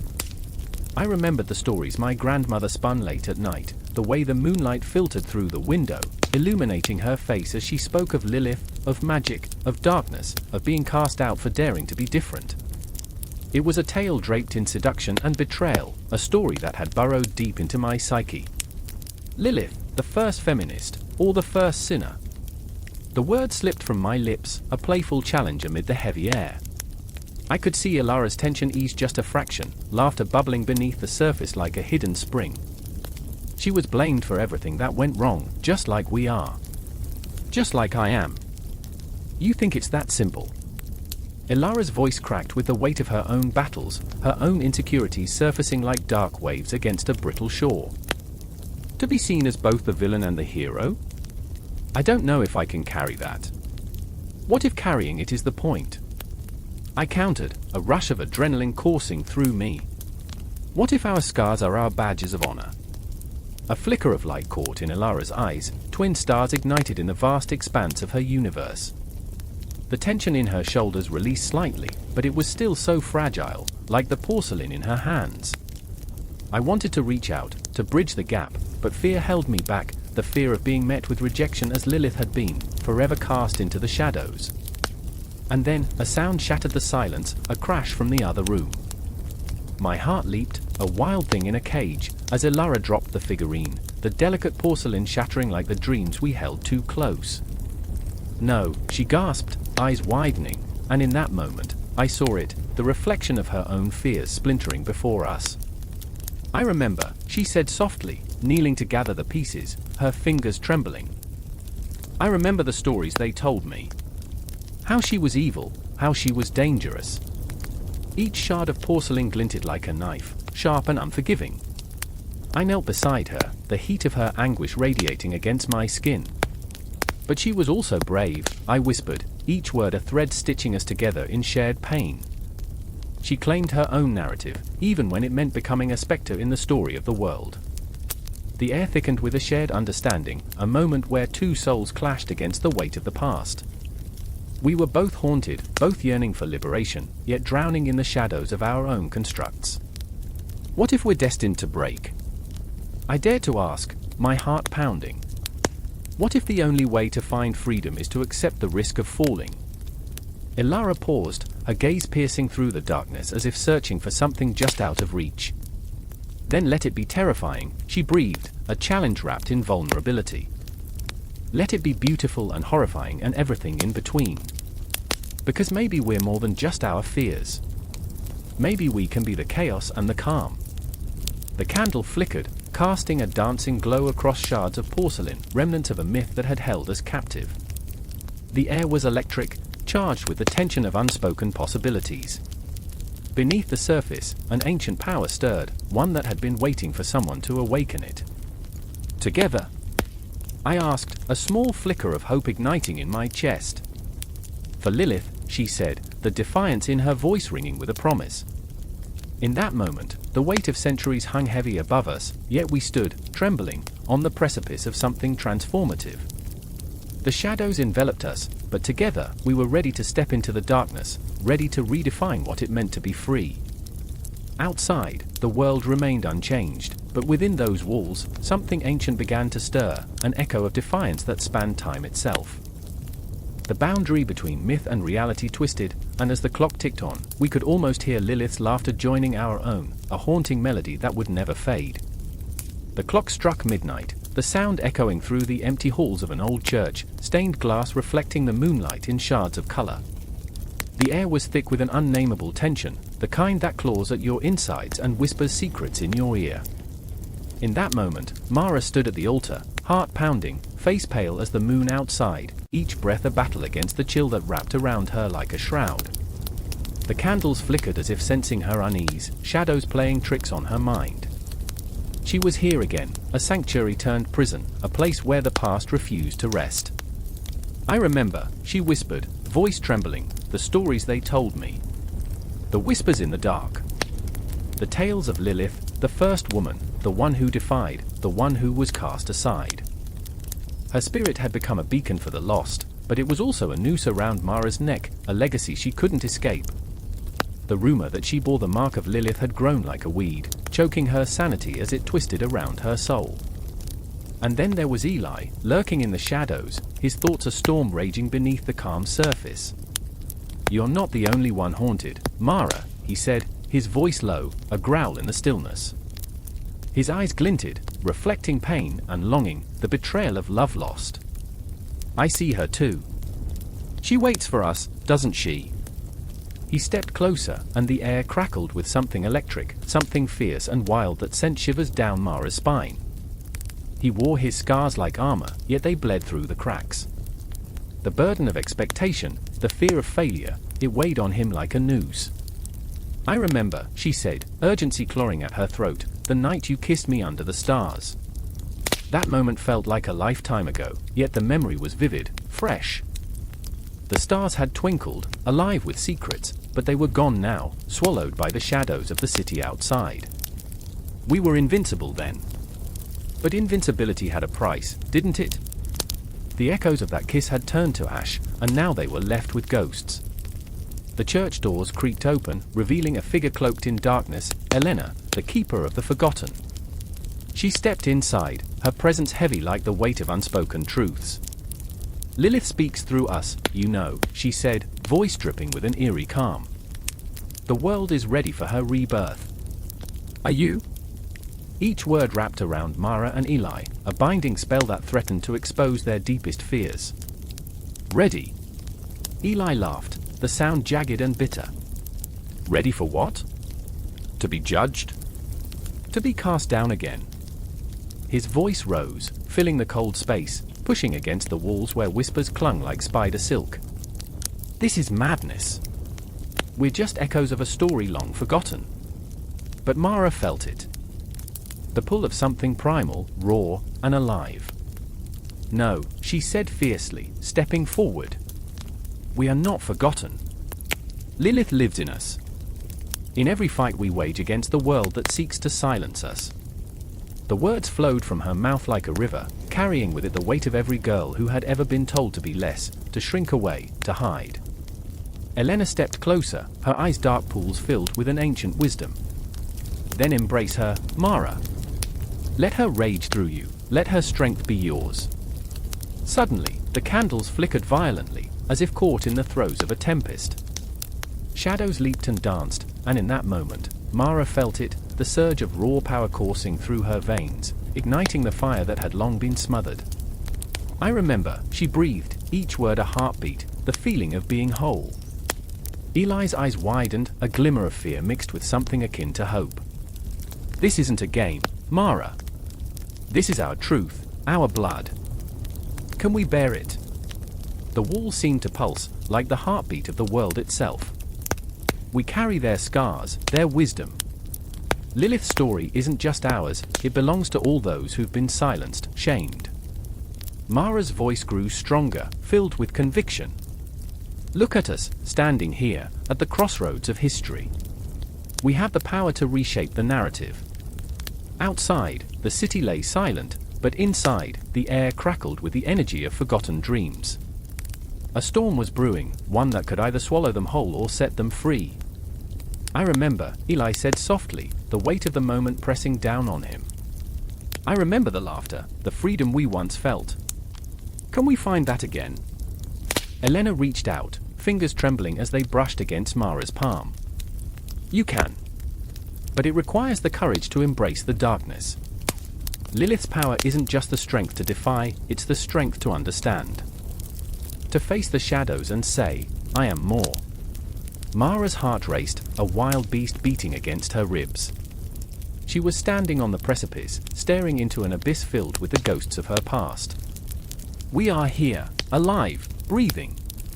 We can be the change." But fear coiled tight in Eli's chest. What if we fail? What if we become the very monsters we fight against?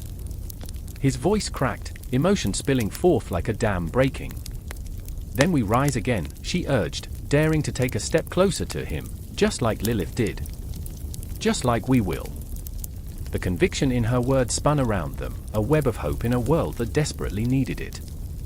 And as the shadows whispered their secrets, the clock continued to tick, the heartbeat of a world on the cusp of transformation, the echoes of Lilith rising from the depths of time. They stood together, bound by fear and longing, but also by the promise of a future that was waiting to be forged in fire and defiance. The night was alive with possibilities, and they would not let it slip away again. In that sacred space, they prepared to leap into the unknown, knowing the weight of their legacy but willing to embrace it, knowing that somewhere, in the whispers of the shadows, Lilith was watching, waiting for them to claim their rightful place in the tapestry of their own making. The wind howled through the gnarled branches of ancient trees, a mournful wail echoing the turmoil within. Shadows danced with the flickering light of a distant fire, twisting like lost souls in the darkness. In the heart of the forest, under the watchful gaze of an indifferent moon, the air crackled with an electric tension. Lilith stood at the center of it all, her dark silhouette carved against the backdrop of swirling night. She was a tempest, a midnight storm personified, eyes aflame with an unquenchable yearning. The echoes of her long-forgotten screams lingered in the air, haunting like specters in the corners of the mind. "I remember the moment they cast me out," she whispered, her voice a deadly lullaby. "The moment they severed my ties to the soil of Eden, to the roots of my being." Pain surged through her, a visceral ache that resonated with the pulse of the earth beneath her feet. But I am not alone. From the shadows emerged Asher, his presence a stark contrast to Lilith's chaos. A scholar, a dreamer, forever lost in the labyrinths of his own thoughts. He had sought her out, driven by an insatiable curiosity and an innate fear of what lay beyond the veil of reality. Gripped by the intoxicating allure of the unknown, he felt his pulse quicken, a drumbeat matching Lilith's unholy energy. "You're not a monster," he breathed, desperation spilling from his lips. "You're a force of nature." A truth buried beneath layers of myth and misunderstanding. But the weight of his words felt futile against the backdrop of centuries-old prejudice. Lilith's laughter was a jagged blade, sharp enough to draw blood. "You think you can save me with your feeble reassurances? I am the nightmare that awakens in the hearts of men. I am the shadow that trails them in their darkest hours." The truth in her voice shattered the stillness, sending tremors through the underbrush. There, too, was Myra, a fierce warrior with a heart forged in the fires of betrayal. She had seen too much, lived too long in a world that thrived on ignorance.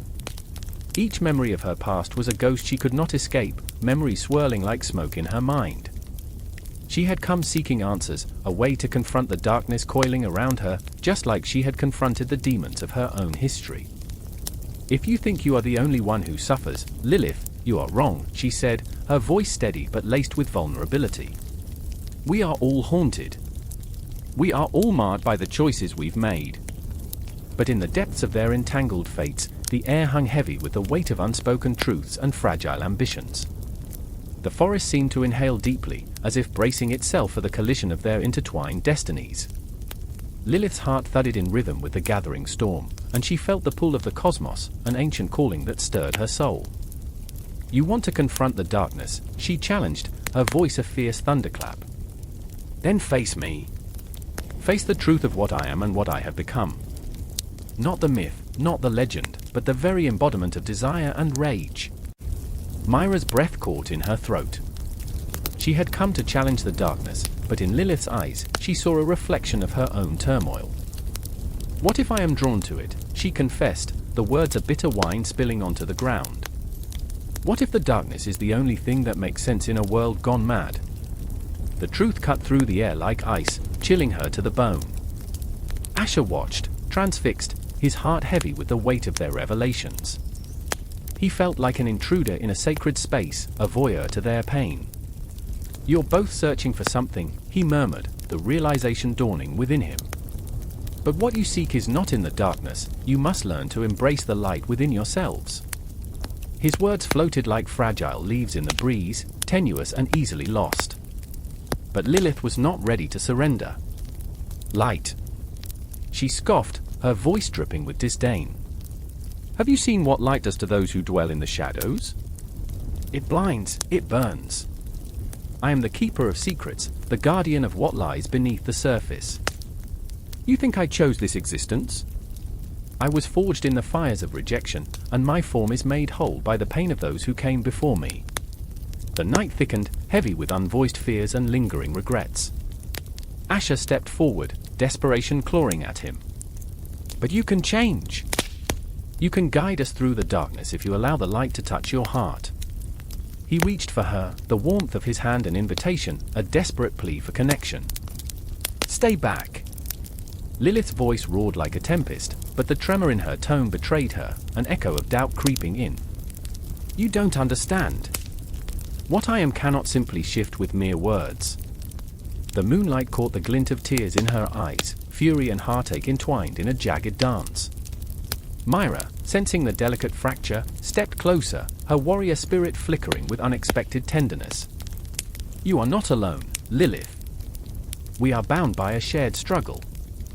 We are the embodiment of choices made, the haunting echoes of those before us. Her words wrapped around Lilith like a gossamer thread, fragile yet resilient. Let us walk this path together.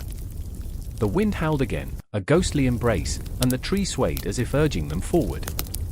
The forest, a spectator to their anguish, bore witness to this uneasy truce.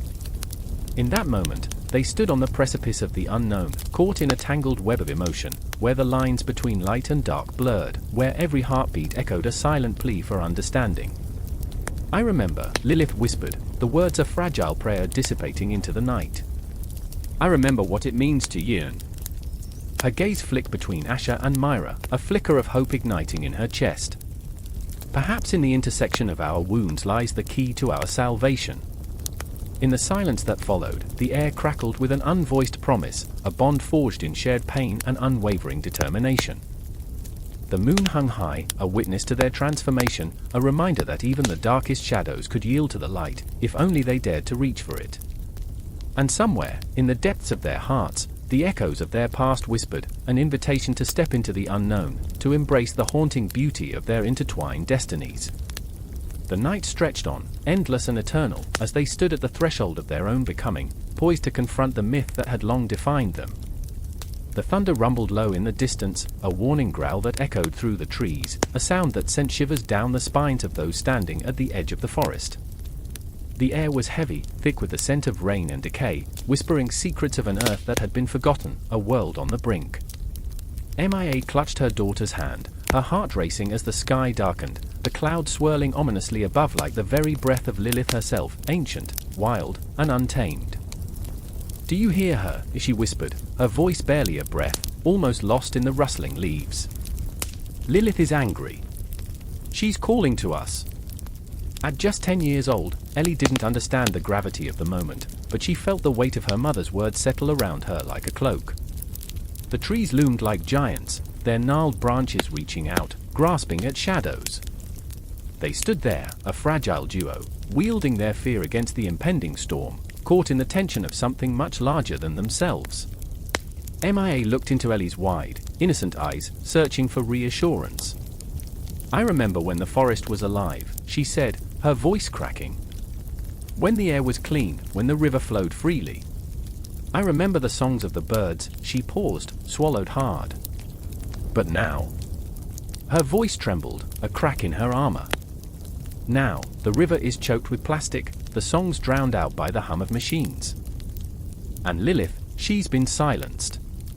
But Ellie, with the fierce innocence of youth, squeezed her mother's hand tighter. We can bring her back, Mom. We can fight. There was fire in the girl's voice, bright and raw, igniting something deep within me, a soul. Across the clearing, beneath a twisted oak that bore witness to centuries of despair, Caleb knelt, his fingers brushing through the dirt, searching for something, anything, that might offer a glimmer of hope. He had joined the protests, fought against the sirens of industry that howled like banshees, but every day felt like a battle lost.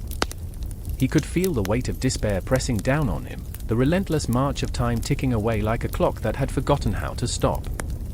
I remember the first time I saw the ocean, he muttered to himself, the memory a bittersweet lullaby. The waves crashing like freedom. But now, the beaches are littered with ghosts, ghosts of what we've lost. The The scars of exploitation stretched across the land like a haunting melody. He could hear the whispers of Lilith, the Earth's first feminist, rising up in defiance, her voice echoing through the ages. "Save me," she pleaded, not just from the destruction wrought by man but from the very apathy that gnawed at the core of humanity. Mia and Caleb's paths would inevitably cross, their souls intertwined by a shared grief, a bond forged in the fires of a world on the brink of ruin. Both drawn to the same cause, the reclamation of the Earth, but each carrying their own burdens, their own scars. The storm broke, torrential rain spilling from the heavens as if the sky itself were mourning. Drops splattered against the earth, a symphony of sorrow, drowning out the sound of their pounding hearts. The forest seemed to breathe, alive with the pulse of nature, and for a moment, they stood together, united in their shared chaos. "Lilith," Mia cried out, voice rising above the torrent, "if you hear us, show us a sign." In that moment, a flash of lightning illuminated the clearing, revealing a figure shrouded in shadows.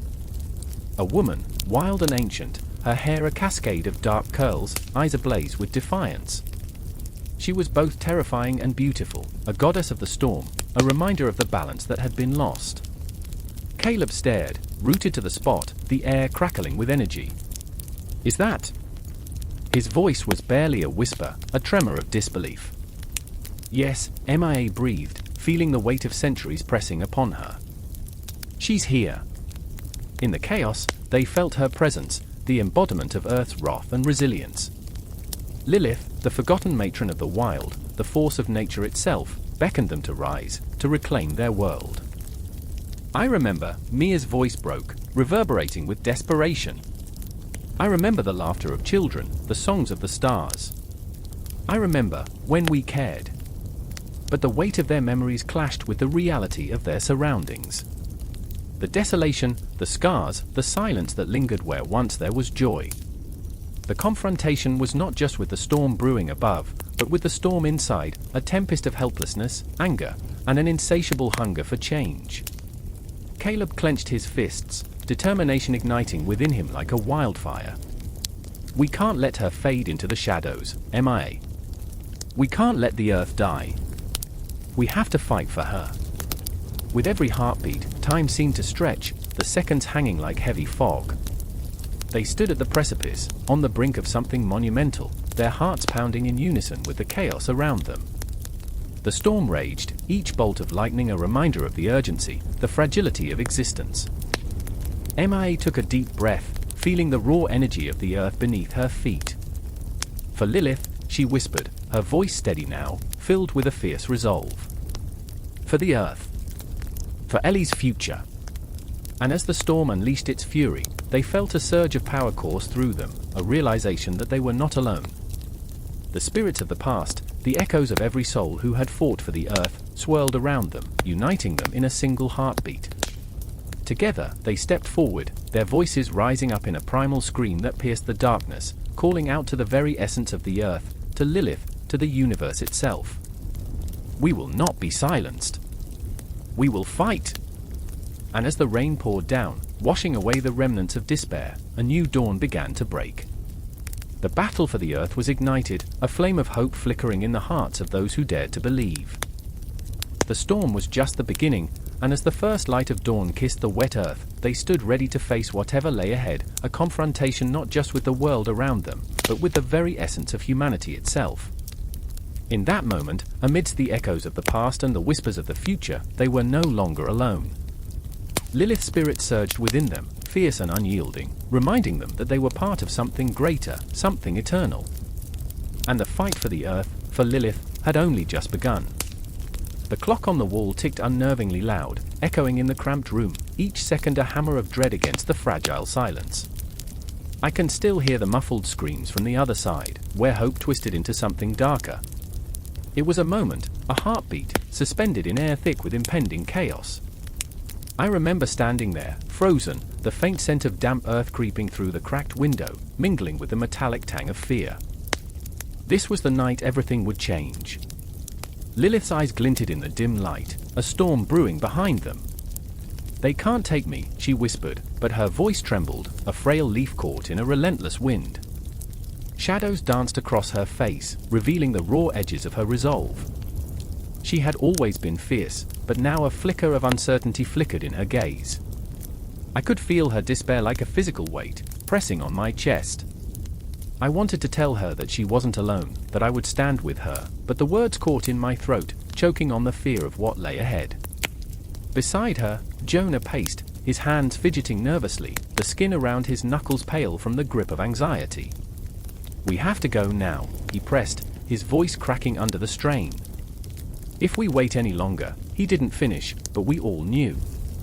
The walls seemed to close in, the air thick with the residue of secrets kept too long. I could see the ghosts of our past swirling in the corners of the room, each memory a whisper, a taunt. I remember the night when we first stumbled upon the truth, the blooded pages of history, the betrayal woven into the fabric of our identities. We were naive then, eager to peel back the layers of our lives. But now, the weight of our discoveries felt like a leaden shroud, suffocating, as if the very act of understanding had summoned the darkness that lurked in every corner. "What if they find us?" Lilith's voice trembled again, breaking through the tension like a shard of glass. "What if they know?" I felt the skin on my arms prickle. They always knew, didn't they? A lurking presence, watching, waiting with predatory patience. I could almost feel their breath on my neck, cold and rancid, a reminder of the lineage we couldn't escape. "Lilith, listen to me," Jonah said, his voice low and steady, but his eyes betrayed him, a tempest of uncertainty. "You're not just a pawn in their game. You are more than what they say. You have to believe that."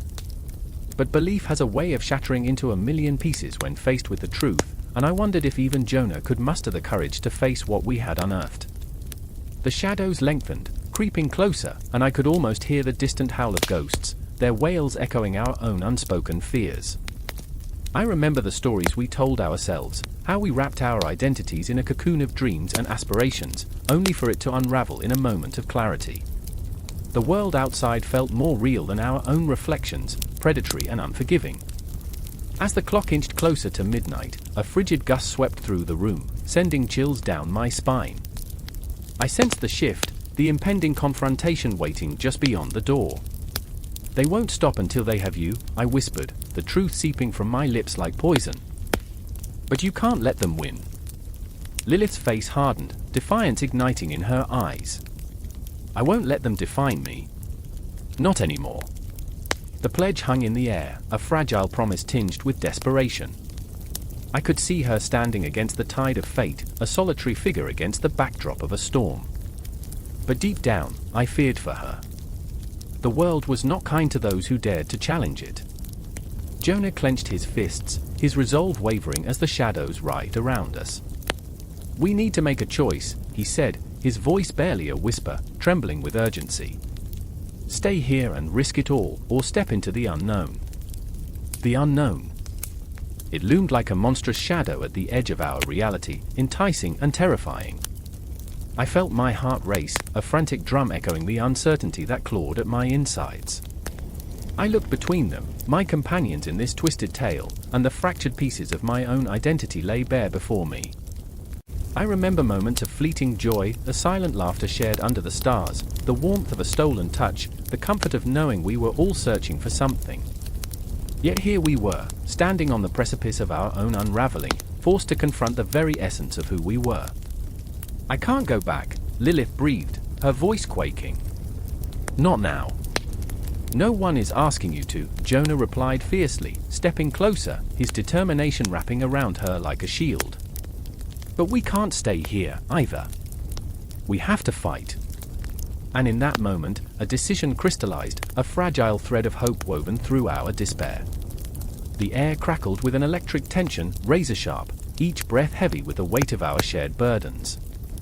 I felt an invisible tether pull at my heart, binding us together, an unspoken vow that ignited a flicker of defiance deep within. But before we could move, the door burst open, darkness flooding the room, a suffocating presence that pulled us into its depths. I remember the moment icy fear seized my heart, a visceral pain that twisted in my gut. Their faces were obscured, but I could feel their malice, a chilling certainty that we were not just fighting for ourselves, but for every fragmented piece of our identities that had been stolen, twisted, and buried beneath years of silence. And in that moment, as the shadows closed in, I understood we were no longer just characters in a story. We were alive, thrumming with raw emotion, desperate to reclaim what had been lost. Together, we would face the darkness. The shadows whispered, but we would not be silenced. We would carve our own path, no matter the cost. The clock strikes midnight, and the world exhales a breath of anticipation, as if it knows the dark secrets that twist and curl within the shadows. Outside, the wind howls like a banshee, rattling the branches of the old oaks, whispering tales of betrayal and despair. Inside, a single candle flickers, casting a fragile light against the walls, revealing the faces of two figures caught in the web of fate. Each breath they take is heavy with unspoken words, a tension so thick it could be cut with a knife.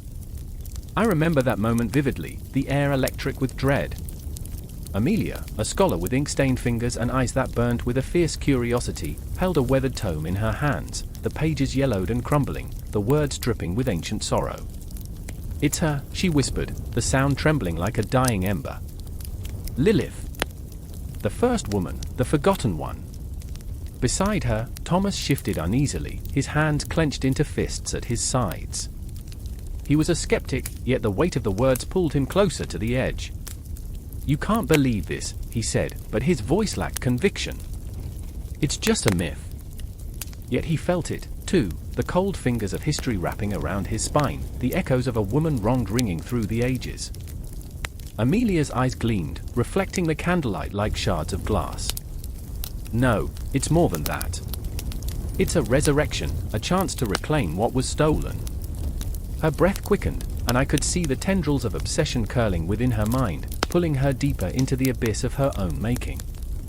Shadows danced around them, swirling like phantoms, hungry for the confession that hung in the air. The city outside was alive but unseeing, a tapestry of lights and noise, unaware of the storm brewing within these four walls. Time felt suspended, each tick of the clock echoing like a heart beating in the silence, a reminder that the past was a ghost that never truly faded. Thomas's doubts wrestled with his emotions, his heart racing as he stared at Amelia. "You don't know what you're asking for," he cautioned, his voice a low growl. Bringing her back, it could unleash something beyond our control. He remembered stories from his childhood, tales painted in blood and fire, of men undone by their own hubris. But Amelia was undeterred. "What if we could change everything?" she pressed, her voice rising like the tide, both pleading and fierce. "What if she could teach us how to reclaim our power, our autonomy? The world needs her resurrection." The words hung heavy, each one a tether to something ancient, something profoundly terrifying. I remember the way the candle flickered as if in response to her fervor, casting shadows that twisted and writhed on the walls, a tapestry of fear and hope. Outside, the city thrummed with a pulse, a reminder of life, of the mundane, the trivial.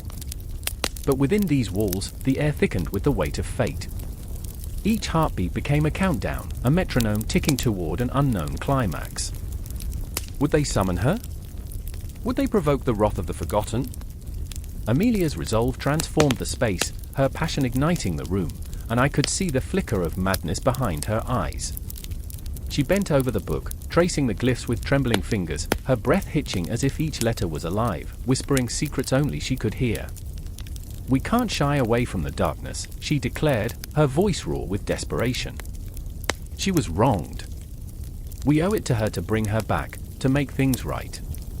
Thomas stepped closer, the warmth of his body in stark contrast to the chill that enveloped them.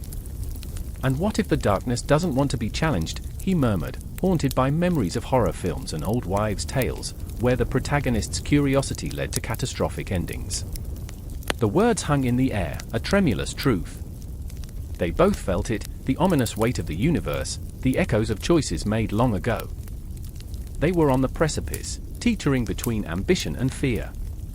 Each glance exchanged was a reflection of their deepest fears and desires, an emotional rollercoaster spiraling towards an unavoidable climax. I remember the moment when Amelia's hands trembled, not from fear, but from an electric thrill that coursed through her veins. The candle flickered again, casting strange shadows that danced like spirits eager for release. "Lilith," she called out, her voice ringing with a fervor that cut through the silence like a blade. "Come to us." The atmosphere shifted, thickening, the air crackling with an energy that sent chills racing down my spine. I felt the very fabric of reality tremble, as if the cosmos held its breath. Thomas took a step back, hesitating, torn between the thrill of the unknown and the instinctual urge to flee. His heart raced, pounding in his chest like a war drum. The struggle within him was palpable, a tempest brewing beneath his calm exterior. "Amelia, stop," he urged, desperation clawing at his voice, but the words fell like stones into the abyss between them. But it was too late.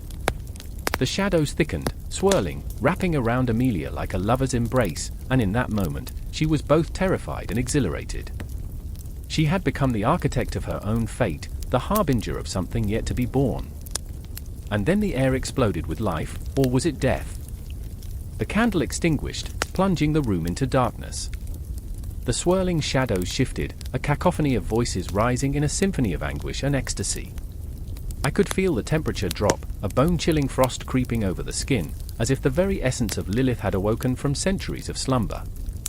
"Amelia," Thomas's voice was a whisper, a plea, a prayer to whatever gods listened in the dark. But she was lost now, consumed by the shadows, reaching toward a past that demanded to be honored, a truth that clawed at the edges of reality itself. I remember the moment everything changed, the heartbeat of the world crashing like waves, the cosmic alignment of destiny coming undone. In that eerie silence, something ancient stirred, and I could feel it, a force that transcended time. The resurrection was not merely a return, it was a reckoning, a collision of desires that would rewrite the rules of existence itself. And as the shadows danced, I could only wonder what would emerge from the depths of that darkness, what specters would rise to reclaim their place in the world's fractured narrative. The night held its breath, and I knew then that the story was far from over. The air crackled with an electric tension as the moon hung low over the city, a giant eye surveying the chaos below. Shadows danced, stretching across cobblestone streets slick with rain, whispering secrets of the past that echoed like a heartbeat in the stillness. I stood there, heart racing, a ghost caught in the tapestry of history, clinging to the frayed edges of my own sanity. "Lilith!" Emma's voice sliced through the night, raw and desperate. She was fierce, a tempest trapped in flesh, yet I saw the fragility behind her fiery facade. Her fingers trembled, brushing against the leather-bound tome she cradled like a child, an ancient grimoire that promised power and peril in equal measure. "This is our chance. We can change everything." Change! That word hung heavy, tainted with implications.